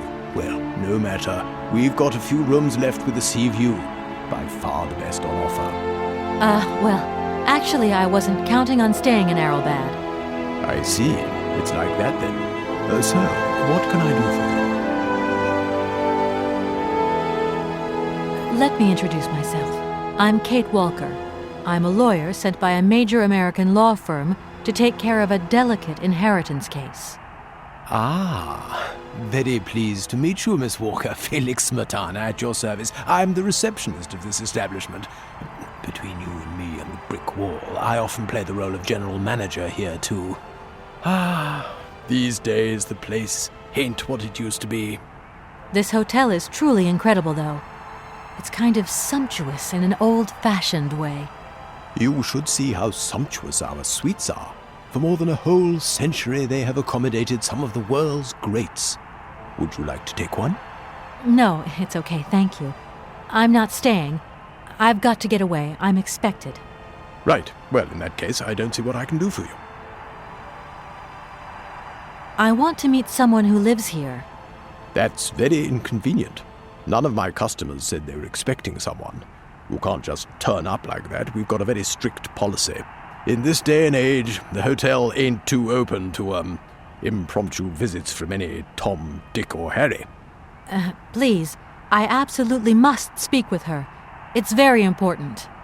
If it was that important, all you had to do was ring the hotel. People come here to rest, you see, to get away from the world, which ain't turning so good these days. Don't let me keep you. Good day to you, ma'am. Honestly, if I could have called, I would have called, but I couldn't. So please, can you bend the rules just a little, sir? Ma'am, in this hotel, we don't bend nothing for no one. With respect. Sir, I really could use your help. I'm sorry, ma'am, but my helping hand only serves my hotel guests. Well, let me just say that by helping me out, you'd also be helping out one of your very own guests. Ma'am, I'm not to be wound around anyone's little finger. You hear? Could you tell me if a certain Hans Voralberg has ever been here? On a spa holiday? Yes, that's it. I'm sorry, but our hotel register is strictly confidential. Come on, please. It's not like it's a state secret you're telling me here. And if I just let you consult our register, what am I going to get out of it? My eternal gratitude? That's just what I was expecting. Adieu, as the French say, madame. Usually I travel on this fantastic mechanical train. Haven't I seen some kind of a station here? Is it possible to arrive here by train, then? Of course it is. What were you suggesting? If I'm not very much mistaken, that's your air balloon I see getting blown to shreds in the hotel garden. Oh, yeah, the airship. That's a bit different. I just borrowed that to make the round-trip journey to Aralbad. Whatever. You better think about getting it off there, and quick. With that contraption on my lawn, some of my clientele might have a relapse. It's a real shame that there aren't any guests at your hotel. We had our moment of glory, but now it's all in the past. That's all. Doesn't it make you sad? Why should it? Once upon a time I met the greatest of the great. Now I got my memories. Sweet memories. Well, thanks anyway. At your service, ma'am.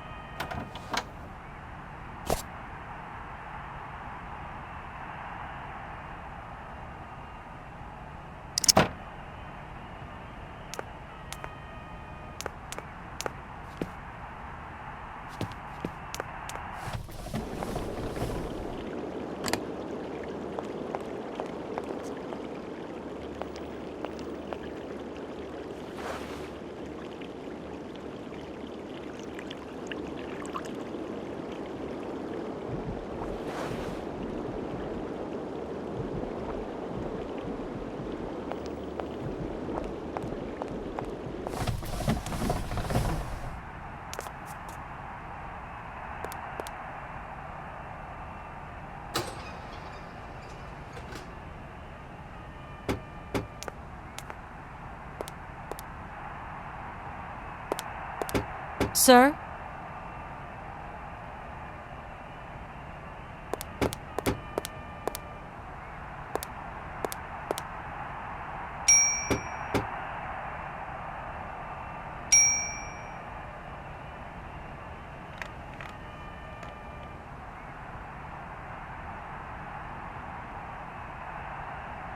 Sir? You again? You're beginning to really overstep the mark. I warn you, one more and I'm going to... But what the hell's going on over there? Why is it me gets hell to pay when there's already too much work to do?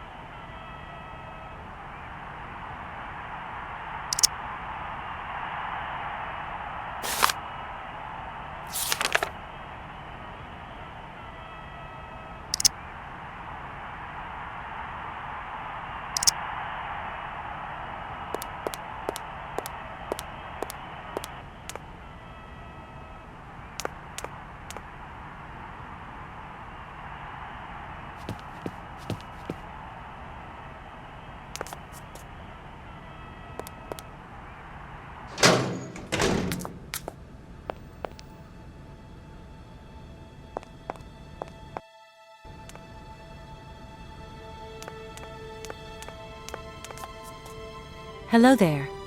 Good afternoon, miss. Are you the hotel barman? My name is James, miss. James, the automaton nurse. I am not a barman. I'm sorry. I didn't want to upset you. If you don't mind, miss, I would appreciate it if you would just be a little more rigorous in the terms you employ in the future. Do you know Komkolzgrad? I left my train there with its engineer. You'll never guess what. It's an automaton just like you. There's even a family resemblance. Firstly, I would say that I do not know Komkolzgrad. Secondly, I have never taken a train. Thirdly, the existence of another automaton with such a degree of finesse as myself appears very unlikely. Madam has always assured me that I am a unique model, a gift from a former admirer. Yeah, but you two really do look alike. And you know, I miss him. Why is he not here with his train, then? I would never allow Madame Romansky to leave on her own. It's a long story, but hopefully I'll see him again soon. Such attachment is very touching, miss. Have you ever heard of a Mr. Voralberg? The name is not entirely foreign to me. Really? You know Hans Voralberg? That I cannot say, miss. Madam has forbidden me from talking about him and even mentioning his name. Why? Nostalgia, sadness, medication. Call it what you humans will.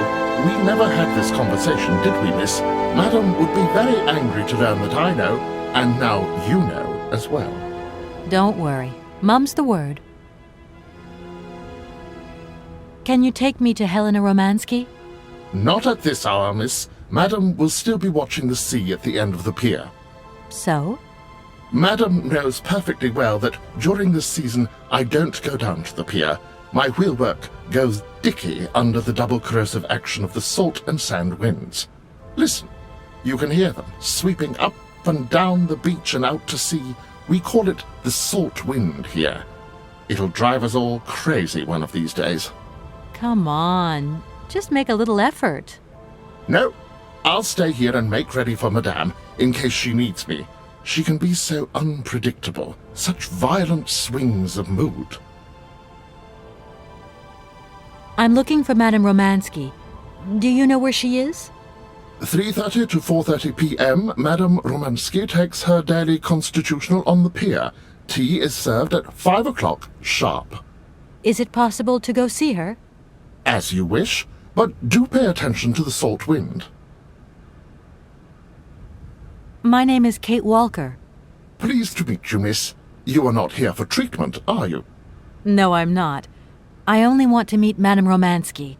I would be delighted to serve you tea when Madame returns from her constitutional. I don't want to impose. Maybe your mistress won't want to take tea with me. Madame likes to complain for the sake of it. Believe me, she loves visits. In that case, thanks for the invitation. Well, I'm going, James. See you later, maybe. It would be a pleasure to see you again, miss.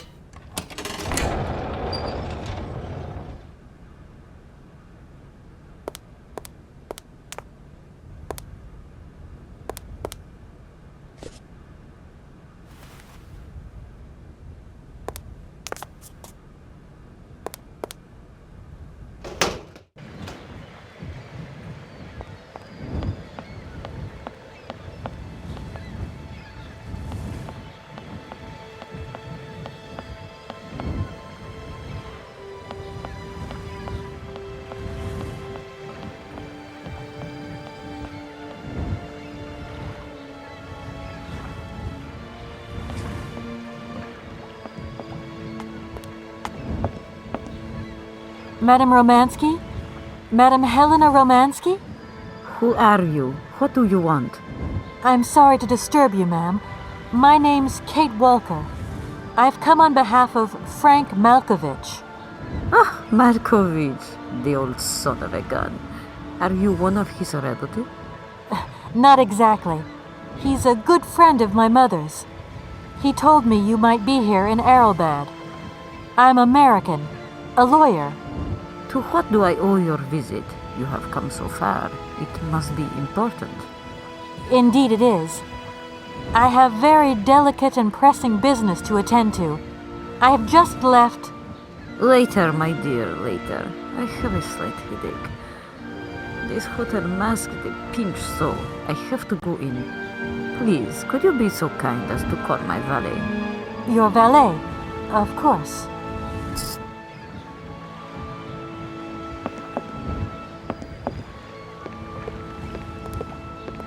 You back here again? How dare you show your damn face round here? Get out of here immediately! Please. I absolutely must find... Miss Romansky! Oh, yes. I'm sorry. She managed to lie her way in here. Don't matter how vigilant you are, there's always one. But it won't happen again. She'll be out on her ear before you can say, I hope she hasn't upset you too much. Oh, Felix. Stop being such a grizzly bear. This woman is my guest. She's your guest? But that ain't possible. This vandal didn't even know you 3 hours ago. Be quiet, Felix, before you offend someone. Miss Romansky, please. This maniac turned up earlier and tried to wreck the fountain. If it wasn't for the... I said enough, Felix. Please treat Miss Walker with the respect befitting one of my friends. Don't touch and don't swear. Have I made myself clear, Mr. Smetana? Yes, yes, crystal clear, Madam Romansky. Please do accept my humble apologies. Very good, Felix. You may go now.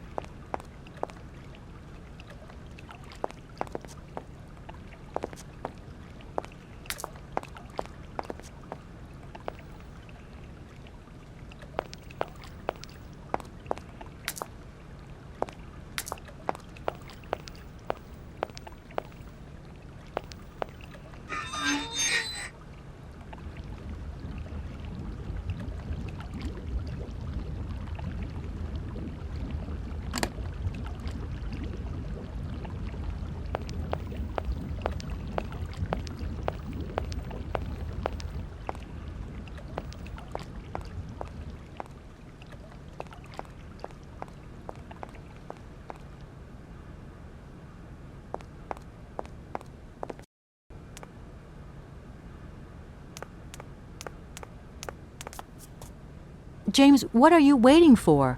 Don't tell me you didn't hear the bell this time. The bell did indeed ring, but it is very windy outside, isn't it? Yeah, it is a bit gusty. But what's that got to do with it? Madam doesn't understand. She says an automaton doesn't need protection, but my insides don't like the salty wind. I'm afraid to go out, you know. And if you wore my mask to protect you against the salt, would that help? Oh, most certainly.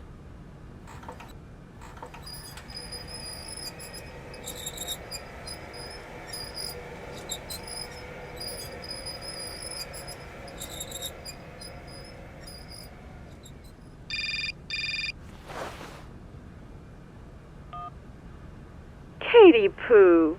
So, have you met her yet? This Helena person? What's she like? Does she remember Frank? Hi, Mom. Yeah, sure. I met her, and yeah, she's living in Aralbad. You can thank Frank for me again. I'll remember to, honey. So, what's Aralbad like? Maybe Frank can take me there one day. It's this seaside resort, Ma, but it isn't what it used to be.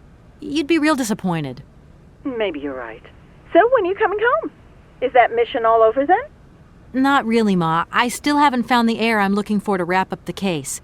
Helena Romansky's a kind of detour here. Listen, Munchkin, I get the distinct impression that you're being led up the garden path. Why don't you just come home, tell your boss this heir just doesn't exist, that you've done all you can, et voila. Do you want me to call him for you? Ma, please, don't get involved. Looking for Hans Voralberg is what I'm being paid for. But I also just want to find him for myself. Honestly, you're just as stubborn as your father. Don't complain that your mother didn't warn you. Don't worry, I won't.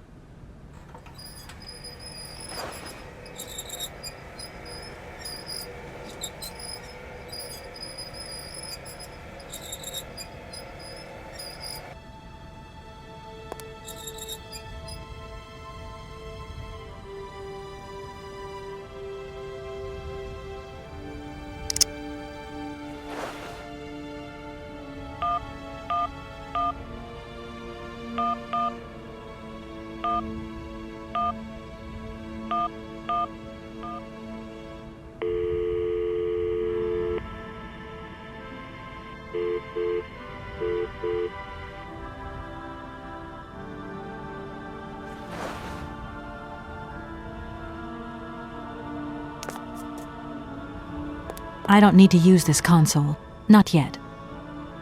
I don't need to use this console.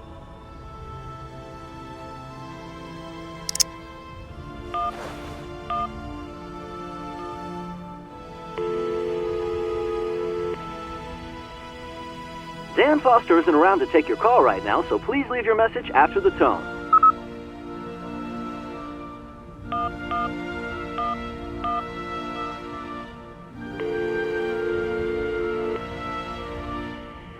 Marson and Lormont, how can I help you? Can you put me through to Mr. Marson, please? It's Kate Walker. Mr. Marson's in a meeting right now and doesn't want to be disturbed. I'll tell him you called.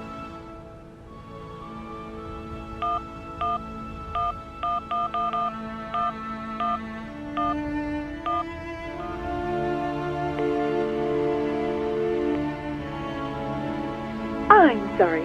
Catch me after my aquagymnastic session when I'm all toned up and ready to talk.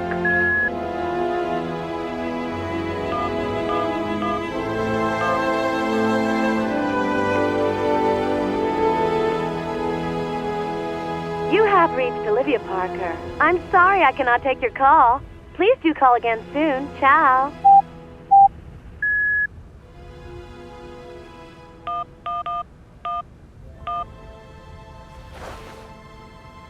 I don't need to use this. It's a real honor to meet you, Madame Romansky. People have told me so much about you. People still talk about me? Oh dear. Of course. Everyone tells me how wonderful you were.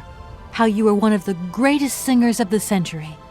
Ah, so I was, my dear. But surely you didn't come here just to dig up the past. You must have had a fantastic life. So exhilarating. Ah, much more than you could ever imagine. I used to sing the finest melodies of the moment in the most fantastic theaters around the world. I have been hailed by kings and courted by princes. Grown men would sink to their knees when they heard the first notes of my recital. My voice could break crystal glass and hearts, many hearts. I'm not surprised. Then one day sickness steals away the gift life has given you. My voice started to betray me. I started to get migraines. My health failed.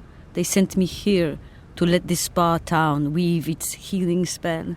I was only going to rest for a month, but then the month became a year and the years get longer. But you look so healthy to me. Oh, thank you, my dear.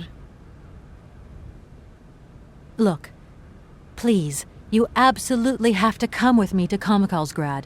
It's the only way I'm going to get my train back and be able to carry on my journey. Your train? That's right. I've been traveling on this amazing locomotive with this automaton engineer.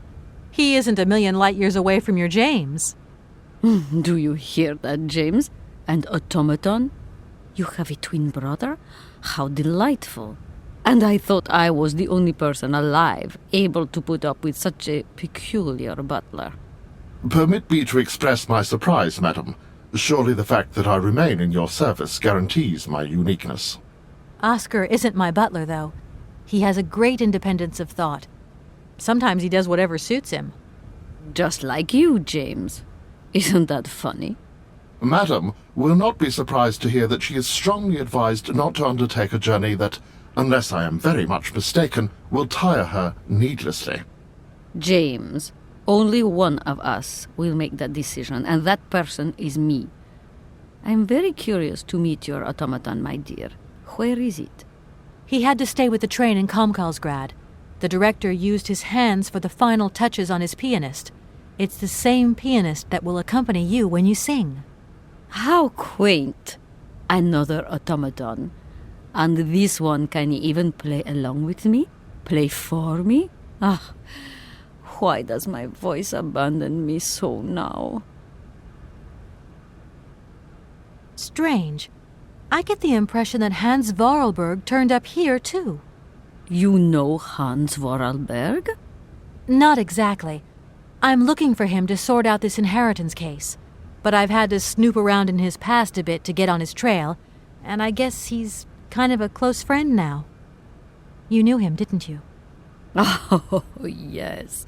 I knew Hans Voralberg. Do you hear, James? Ah, if you had the chance to meet Hans. My Hans. Oh, my God. What has become of him? Where is he? As questions go, madam, that one is not without certain complications. I'm sorry, but I have no idea. That's the goal of my mission, to find Hans Voralberg. That's why I have to get back to my train as quickly as possible and to get out of Komkolzgrad. And you cannot find him without the train? The train is one of his last inventions. So is Oscar, the automaton engineer. I get the feeling that the two of them are going to lead me to him. Did you hear that, James? I might see Hans again. I have dreamed so long of meeting my dearest sweetheart again. Oh, if only I could sing. If only I were in Paris, I would ask George for that miracle cocktail. The one that only he knew how to make. Wouldn't I, James? Yes, madam. As you have frequently said, without that famous cocktail, your French tour would have probably been cancelled. I don't understand. An extraordinary tale, my dear. It was December, and it was terribly cold and damp. I had to play the role of Tatiana that evening at the opera. But since the morning, I had lost my voice. It drove me completely mad with worry. I don't know how George, the barman at the Moritz Hotel, heard about my affliction, but he brought me up a cocktail that he had invented. A strange concoction. But it turned out to be a miracle cure. My voice returned to me in an instant. That's amazing. That's just what we need. We're going to mix you up a cocktail. Ah, my dear child. It is impossible. George never told me the recipe of the drink. He loved to keep his trade secrets. He said it made him absolutely irreplaceable. Well, I'm going to get George to tell me. He hasn't yet met with my powers of persuasion. Madame Romansky, please understand I would never have come so far to disturb you if I didn't really need your help. I understand, my dear, but my health is failing me, as does my voice. Believe me, no one is sadder than I. I'm wrapped up in a case at the moment, and because of it I met a certain Mr. Sergei Borodin, director of the Komkolzgrad Industrial Complex, situated to the northeast of here. Ah, I remember that factory. Ah, A sad city indeed. What am I saying? They all were. Madame Romansky, this Borodin is one of your biggest fans. If you could come and sing for him there, it would make one of his biggest dreams come true. Sing? Oh, my poor girl. I have not sung for years. Time has taken its toll. My voice is like the rest of me. Faded and wan, like my heart. Oh, aren't you going a bit far there? I bet you've still got a great voice. Oh, you are the sweetest cherry, my dear. I am not senile yet, but I look reality in the face every time I look in the mirror, and I can tell you, singing is something I did in the past. Like I said, I'm a lawyer, and to tell you the truth, I don't know much about classical music. But after talking to Mr. Borodin and Mr. Malkovich, they really made me want to hear you. Oh, you are too late, my child. 10 years too late. And how is dear Frank? Do tell me. Oh, I am still angry with him for leaving like that to America. Don't be offended, but I never suspected those cowboys actually have an ear for real music. I don't think he sings much anymore. The odd gala, the odd charity event. Anyway, he sends his love. Oh, his love? Do you hear that, James? There is someone who still loves me on the other side of the Atlantic. Never said they didn't, madam. What about this other gentleman? What is his name? Borodin? Do I know him? Yes, you once sang in Komkolzgrad. An incredible recital, if the director's account is anything to go by. If you only knew how moved he still is. He's another one who still adores you. I must confess that seeing one of my greatest admirers once more would do wonders for me, but... my voice. It is so... I couldn't. I'll let you get a bit of rest. Thank you for listening to me. It was a real pleasure, my child. You are a charming young lady, and simply talking to you has warmed my soul.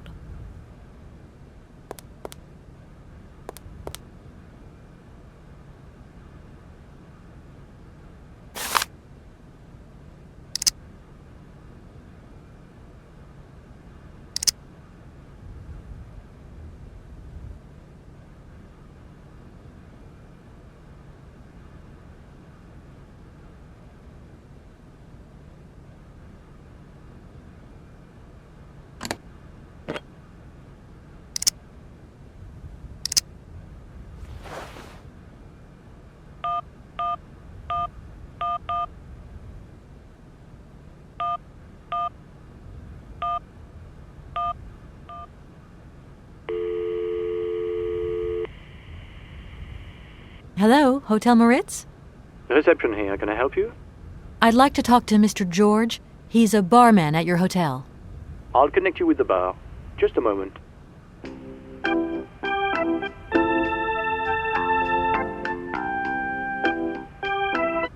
Hello, hotel bar? Hi, I'd like to talk to George, please. George? You mean Mr. George? Yeah, probably. He must have been a barman at the Moritz in the 50s? Well, don't want to disappoint you, but Mr. George stopped working here quite a while ago. What was it about? I've been told that Mr. George had a recipe for a fantastic cocktail, and only he knew the ingredients. I absolutely must know what was in it. It's a matter of life and death. I'd love to help you, ma'am, but you see, old George, now he knew a lot of cocktails. One hell of a barman and one hell of a reputation. He did write down his recipes before he left, but if you can tell me which one you were looking for exactly? I don't know. There are a lot of them, you say? Yeah, the Paris Peking Shuffle, the Deep Green Secret, Boko Poco, Blue Helena, Red Mambo. Helena! Yeah, that's the one. The Blue Helena. Right, I'll take a look. Blue Helena, you say? Let's see. 1 measure of vodka, 1 measure of blue curacao, 1 measure of honey, a dash of lime and ice cubes. Shake it all together, and Bob's your uncle. Perfect. Thank you very much, sir. You have been most helpful to me.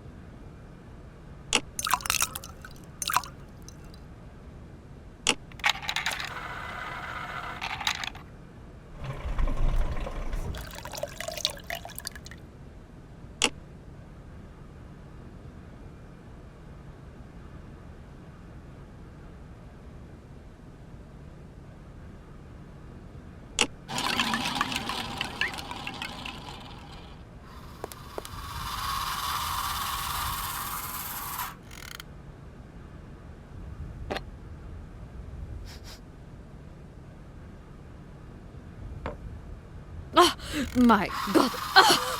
From what backwater of hell did you find this potion? Are you trying to poison me? It's a blue Helena. That is impossible. The blue Helena had a color that was like and an aroma like you understand? Its texture was not quite so one thing is for certain. This is no blue Helena.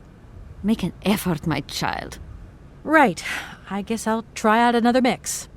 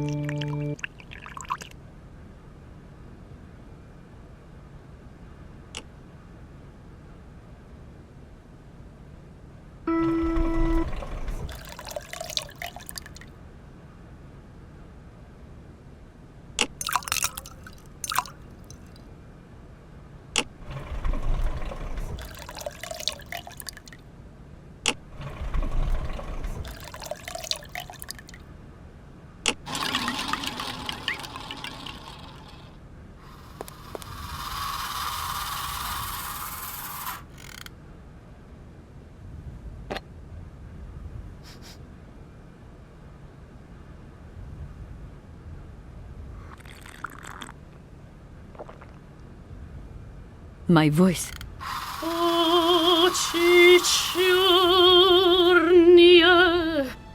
My God, that is atrocious.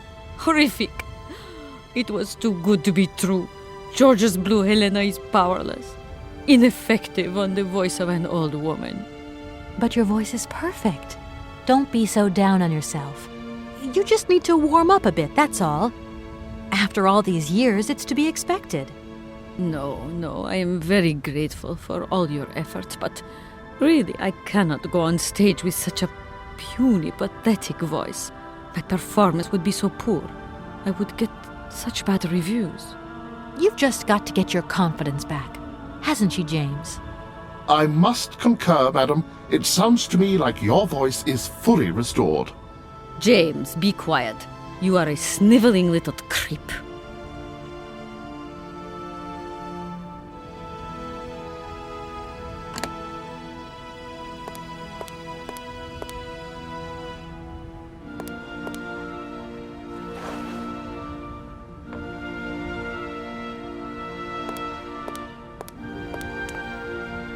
My voice.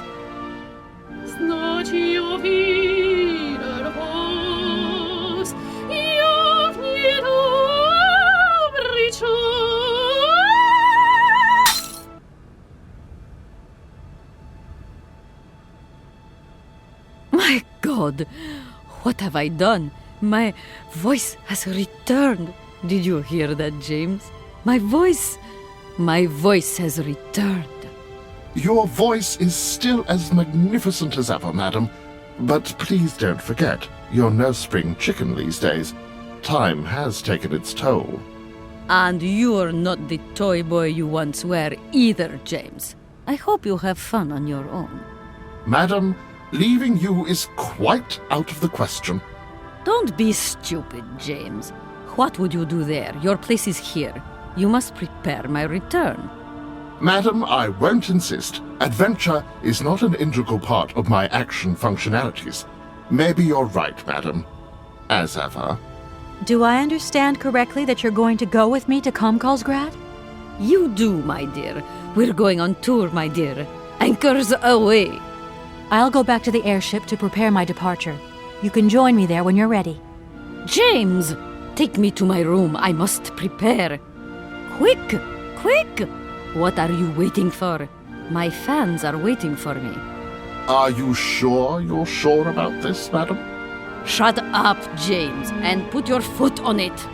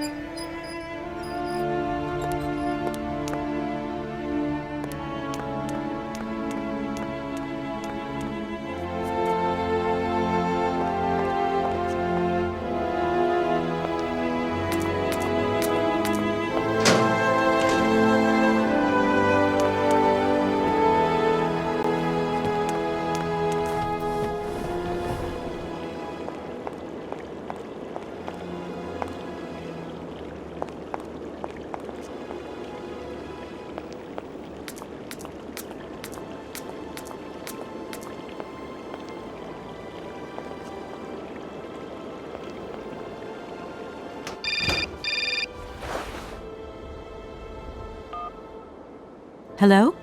Hi, it's me, Olivia. Hey, sweetie, what's new? How was it at the Goldbergs, then? Like, alcoholic. Is that all? What's up? Cat got your tongue? Well, tell me what you're up to. How's the case going? How's that Romansky chick? You don't think it's dragging out too long? I haven't had the time to get bored, I can tell you that, but... Hey, Olivia, what's the matter? You didn't even answer my question. That's so unlike you. Did I tell you I bought this really cool blue silk top? Olivia, what are you hiding? Come on out with it. You've got me worried. Oh, Kate, I'm sorry. I've done something horrible. I can't sleep anymore. I can't eat. I keep wanting to hurl. Olivia, tell me what's going on. Dan! What about Dan? Has something happened to him? You're gonna hate me for the rest of your life. life, and you'd be right. In your situation, What? After the Goldbergs, Dan took me home. We were a bit, we shouldn't have drunk so much. He came up to mine to have a nightcap, and then... Okay, you're gonna hate me. Please hate me. I got it. It's all my fault. I could never tell you that I've had the hots for Dan for ages, because you're my friend and you were engaged and all, but then we got so close lately, and I just lost sight of what's right and what's wrong. Kate, the guilt is killing me. I want to die. Look, don't bust a gut over it. You and Dan, it's like not real right now. I gotta go, Olivia. I need to process this new bit of data. Are you like some automaton or something? Kate, please. I'm hanging up now. I want to be on my own.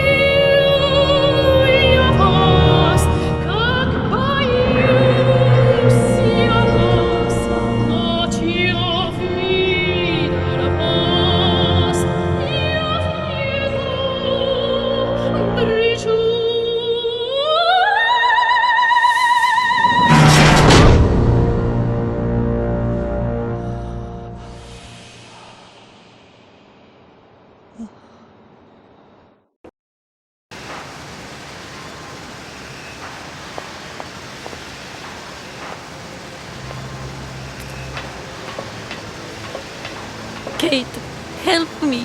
What is happening? What does this man want of me? He has gone totally mad. Don't worry. There must be some way of getting you out of there, and I'm going to find it. But do hurry up, my child. I am terrified he will return and become dangerous. Be strong, Madame Romansky. You can trust me.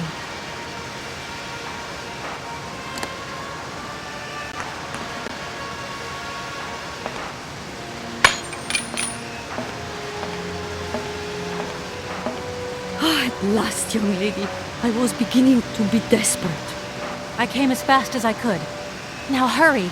Get out of here quickly before that maniac notices. I've got to get Oscar's hands back.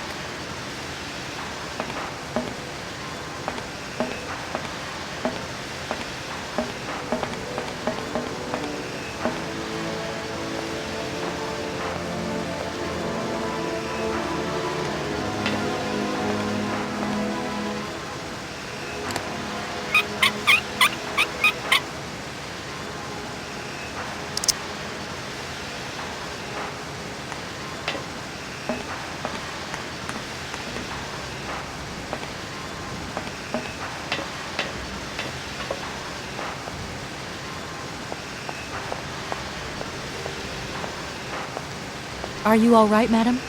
My heart has been put to the test here, but it just might hold up. Let's go. Let's not hang around here.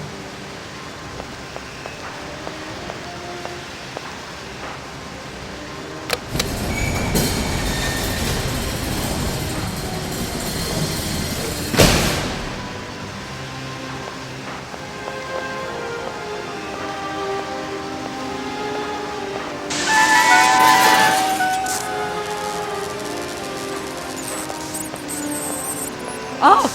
But, my God! What has happened now? Aha! Nice try, Miss Walker. But you are not strong enough. Not for me. So you can stop playing games now. Return the hands to me. And bring Madame Romansky back, or I shall not be responsible for my actions. You don't scare me, you old lunatic. Helena, grab the hands and get back to the train. Tell Oscar to get ready to leave. I'm gonna find a way out of this lousy factory.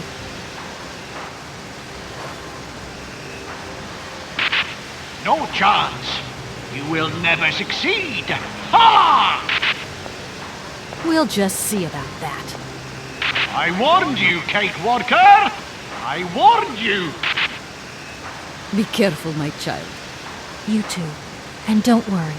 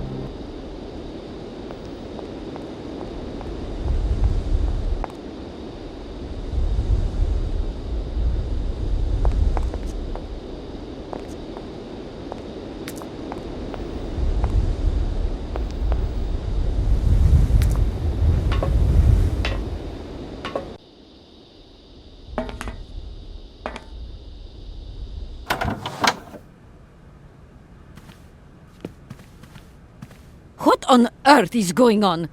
Why is this train not moving? This is not the time to hang around with that madman on the loose. That is a bit of a concern. Don't worry. I'll take care of it.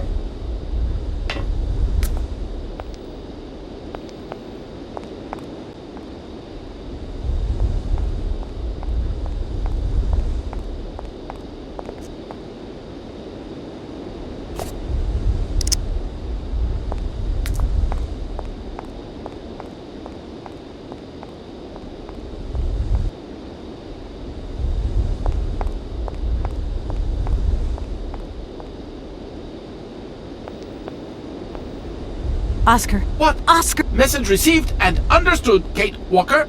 Departure imminent.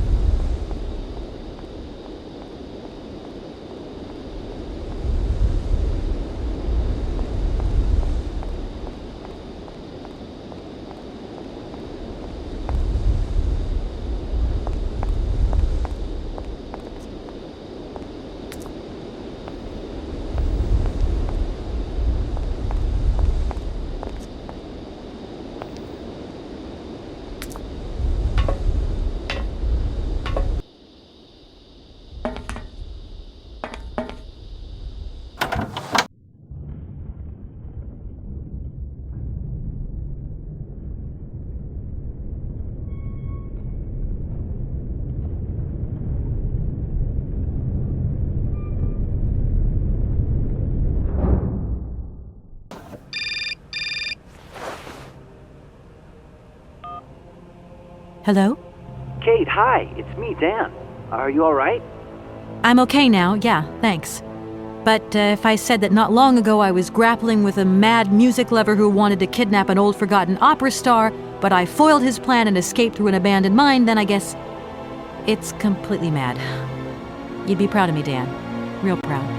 Kate, I don't understand a thing you're saying. I barely recognize you. No, it doesn't matter. How was your day? Yeah, of course. I went to dinner with the Goldbergs. I finally beat Bob at squash. The cleaning woman broke the vase in the entrance hall. Well, other than that, nothing new. I see. Everything's cool, though? Yeah, everything's, cool. You're not missing me at all? Oh, yeah, sure I am. I had Olivia on the phone. She was a little upset. Nothing to say? So sorry. I don't know what came over me. It happened so quickly. I just totally lost control. I was so weak, so dumb. I just can't imagine how... I can't imagine how you could ever forgive me. What a bastard I've been. I don't know, Dan. Maybe I'm to blame somewhere in all this. Maybe I pushed you into Olivia's arms. I'm well aware that this trip has taken me far from New York and far from the Kate you once knew. And you know what surprises me the most? I don't miss it. What's happening to us, Kate? Maybe we've just realized we don't really love each other, Dan. We can talk about it when you get back if you want. I don't know, Dan. We'll see.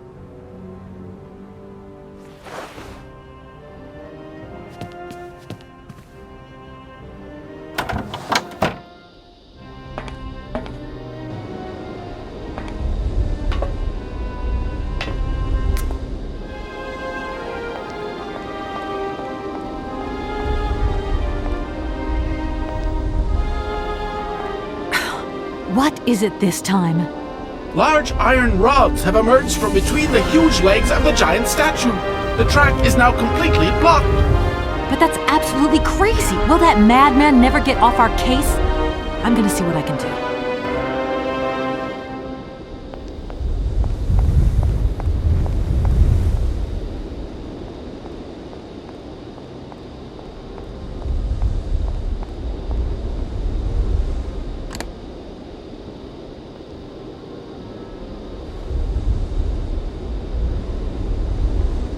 Oscar, let's get the hell out of here.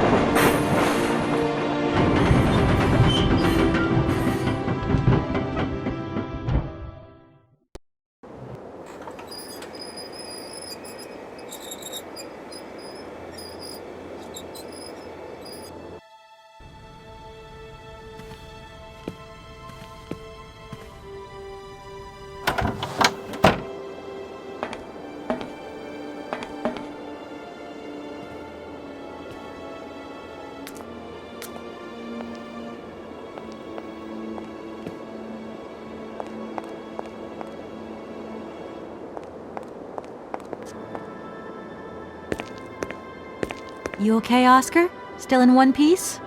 Humor is a concept outside the scope of my functionality, Kate Walker. You should know that by now.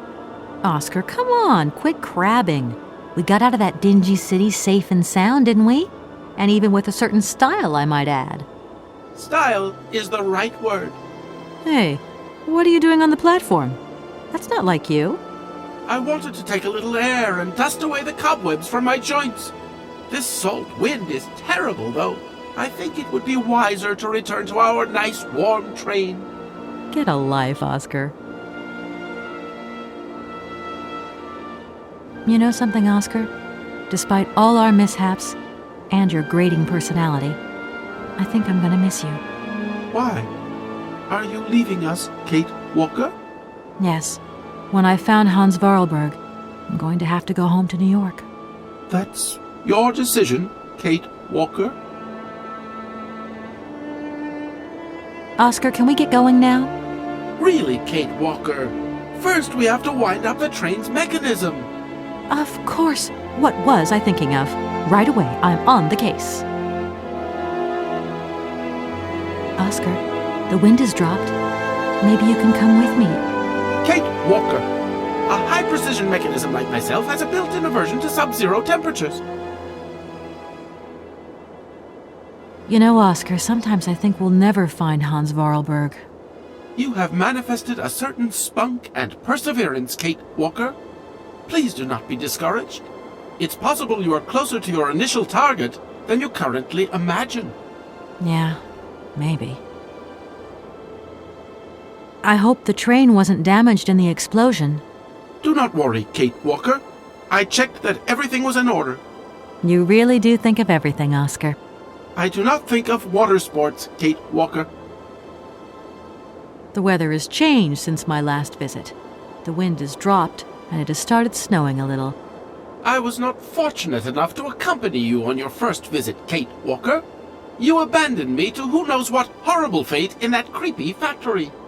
Oscar, do you know something? You're changing. You might not notice, but you are. Change is outside the scope of my functionality, Kate Walker. See you around, Oscar. I'll be waiting for you, Kate Walker.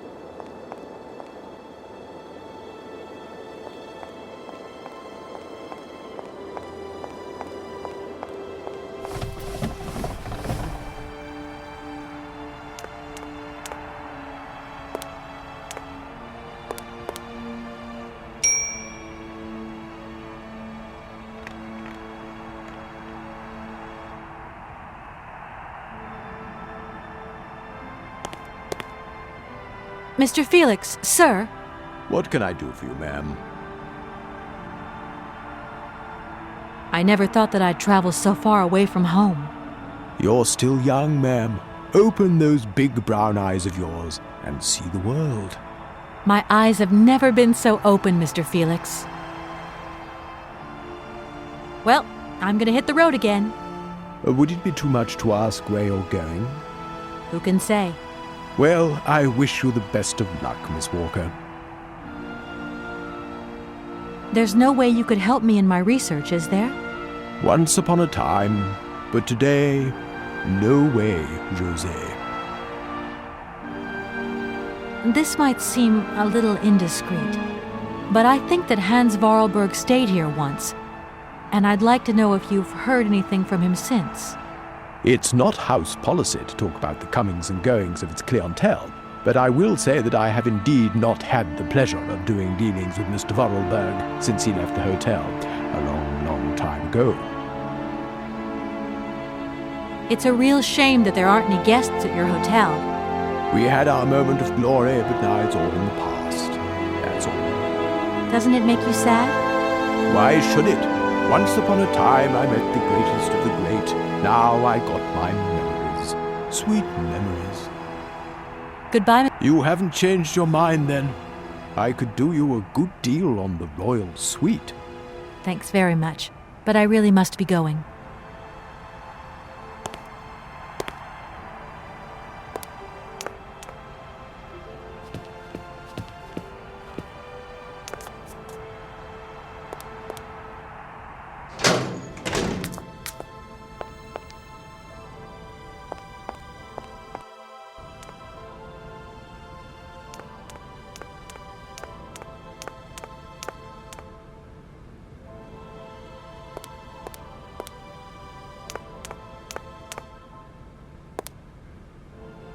I don't need to do that again.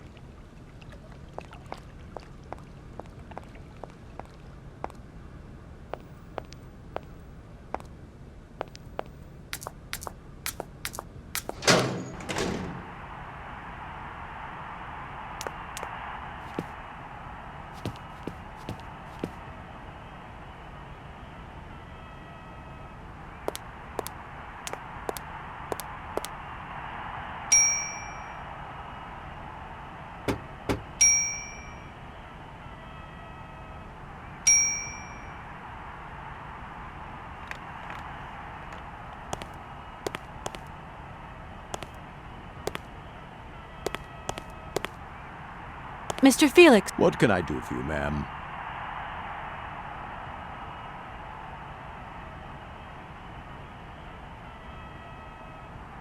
I never thought that I'd travel so far away from home. You're still young, ma'am. Open those big brown eyes of yours and see the world. My eyes have never been so open, Mr. Felix. Well, I'm gonna hit the road again.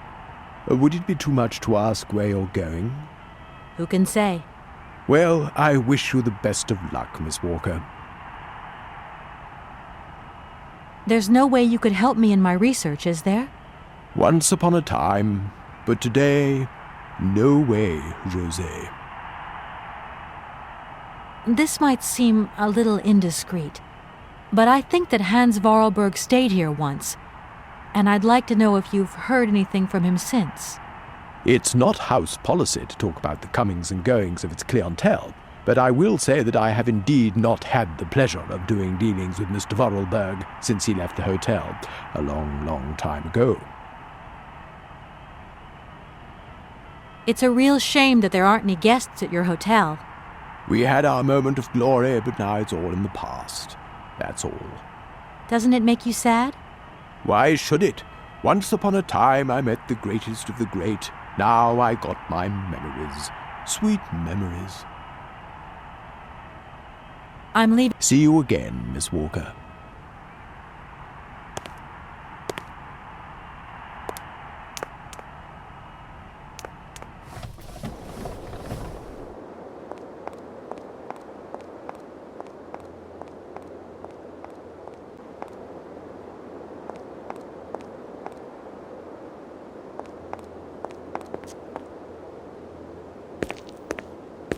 Hello, Oscar. Hello, Kate Walker. The weather has changed since my last visit. The wind has dropped, and it has started snowing a little. I was not fortunate enough to accompany you on your first visit, Kate Walker. You abandoned me to who knows what horrible fate in that creepy factory. Oscar, do you know something? You're changing. You might not notice, but you are. Change is outside the scope of my functionality, Kate Walker. I hope the train wasn't damaged in the explosion. Do not worry, Kate Walker. I checked that everything was in order. You really do think of everything, Oscar. I do not think of water sports, Kate Walker. You know, Oscar, sometimes I think we'll never find Hans Voralberg. You have manifested a certain spunk and perseverance, Kate Walker. Please do not be discouraged. It's possible you are closer to your initial target than you currently imagine. Yeah, maybe. Oscar, the wind has dropped. Maybe you can come with me. Kate Walker, a high-precision mechanism like myself has a built-in aversion to sub-zero temperatures. Oscar, I think everything's ready. We can go now. Are you sitting comfortably? Then we can start the engine and get going. I'll be circulating shortly to punch your ticket. Give me a break, Oscar. Miss Walker! Miss Walker! Wait! Don't go yet! Mr. Felix, what's the matter now? Has something happened to Madame Romansky?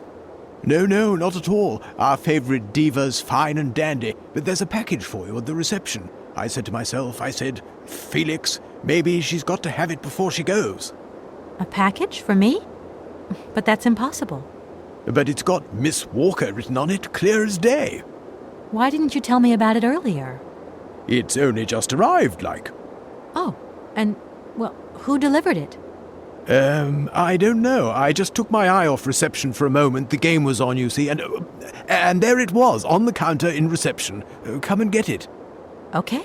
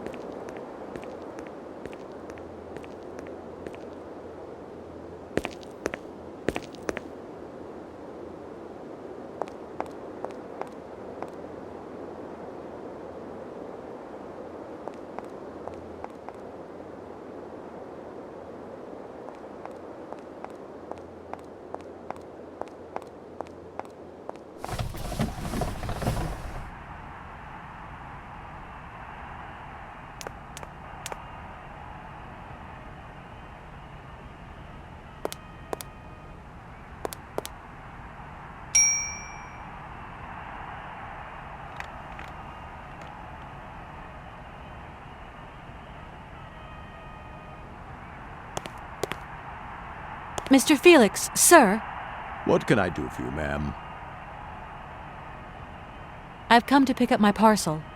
It's waiting for you there on the counter, miss. Why, thank you. There's no way you could help me in my research, is there? Once upon a time, but today, no way, José. It's a real shame that there aren't any guests at your hotel. We had our moment of glory, but... Doesn't it make you... Why should... I'm... See you...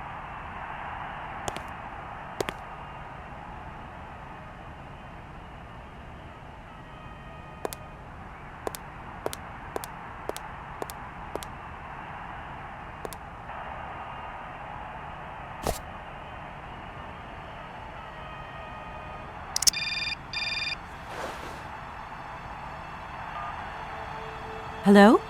What the hell are you up to, Kate? Mr. Marson, please, do try to understand. Understand? What I understand is this. 1. Our main client is ready to drop the whole caboodle if the deal isn't tied up in the next 24 hours. 2. This is going to cost the firm multi-dineros. And 3. I made a serious error of judgment trusting you with this case. That's what I understand. I know it doesn't look like it, but... No buts, Walker. You're looking for a senile old creek and you're making heavy weather of it. You know, he isn't as senile as all that. He's got this creative streak. Look, drop the mumbo-jumbo. I don't want excuses. I want...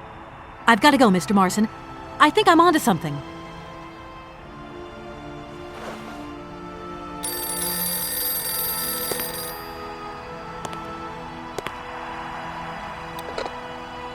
Hello, reception here. Felix Massano at your service. Yes, ma'am. Yes. Yes, she's right here in front of me, ma'am. Immediately. Please, be my guest. Miss Walker, Madame Romansky would like you to join her at the hotel bar as quickly as possible. I'm going.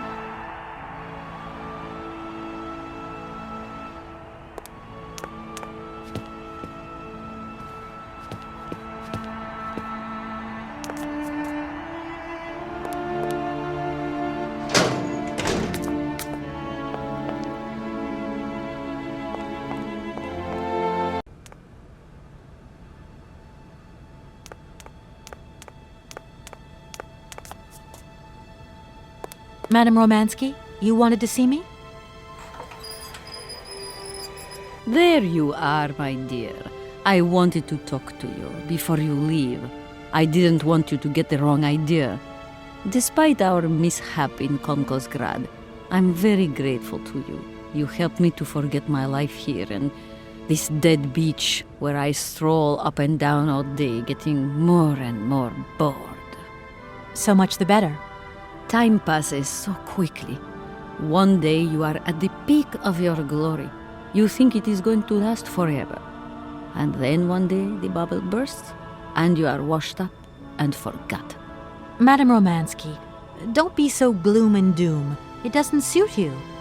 And if there is no one left to help you out, you start to sink into a long, dark winter. Perhaps you should rest now. We've had a trying time. It's been emotional. You must be tired. When I returned here, Hans gave me such a taste for life. He too was ill. Oh, he coughed. He must have spent too long at the factories, breathing in their smoke. And then he was better. And he left. And I stayed with my memories. Hans Voralberg? Hans Voralberg was so full of joy, so carefree. He was a little simple of spirit, of course, as they say. He was a child who made fantastic toys. I think that maybe I loved him. God alone knows where he is today. The plane with the hotel supplies has arrived. Maybe you should take a walk outside. I don't understand. I am old. I am tired. I have been very pleased to meet you, Kate Walker. Goodbye, James. Do look after Madame Romansky. That is all I ever do, miss. May fortune follow your every footstep. The snow is a good sign. Really? The snow chases the wind away and covers the salt and sand on the ground. The air becomes purer and still. Ideal conditions for a constitutional. Great. Thanks for everything, James.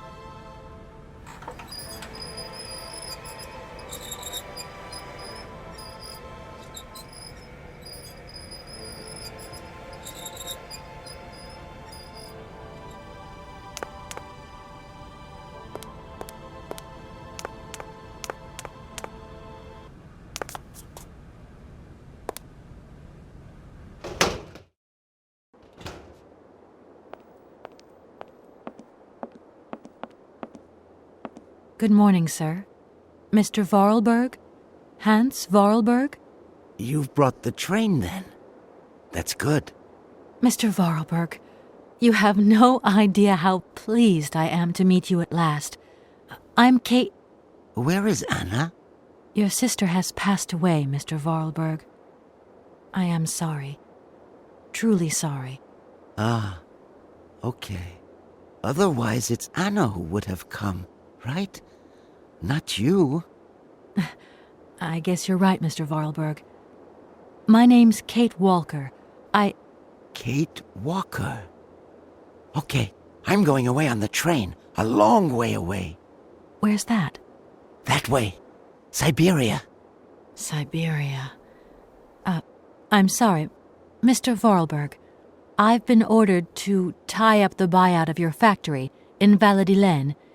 It's, my job, you understand. Anna told me. The automatons.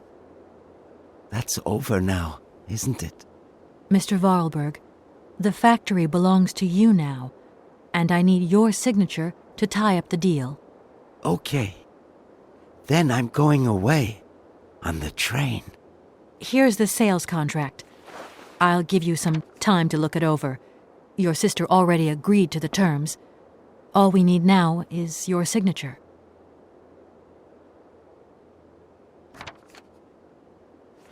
What? You've signed just like that? Without reading it? I can't read. I don't know how to. Oh, in that case, I'll read it for you. No, it's okay. Leave it. I've got to go away on the train, Kate Walker. As you wish, Mr. Voralberg. And let me wish you a very pleasant journey.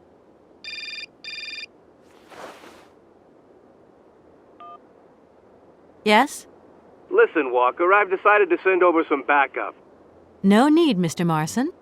What do you mean? Hans Voralberg has just signed. Everything's hunky-dory. Are you saying that... Yep. That Voralberg Manufacturing is now the exclusive property of the Universal Toy Company. But... that's great news. Good work. Excellent work, Walker. A real masterstroke. I knew I could count on you, Kate. I congratulate you. Thank you, sir. Right, now get back here as quick as you can. I want those papers on my desk tomorrow. My secretary will organize a meeting with Universal Toys immediately. You'll no doubt want to hand over the contract yourself. And now that I think of it, I've got no one on the Schwann Airport case. Big trial coming up. A real opportunity. The job is yours. My little way of saying thank you, Kate Walker. You're too kind. You have a great career as a lawyer ahead of you, Kate. See you tomorrow. Well done again, and don't lose those papers, huh? Now that would be the dumbest thing. Sure. Real dumb. Kate Walker? Yes, Mr. Voralberg? Are you coming on the train too, Kate Walker? No. That really wasn't in the plan. But thanks for offering. This adventure's all over for me now, Mr. Voralberg. Too bad. Silly, really. You don't like adventure, do you? I don't really... I mean, maybe there's... It's not easy to say. Yes? I have to go back to New York. They're waiting for me there, you understand? I understand. The plane. It's going to New York too, maybe. Maybe. I suppose I better go find out. Yes. It's more sensible. Maybe. See you later, Kate Walker. Yes. See you later, Mr. Voralberg.